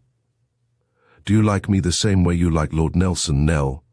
"Yes," I said, "only more." With which small ray of encouragement poor Sol had to be content, as Elsie and Miss Maberly came rustling into the room and put an end to our tete-a-tete. I certainly did like my cousin. I knew what a simple, true nature lay beneath his quiet exterior. The idea of having Sol Barker for a lover, however Sol, whose very name was synonymous with bashfulness, was too incredible. Why couldn't he fall in love with Grace or with Elsie? They might have known what to do with him. They were older than I, and could encourage him, or snub him, as they thought best. Gracie, however, was carrying on a mild flirtation with my brother Bob, and Elsie seemed utterly unconscious of the whole matter. I have one characteristic recollection of my cousin, which I cannot help introducing here, though it has nothing to do with the thread of the narrative. It was on the occasion of his first visit to Hatherley House. The wife of the rector called one day, and the responsibility of entertaining her rested with Sol and myself. We got on very well at first. Sol was unusually lively and talkative. Unfortunately, a hospitable impulse came upon him, and in spite of many warning nods and winks, he asked the visitor if he might offer her a glass of wine. Now, as ill luck would have it, our supply had just been finished, and though we had written to London, a fresh consignment had not yet arrived. I listened breathlessly for the answer, trusting she would refuse, but to my horror she accepted with alacrity. "Never mind ringing, Nell," said Sol. "I'll act as butler." And with a confident smile he marched into the little cupboard in which the decanters were usually kept. It was not until he was well in that he suddenly recollected having heard us mention in the morning that there was none in the house. His mental anguish was so great that he spent the remainder of Mrs. Salter's visit in the cupboard, utterly refusing to come out until after her departure. Had there been any possibility of the wine-press having another egress or leading anywhere, matters would not have been so bad. But I knew that old Mrs. Salter was as well up in the geography of the house as I was myself. She stayed for 3/4 of an hour waiting for Sol's reappearance, and then went away in high dudgeon. "My dear," she said, recounting the incident to her husband, and breaking into semi-scriptural language in the violence of her indignation. The cupboard seemed to open and swallow him. "Jack is coming down by the 2 o'clock train," said Bob one morning, coming into breakfast with a telegram in his hand. I could see Sol looking at me reproachfully, but that did not prevent me from showing my delight at the intelligence. "We'll have awful fun when he comes," said Bob. "We'll drag the fish pond, and have no end of a lark. Won't it be jolly, Sol?" Sol's opinion of its jollity was evidently too great to be expressed in words, for he gave an inarticulate grunt as answer. I had a long cogitation on the subject of Jack in the garden that morning. After all, I was becoming a big girl, as Bob had forcibly reminded me. I must be circumspect in my conduct now. A real live man had actually looked upon me with the eyes of love. It was all very well when I was a child to have Jack following me about and kissing me, but I must keep him at a distance now. I remembered how he presented me with a dead fish once which he had taken out of the Hatherley brook, and how I treasured it up among my most precious possessions, until an insidious odour in the house had caused the mother to send an abusive letter to Mr. Burton, who had pronounced our drainage to be all that could be desired. I must learn to be formal and distant. I pictured our meeting to myself, and went through a rehearsal of it. The holly bush represented Jack, and I approached it solemnly, made it a stately courtesy, and held out my hand with, "So glad to see you, Lieutenant Hawthorne." Elsie came out while I was doing it, but made no remark. I heard her ask Sol at luncheon, however, whether idiocy generally ran in families, or was simply confined to individuals, at which poor Sol blushed furiously, and became utterly incoherent in his attempts at an explanation. Our farmyard opens upon the avenue about halfway between Hatherley House and the lodge. Sol and I and Mr. Nicholas Cronin, the son of a neighbouring squire, went down there after lunch. This imposing demonstration was for the purpose of quelling a mutiny which had broken out in the hen-house. The earliest tidings of the rising had been conveyed to the house by young Bayliss, son and heir of the hen-keeper, and my presence had been urgently requested. Let me remark in parentheses that fowls were my special department in domestic economy, and that no step was ever taken in their management without my advice and assistance. Old Bayliss hobbled out upon our arrival and informed us of the full extent of the disturbance. It seems that the crested hen and the bantam cock had developed such length of wing that they were enabled to fly over into the park, and that the example of these ringleaders had been so contagious that even such steady old matrons as the bandy-legged Cochin China had developed roving propensities and pushed their way into forbidden ground. A council of war was held in the yard, and it was unanimously decided that the wings of the recalcitrants must be clipped. What a scamper we had! By we, I mean Mr. Cronin and myself, while Cousin Sol hovered about in the background with the scissors and cheered us on. The two culprits clearly knew that they were wanted, for they rushed under the hayricks and over the coops, until there seemed to be at least half a dozen crested hens and bantam cocks dodging about in the yard. The other hens were mildly interested in the proceedings, and contented themselves with an occasional derisive cluck, with the exception of the favourite wife of the bantam, who abused us roundly from the top of the coop.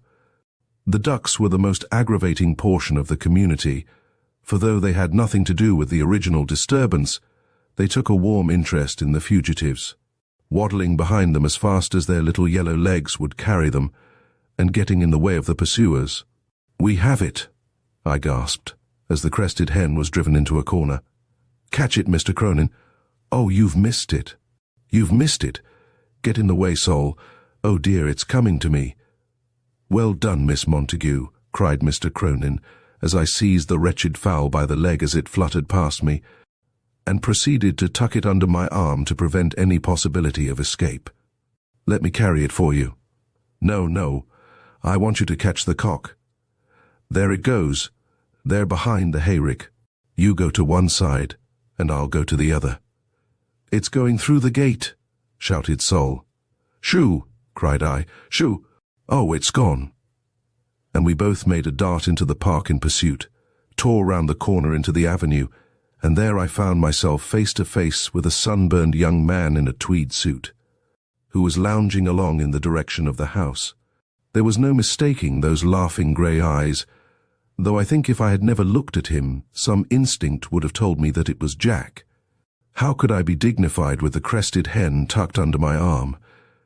I tried to pull myself up, but the miserable bird seemed to think that it had found a protector at last, for it began to cluck with redoubled vehemence. I had to give it up in despair and burst into a laugh, while Jack did the same. "How are you, Nell?" he said, holding out his hand. And then, in an astonished voice, "Why, you're not a bit the same as when I saw you last." "Well, I hadn't a hen under my arm then," said I. "Who would have thought that little Nell would have developed into a woman?" said Jack, still lost in amazement. "You didn't expect me to develop into a man, did you?" said I, in high indignation, and then suddenly dropping all reserve. "We're awfully glad you've come, Jack. Never mind going up to the house. Come and help us to catch that bantam cock." "Right you are," said Jack, in his old cheery way, still keeping his eyes firmly fixed upon my countenance. "Come on." And away the three of us scampered across the park, with poor Sol aiding and abetting with the scissors and the prisoner in the rear. Jack was a very crumpled-looking visitor by the time he paid his respects to the mother that afternoon, and my dreams of dignity and reserve were scattered to the winds. We had quite a party at Hatherley House that May. There were Bob, and Sol, and Jack Hawthorne, and Mr. Nicholas Cronin.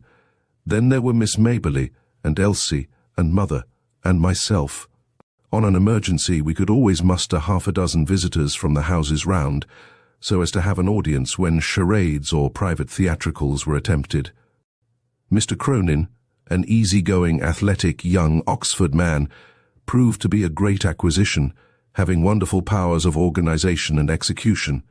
Jack was not nearly as lively as he used to be. In fact, we unanimously accused him of being in love, at which he looked as silly as young men usually do on such occasions, but did not attempt to deny the soft impeachment. "What shall we do today?" said Bob one morning. "Can anybody make a suggestion?" "Drag the pond," said Mr. Cronin. "Haven't men enough," said Bob. "Anything else?" "We must get up a sweepstakes for the derby," remarked Jack. "Oh, there's plenty of time for that. It isn't run till the week after next. Anything else?" "Lawn tennis," said Sol dubiously. "Bother lawn tennis." "You might make a picnic to Hatherley Abbey," said I. "Capital!" cried Mr. Cronin. "The very thing. What do you think, Bob?" "First class," said my brother, grasping eagerly at the idea. "Picnics are very dear to those who are in the first stage of the tender passion." "Well, how are we to go, Nell?" asked Elsie. "I won't go at all," said I. "I'd like to awfully, but I have to plant those ferns Sol got me. You had better walk.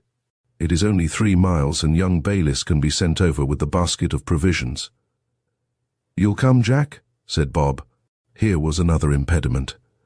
The lieutenant had twisted his ankle yesterday. He had not mentioned it to anyone at the time, but it was beginning to pain him now. "Couldn't do it, really," said Jack. 3 miles there, and 3 back." "Come on, don't be lazy," said Bob. "My dear fellow," answered the lieutenant, "I have had walking enough to last me the rest of my life. If you had seen how that energetic general of ours bustled me along from Kabul to Kandahar, you'd sympathize with me." "Leave the veteran alone," said Mr. Nicholas Cronin. "Pity the war-worn soldier," remarked Bob. "None of your chaff," said Jack. "I'll tell you what I'll do," he added, brightening up. "You let me have the trap, Bob, and I'll drive over with Nell as soon as she has finished planting her ferns. We can take the basket with us. You'll come, won't you, Nell?" "All right," said I, and Bob having given his assent to the arrangement, and everybody being pleased except Mr. Solomon Barker, who glared with mild malignancy at the soldier, the matter was finally settled, and the whole party proceeded to get ready, and finally departed down the avenue. It was an extraordinary thing how that ankle improved after the last of the troop had passed round the curve of the hedge. By the time the ferns were planted and the gig got ready, Jack was as active and lively as ever he was in his life. "You seem to have got better very suddenly," I remarked, as we drove down the narrow, winding country lane. "Yes," said Jack. "The fact is, Nell, there never was anything the matter with me. I wanted to have a talk with you." "You don't mean to say you would tell a lie in order to have a talk with me?" I remonstrated. 40, said Jack stoutly. I was too lost in contemplation of the depths of guile in Jack's nature to make any further remark. I wondered whether Elsie would be flattered or indignant were anyone to offer to tell so many lies in her behalf. "We used to be good friends when we were children, Nell," remarked my companion. "Yes," said I, looking down at the rug which was thrown over my knees. I was beginning to be quite an experienced young lady by this time, you see, and to understand certain inflections of the masculine voice, which are only to be acquired by practice. "You don't seem to care for me now as much as you did then," said Jack. I was still intensely absorbed in the leopard skin in front of me. "Do you know, Nellie," continued Jack, "that when I have been camping out in the frozen passes of the Himalayas, when I've seen the hostile array in front of me, in fact, suddenly dropping into bathos, all the time I was in that beastly hole Afghanistan, I used to think of the little girl I had left in England." "Indeed," I murmured. "Yes," said Jack, "I bore the memory of you in my heart, and then when I came back you were a little girl no longer. I found you a beautiful woman, Nellie, and I wondered whether you had forgotten the days that were gone." Jack was becoming quite poetical in his enthusiasm. By this time he had left the old bay pony entirely to its own devices, and it was indulging in its chronic propensity of stopping and admiring the view. "Look here, Nellie," said Jack, with a gasp like a man who is about to pull the string of his shower bath. "One of the things you learn in campaigning is to secure a good thing whenever you see it. Never delay or hesitate, for you never know that some other fellow may not carry it off while you are making up your mind. It's coming now," I thought in despair, "and there's no window for Jack to escape by after he has made the plunge." I had gradually got to associate the ideas of love and jumping out of windows, ever since poor soul's confession. "Do you think, Nell," said Jack, "that you could ever care for me enough to share my lot forever? Could you ever be my wife, Nell?" He didn't even jump out of the trap. He sat there beside me, looking at me with his eager grey eyes, while the pony strolled along, cropping the wild flowers on either side of the road. It was quite evident that he intended having an answer. Somehow, as I looked down, I seemed to see a pale, shy face looking in at me from a dark background, and to hear Sol's voice as he declared his love. Poor fellow. He was first in the field at any rate. "Could you, Nell?" asked Jack once more. "I like you very much, Jack," said I, looking up at him nervously, but how his face changed at that monosyllable. "I don't think I like you enough for that. Besides, I'm so young, you know. I suppose I ought to be very much complimented and that sort of thing by your offer, but you mustn't think of me in that light any more." "You refuse me, then?" said Jack, turning a little white. "Why don't you go and ask Elsie?" cried I in despair. "Why should you all come to me?" "I don't want Elsie," cried Jack, giving the pony a cut with his whip, which rather astonished that easy-going quadruped. "What do you mean by all, Nell?" No answer. "I see how it is," said Jack bitterly. "I've noticed how that cousin of yours has been hanging round you ever since I have been here. You are engaged to him." "No, I'm not," said I. "Thank God for that," responded Jack devoutly. "There is some hope yet. Perhaps you will come to think better of it in time. Tell me, Nellie, are you fond of that fool of a medical student?" "He isn't a fool," said I indignantly, "and I'm quite as fond of him as I shall ever be of you." "You might not care for him much and still be that," said Jack sulkily, and neither of us spoke again until a joint bellow from Bob and Mr. Cronin announced the presence of the rest of the company. If the picnic was a success, it was entirely due to the exertions of the latter gentleman. 3 lovers out of 4 was an undue proportion, and it took all his convivial powers to make up for the shortcomings of the rest. Bob seemed entirely absorbed in Miss Mabley's charms. Poor Elsie was left out in the cold, while my two admirers spent their time in glaring alternately at me and at each other. Mr. Cronin, however, fought gallantly against the depression, making himself agreeable to all and exploring ruins or drawing corks with equal vehemence and energy. Cousin Sol was particularly disheartened and out of spirits. He thought, no doubt, that my solitary ride with Jack had been a prearranged thing between us. There was more sorrow than anger in his eyes, however, while Jack, I regret to say, was decidedly ill-tempered. It was this fact which made me choose out my cousin as my companion in the ramble through the woods which succeeded our lunch. Jack had been assuming a provoking air of proprietorship lately, which I was determined to quash once for all. I felt angry with him too, for appearing to consider himself ill-used at my refusal, and for trying to disparage poor Sol behind his back. I was far from loving either the one or the other, but somehow my girlish ideas of fair play revolted at either of them taking what I considered an unfair advantage. I felt that if Jack had not come, I should, in the fullness of time, have ended by accepting my cousin. On the other hand, if it had not been for Sol, I might never have refused Jack. At present I was too fond of them both to favour either. How in the world is it to end, thought I. I must do something decisive one way or the other. Or perhaps the best thing would be to wait and see what the future might bring forth. Sol seemed mildly surprised at my having selected him as my companion, but accepted the offer with a grateful smile. His mind seemed to have been vastly relieved. "So I haven't lost you yet, Nell," he murmured, as we branched off among the great tree trunks, and heard the voices of the party growing fainter in the distance. "Nobody can lose me," said I, "for nobody has won me yet. For goodness sake, don't talk about it any more. Why can't you talk like your old self 2 years ago, and not be so dreadfully sentimental?" "You'll know why some day, Nell," said the student reproachfully. "Wait until you are in love yourself, and you will understand it." I gave a little incredulous sniff. "Sit here, Nell," said Cousin Sol, manoeuvring me into a little bank of wild strawberries and mosses, and perching himself upon a stump of a tree beside me. "Now all I ask you to do is to answer 1 or 2 questions, and I'll never bother you any more."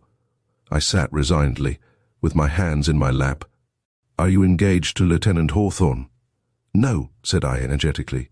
"Are you fonder of him than of me?" "No, I'm not." Sol's thermometer of happiness up to 100 in the shade at least. "Are you fonder of me than of him, Nellie?" in a very tender voice. "No." Thermometer down below 0 again. "Do you mean to say that we are exactly equal in your eyes?" "Yes.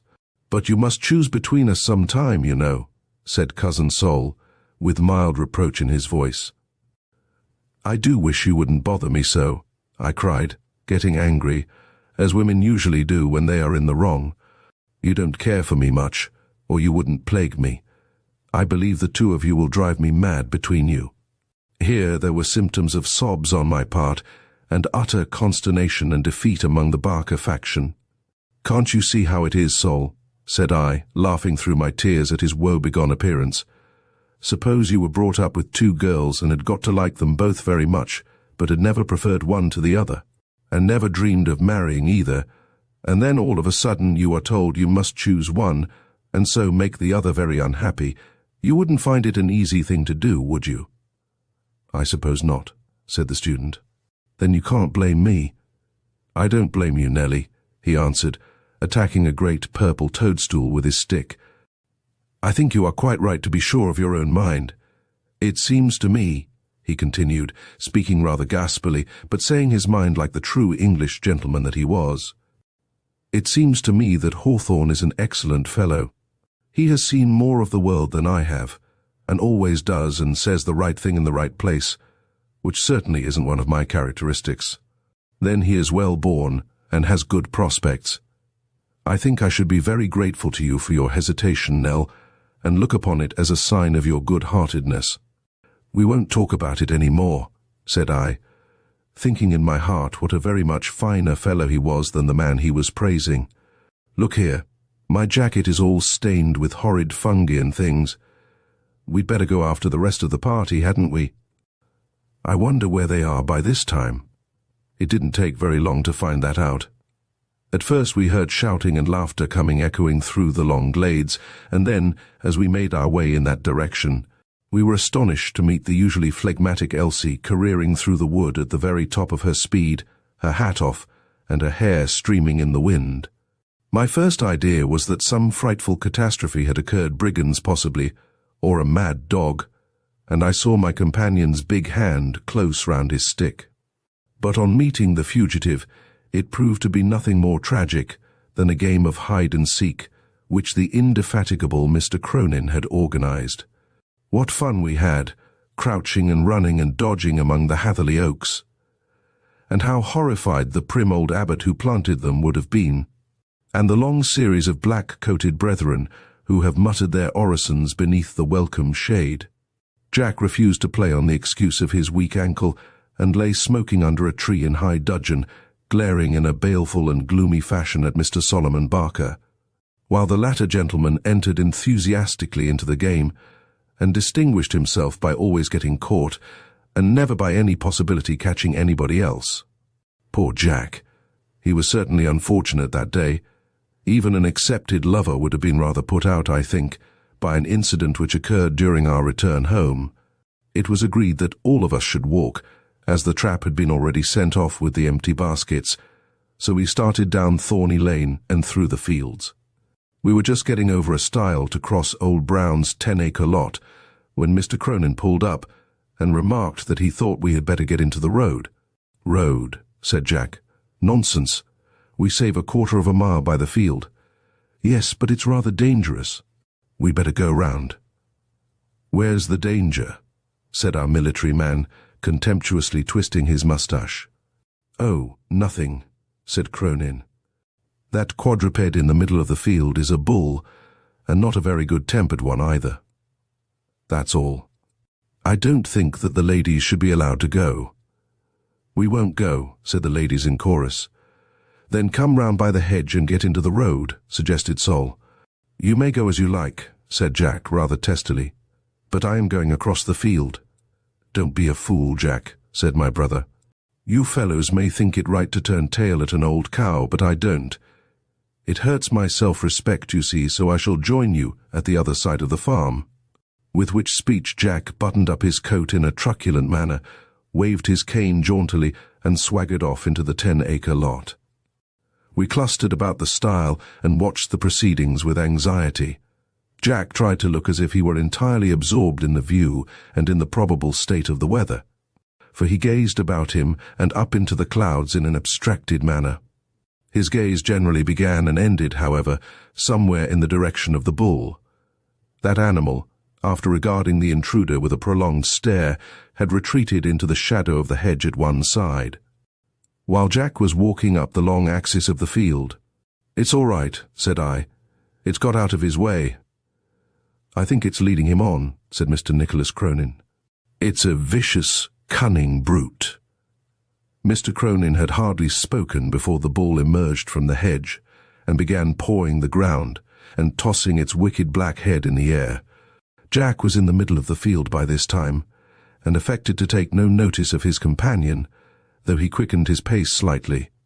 The bull's next maneuver was to run rapidly round in 2 or 3 small circles, and then it suddenly stopped, bellowed, put down its head, elevated its tail, and made for Jack at the very top of its speed. There was no use pretending to ignore its existence any longer. Jack faced round and gazed at it for a moment.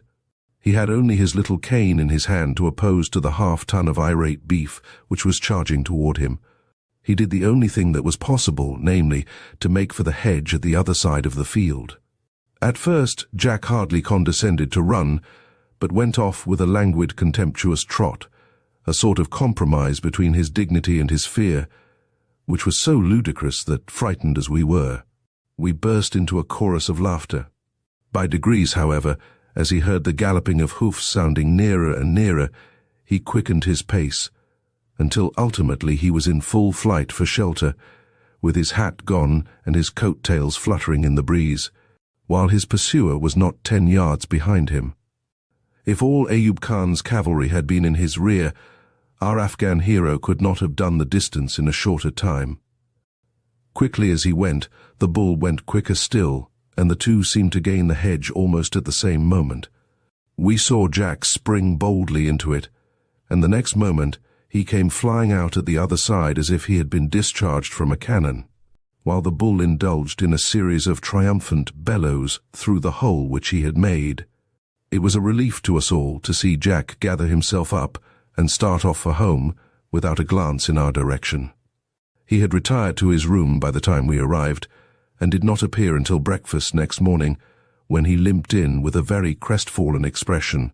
None of us was hard-hearted enough to allude to the subject, however, and by judicious treatment we restored him before lunchtime to his usual state of equanimity. It was a couple of days after the picnic that our great Derby Sweepstakes was to come off. This was an annual ceremony never omitted at Hatherley House, where, between visitors and neighbours, there were generally quite as many candidates for tickets as there were horses entered.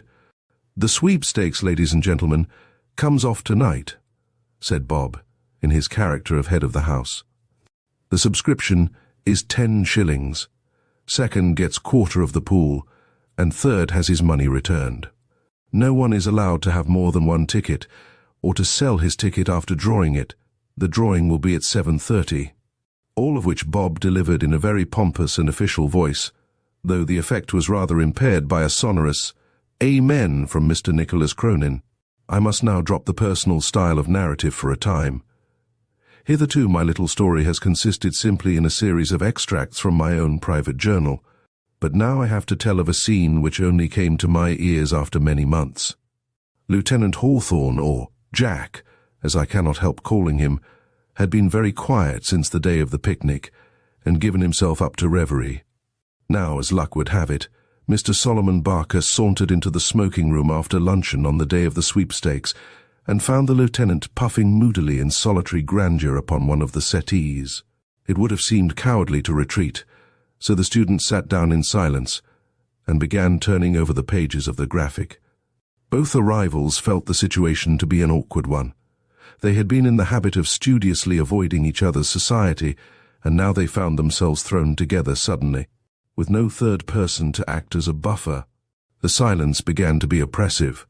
The lieutenant yawned and coughed with overacted nonchalance, while honest Sol felt very hot and uncomfortable, and continued to stare gloomily at the paper in his hand. The ticking of the clock and the click of the billiard balls across the passage seemed to grow unendurably loud and monotonous. Sol glanced across once, but catching his companion's eye in an exactly similar action, the two young men seemed simultaneously to take a deep and all-absorbing interest in the pattern of the cornice. "Why should I quarrel with him?" thought Sol to himself. "After all, I want nothing but fair play. Probably I shall be snubbed, but I may as well give him an opening." Sol's cigar had gone out. The opportunity was too good to be neglected. "Could you oblige me with a fusee, Lieutenant?" he asked. The lieutenant was sorry, extremely sorry, but he was not in possession of a fusee. This was a bad beginning. Chilly politeness was even more repulsing than absolute rudeness. But Mr. Solomon Barker, like many other shy men, was audacity itself when the ice had once been broken. He would have no more bickerings or misunderstandings. Now was the time to come to some definite arrangement. He pulled his armchair across the room and planted himself in front of the astonished soldier. "You're in love with Miss Nellie Montague," he remarked. Jack sprang off the settee with as much rapidity as if Farmer Brown's bull were coming in through the window. "And if I am, sir," he said, twisting his tawny moustache, "what the devil is that to you?" "Don't lose your temper," said Sol. "Sit down again and talk the matter over like a reasonable Christian. I am in love with her too." "What the deuce is the fellow driving at?" thought Jack as he resumed his seat, still simmering after his recent explosion. "So the long and the short of it is that we are both in love with her," continued Sol, emphasizing his remarks with his bony forefinger. "What then?" said the lieutenant, showing some symptoms of a relapse. "I suppose that the best man will win, and that the young lady is quite able to choose for herself. You don't expect me to stand out of the race just because you happen to want the prize, do you?" "That's just it," cried Sol. "One of us will have to stand out." "You've hit the right idea there. You see, Nellie Miss Montague, is, as far as I can see, rather fonder of you than of me, but still fond enough of me not to wish to grieve me by a positive refusal." "Honesty compels me to state," said Jack, in a more conciliatory voice than he had made use of hitherto, "that Nellie Miss Montague, is rather fonder of you than of me, but still, as you say, fond enough of me not to prefer my rival openly in my presence." "I don't think you're right," said the student. "In fact, I know you are not, for she told me as much with her own lips. However, what you say makes it easier for us to come to an understanding. It is quite evident that as long as we show ourselves to be equally fond of her, neither of us can have the slightest hope of winning her." "There's some sense in that," said the lieutenant reflectively. "But what do you propose?" "I propose that one of us stand out, to use your own expression. There is no alternative." "But who is to stand out?" asked Jack. "Ah, that is the question. I can claim to having known her longest. I can claim to having loved her first." Matters seemed to have come to a deadlock. Neither of the young men was in the least inclined to abdicate in favor of his rival. "Look here," said the student, "let us decide the matter by lot." This seemed fair, and was agreed to by both. A new difficulty arose, however. Both of them felt sentimental objections toward risking their angel upon such a paltry chance as the turn of a coin or the length of a straw. It was at this crisis that an inspiration came upon Lieutenant Hawthorne. "I'll tell you how we will decide it," he said. "You and I are both entered for our Derby sweepstakes. If your horse beats mine, I give up my chance. If mine beats yours, you leave Miss Montague forever. Is it a bargain?" "I have only one stipulation to make," said Sol. "It is 10 days yet before the race will be run. During that time, neither of us must attempt to take an unfair advantage of the other. We shall both agree not to press our suit until the matter is decided." "Done," said the soldier. "Done," said Solomon, and they shook hands upon the agreement. I had, as I have already observed, no knowledge of the conversation which had taken place between my suitors. I may mention, incidentally, that during the course of it I was in the library, listening to Tennyson read aloud in the deep musical voice of Mr. Nicholas Cronin. I observed, however, in the evening that these two young men seemed remarkably excited about their horses, and that neither of them was in the least inclined to make himself agreeable to me. For which crime I am happy to say that they were both punished by drawing rank outsiders. Eurydice, I think, was the name of Sol's, while Jack's was Bicycle. Mr. Cronin drew an American horse named Iroquois, and all the others seemed fairly well pleased. I peeped into the smoking room before going to bed, and was amused to see Jack consulting the sporting prophet of the field, while Sol was deeply immersed in the Gazette. This sudden mania for the turf seemed all the more strange, since I knew that if my cousin could distinguish a horse from a cow, it was as much as any of his friends would give him credit for. The 10 succeeding days were voted very slow by various members of the household. I cannot say that I found them so. Perhaps that was because I discovered something very unexpected and pleasing in the course of that period. It was a relief to be free of any fear of wounding the susceptibilities of either of my former lovers. I could say what I chose and do what I liked now, for they had deserted me completely, and handed me over to the society of my brother Bob and Mr. Nicholas Cronin. The new excitement of horse racing seemed to have driven their former passion completely out of their minds. Never was a house so deluged with special tips and every vile print which could by any possibility have a word bearing upon the training of the horses or their antecedents. The very grooms in the stable were tired of recounting how Bicycle was descended from Velocipede, or explaining to the anxious medical student how Eurydice was by Orpheus out of Hades.